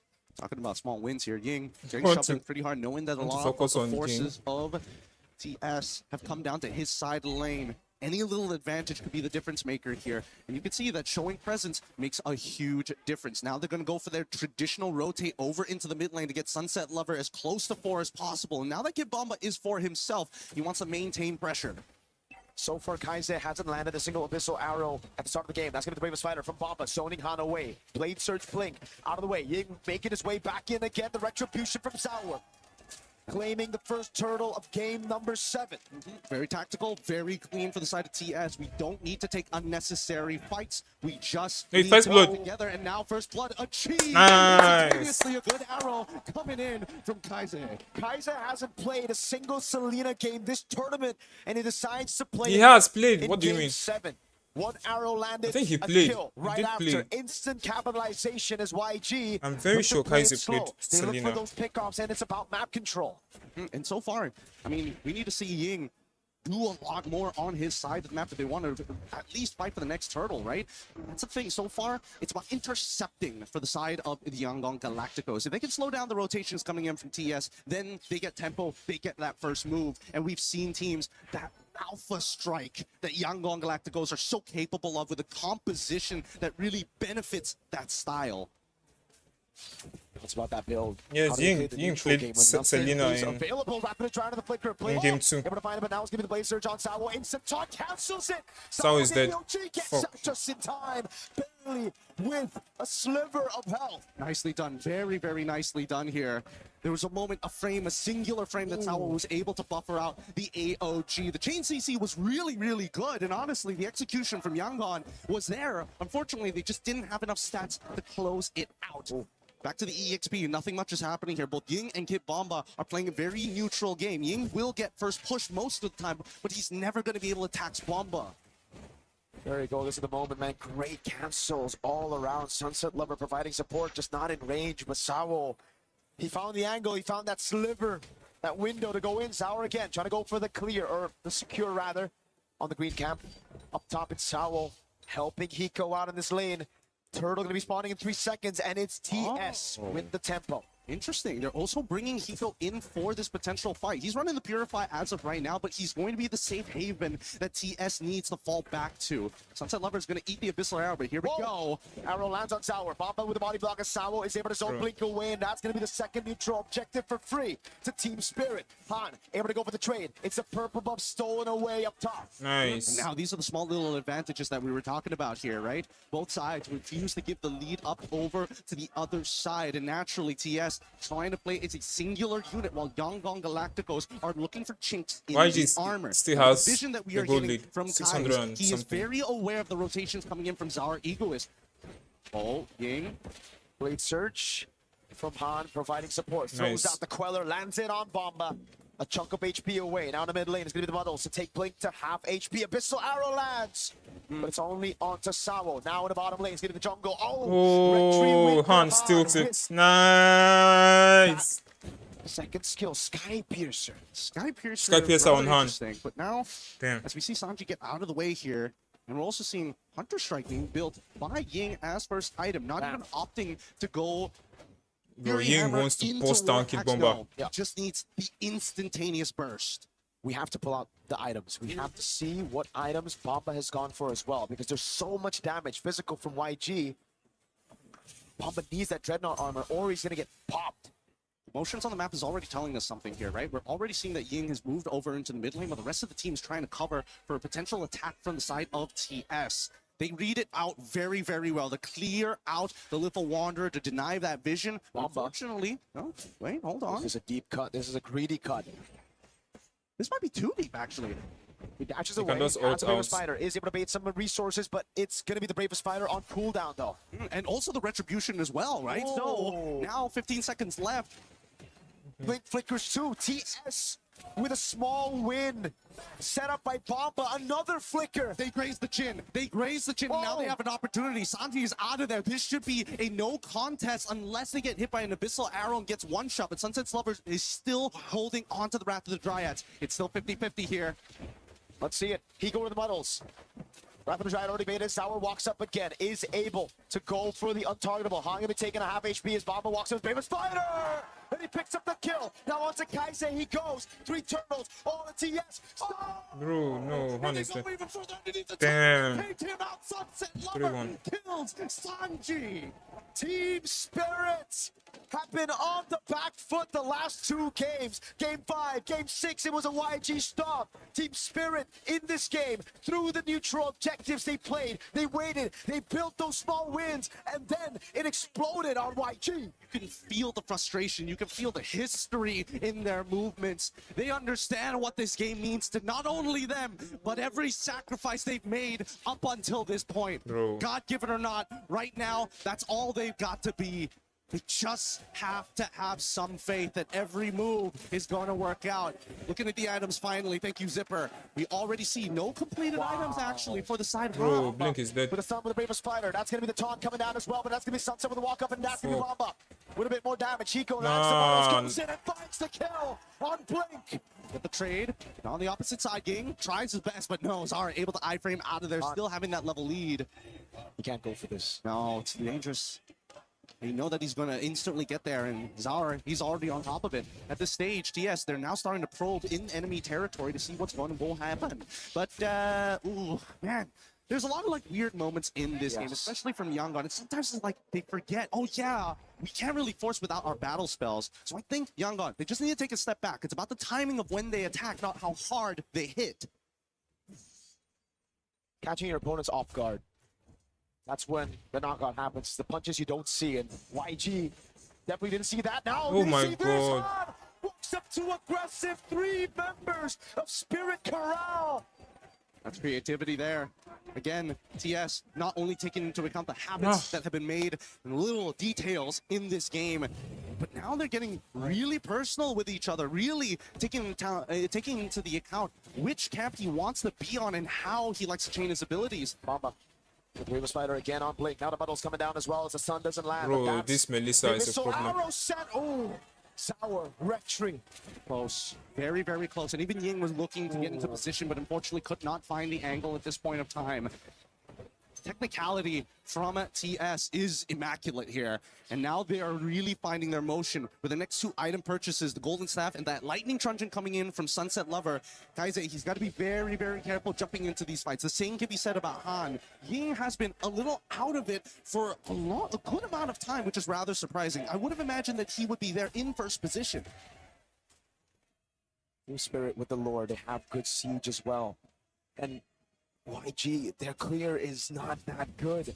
They have a Paquito that can go to the side lanes, but when it comes to dealing with the Lord, they're going to have to just group up together, and that means it's an opening for Bomba. It's an opening for Sunset Lover. He steals it, and Spirit has won as well. And you can see it right here.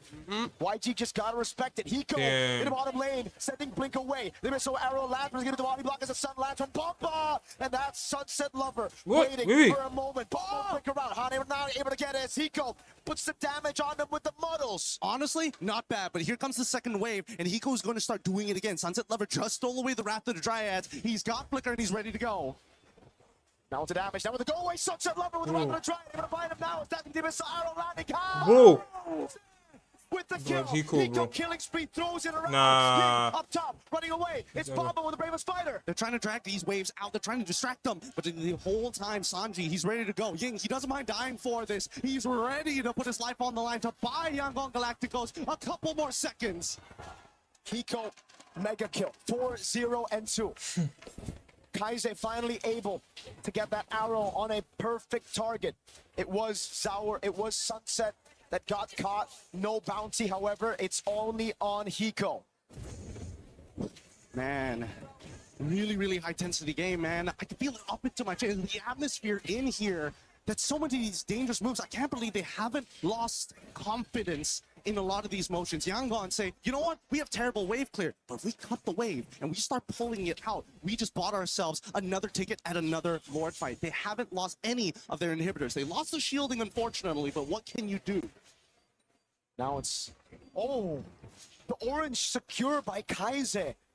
Really coming online now in the 10th minute of the game. These arrows are going to start to hurt. And if Kaise can find yet another one on a big target, it could send YG back to level playing field. Bomba taking it very low. Sanji already right there, but the BMI sends him back. He needs to play it safe. Yeah, I think he needs to reset or at least find a wave to actually, you know, heal himself back up to where he needs to be. 15 seconds left on the neutral objective before that Lord spawns. Sanji, I don't know why he took Purify. Lose out he should have taken, on his Purify if Yangon stands any chance. Wait, hold on. Kid Bomba already trying to engage. Blink, he's in trouble. The models in the back. Samuel Brigade, the taunt. Sanji's right there, and that's gonna be hard.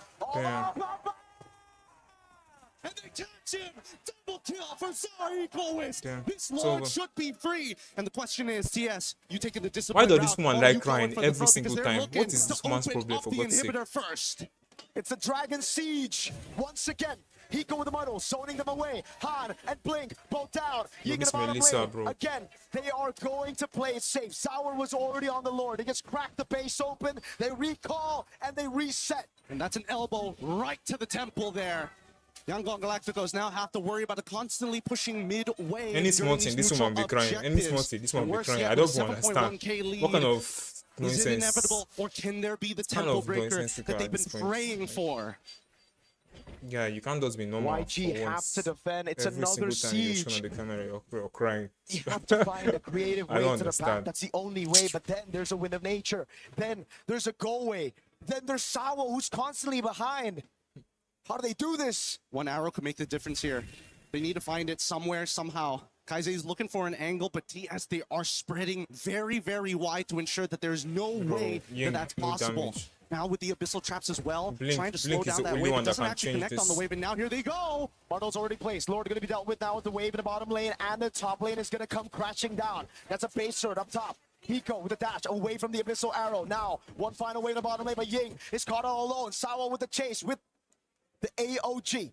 And Ying, he's able to delay this wave, and that's perfect because look at that top side. Instantly, we're seeing Han is able to do something else. He trades his life for something greater than himself. Is not over just yet. That wave is still healthy. They still have the siege, and they even absorb the abyssal arrows. It didn't connect. It did, and now the model surrounding. Hiko dodges away, gets some shots on Kaise. So separate from Han. Somebody flickered. Who was that? They stay alive. YG. Oh my goodness, this game could not get more exciting. I'm already off my seat. My knees are getting weak. My arms are heavy watching this match progress. Actually, the woman. No, it's somehow like at least sometimes smile now or just be normal. Which one is that? They're showing your camera every time you're crying. Every time you're crying. Every time you're crying. What are you crying for? I don't understand. It's kind of weird. Like, can't you just be normal? Spirit can just build. They've got the points. They got a smile sometimes or just be normal. Ways to play with. Crying, putting all they your need hand to do on your mouth. is suffocate YG. Don't give them anything to farm up. The wave up top and the mid lane, it's a guaranteed. Slow pushing anyways, but the bottom wave, keep it right there. The jungle, take it all, snatch it all away from YG. Yep, they don't. I'm not looking happy, bro. Anyone who wins is good. They all tried. This is a full game 7, so they can't give their backs up as well. They're willing to sacrifice an arm and a leg, but if that's really the necessary cost to win the fight, then so be it. Because they were very close. Was playing a very tight game with his engages not only being immaculate, but denying a lot of the space for Han. They are very close. They pick up Divine Blade for Sunset Lover. Now Blink, the only frontliner, is going to have even more trouble to deal with the damage output from Spirit. Well, Sanji, he's going to have to try his best here, and I totally understand. Arrow lands. No. They still got plenty of bodies there. They're going to cover for him every single time. I don't always like this Selena. Blink! Oh! Blink got it. Oh, Blink tried. Oh my god, it's over. Won't be able to land with a stun. It's a big Blink resource burnt out with a purifier, but Blink really tried. And they got nothing out of Team Spirit. The abyssal arrows are now getting denied away. You see, if you took an AoE image. No purify. Go! Coming out from Hiko, he puts in the models, but that's Han is dead. And now they want to go for a little bit more. He pushes him out. Bro, it's over. He tries his absolute best. Team Spirit's won. What they were looking for, but the Lord and 0 kills for the side of Yangon Galacticos. TS, this could be it. They've been waiting for this for too long. Bomba right there. Sanji with the BMI into the bottom lane, but the wave up top is going to be good. AOG coming out of Sanji is going to be dealing with the wave in the bottom lane, but that's going to be the burst damage for Ying. It's over. Nice one, Team Spirit. See. She's still crying again. Any great legend starts with an impossible dream. Remember tonight. Remember Nice, when yes. the Dragons first took flight. An apex predator arises. The crying mama. The Dragons have awoken. Team Spirit are your champions. Bro, wait. I don't understand. Why is it that any team I'm supporting is losing? What the hell? Bro, Myanmar again. Another heartbreak. Damn. Every sacrifice given today, every blood, sweat, and tear. Nice game, easy. This moment. MSC has never seen a champion from outside of Southeast Asia. Bro, yes, it's true. First non-C team This to year, win. It's true. we're heading out to Paris. From Saudi, from Cambodia, from regions of the past, no team has wandered this far, but Spirit have done it. That being God said, did. congratulations to Team Spirit. We're throwing it over the roads for that championship moment. Ladies and gentlemen, your newest champion of Bro, this MSC is crazy. EWC. Give it up for Team Spirit.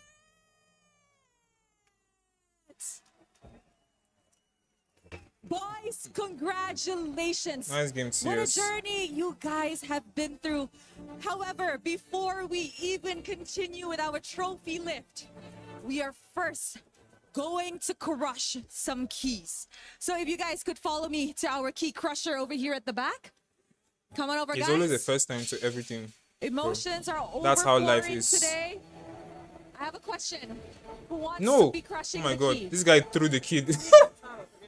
that Lover and Sawa, this is a that guy threw historic moment this for people's the kid down. ECA region. Okay, he's going to run to go and plant it Their now. debut That's it. in The key was not even M1, broken by him already. now, Because with the way that key fell, they Omo, are even the guy was even scared that international Omo, they should as well. not beat him up. Oh. As Sawa and Sunset Lover are getting ready to crush some keys. The emotions are overpouring here Ah, on two the people. stage. And there you guys have it. Team Spirit is your champions this MSC. Dropping and sending Yangon Galacticos home as the second. This has been a moment everybody has been waiting for. Such a feat for the EECA region. And there you guys have it. All right, guys. If we can now head on over to the front. It's time to claim what is yours. Make your way over to your trophy. Ladies and gentlemen, this is Team Spirit. You may raise your trophy in 3, 2, 1.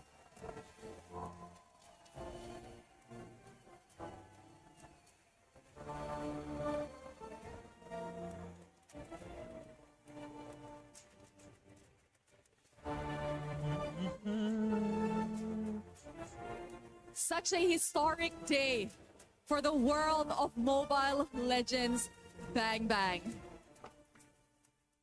Amazing history in the making, Kid Bomba. Everybody saw you in M5. Everybody was rooting for you. You guys were so close to the knockout stages in M6. And now you're a champion. How are you feeling right now?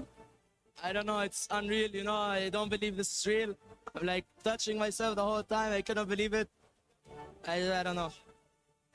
I understand you're definitely overwhelmed, but there's somebody we have to talk to here. Hiko. Sao, Sunset Lover. Yeah. Years in the making, Veterans. and finally you guys are champions. What does this championship mean to you both? I don't know so much. We're finally champions. Finally. That was hard work, and it's the result of hard work. Yeah, The God, result these of guys have hard tried work. together for And I 7 see over years. here, Hiko. Bro. Hiko Mania. He is very emotional today. We saw him debut on the international stages back at M6, where it was held in Kuala Lumpur. Everybody hailed him as Hiko Mania. Hiko, today you finally made it. You lifted a trophy of your own. How do you feel to finally achieve such a dream? I feel grateful for everyone who came support us and for my team who believe me. And thank you everyone, guys. Yeah. We're all so proud of you. And of course, the young jungler, the new face, the newcomer, Czar Egoist. Coming into this tournament, a lot of people had their eyes on you because everybody was saying that you are a great jungler. But at such a young age, already winning your first championship in the international stages. What is next for you? What else do you want to achieve in MLBB?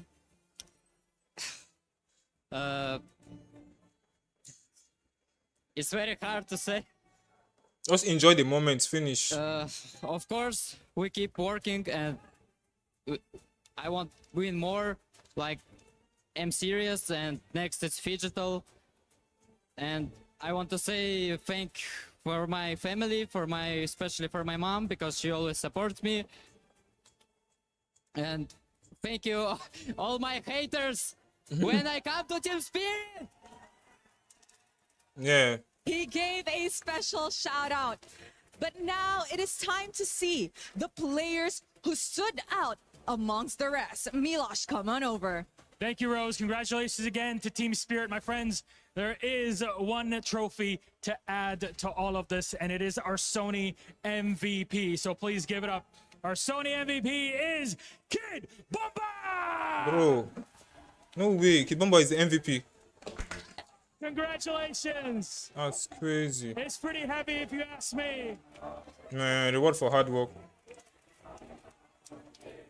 Bomba, massive congratulations on the win, on the MVP as well. What does it mean to you to win this today as MVP, as Team Spirit, as EECA representative, and in front of your family here in Paris? I don't think I did more than them, you know. If ever they did more than me. So I'm just grateful for this award. I don't know how I can win it when I play 0-7 on Phobias, but thank you. Thank you very much, and congratulations to our Sony MVP, Kid Bomba. And now, another moment of it. Gentlemen, please, Team Spirit, go for it once again. Always crying, Yes, this yes, woman. you may. It's all yours. Please give it up for your MLBB, MSC, and EWC 2026 champions, Team Spirit. Over the years, I think I'm supposed to leave the trophy. I'm not supposed to leave the trophy. But they refused. Bro, they just to carry break. the trophy And like today, casually. The Dragons of the North breaks free Is from it that the they don't know? bottomless pit and emerges to claim what they have Bro, they earned. just took the trophy and just walked out. Team No. Somebody should tell them to go back and raise it up. Supreme in the world of Bro, MLBB. what the hell? As a new region, Go back and lift your trophy, like, raise it up. and a new org in Team Spirit claim the top spot. Or wait, are they going somewhere else to EWC lift the trophy, like, 2026? A to new raise champion, it high? a new chapter being written, and it was the steadfast spirit of Sunset and Okay, Sour. maybe they want to lift it Since among their 2019, fans. they have looked for this moment, But this is weird. and without avail, they have suffered and found eventually, finally, They're not supposed to. the answer. Wait, are they It was casual? Are they working domination out? at the beginning and a bit of heartbreak. and What the fear fuck? Wait, they're towards working the out. end, but they did enough. And when it comes to championships, when it comes to destiny, Bro, you don't need they, to do they've it gone all. home. You just need enough chips to fall Damn. on your side. What's wrong with these producers? Team Are they not Spirit, supposed to have told them that they should? Whether it's the spirit or the gods, Whatever. maybe it's a little bit of both, have found their way Nice one, Sha. back to where they belong.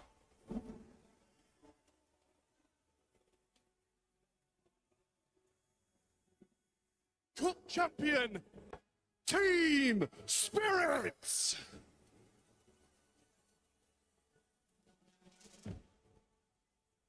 Please welcome to the tournament. They already lifted it. Esports World Cup 2026. Oh, okay. Mobile Legends Maybe I Bang wasn't paying attention. Bang Cup champions, Team Spirits.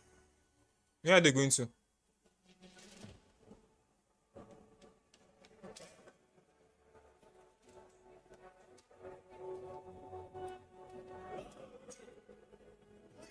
Wait. Am I missing something? Pick up your frame and submit your As in, wait, I'm trying to rewind back. Where did they lift the trophy?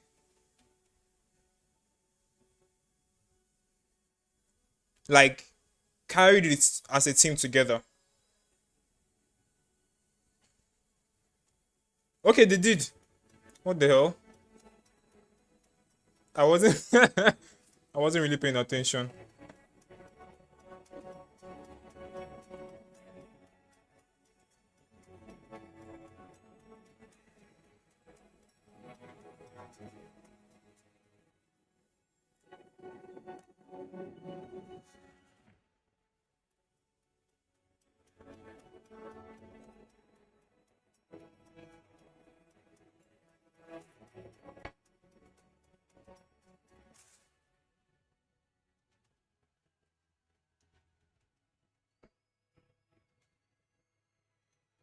There's something special about finally slaying your dragon.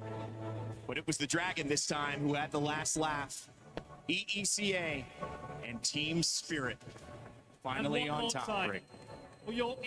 As they best put it, the dragons have finally awakened. It took them a while. It took them so long.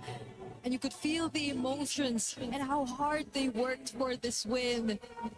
Especially for Sawa, Sunset Lover. He said it best. Finally, they made it to this point. This is a win. Oh, that's life for you. Just work hard, bro. Fail, no problem. It's a long time coming. As And far with as you keep on Team learning. Spirit being on top, being the champions of MSC here at EWC, this is a new world of MLBB. We don't know where it's heading, but we're here to enjoy the ride. Brig, LaFell, it's been amazing. What a journey. And what a journey for Team Spirit. From Kid Bamba and his mom to the beginning of jumping on stage and now hoisting an MVP trophy. To Cold Star, the coach, keeping him locked in. And the young Zauer Eagle is 16 years old, finding his first international title as he debuts. Sunset said it was a result of hard work, but it wasn't just that. This MSC, the tournament of upsets, the tournament of new heroes and new dynasties, new destinies forged, new pathways claimed, and new opportunities as $1 million goes into the hands of those 5 gentlemen on stage. From all of us here at Moonton, at MLBB, at MSC, from Brig and LaFell on desk, from Mirko, Gideon, and the cast, and our entire crew, all of the production, my name's Ben Rainday. I'll remind you to never give up, to never stop gaming. And we will leave you with the SDC recap and a reminder to stick around for EWC Spotlight. Goodbye.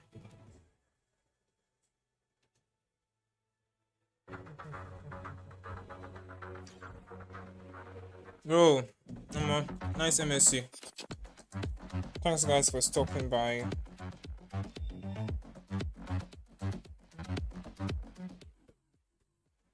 Yeah, what is wrong with Dale? Nice MSC.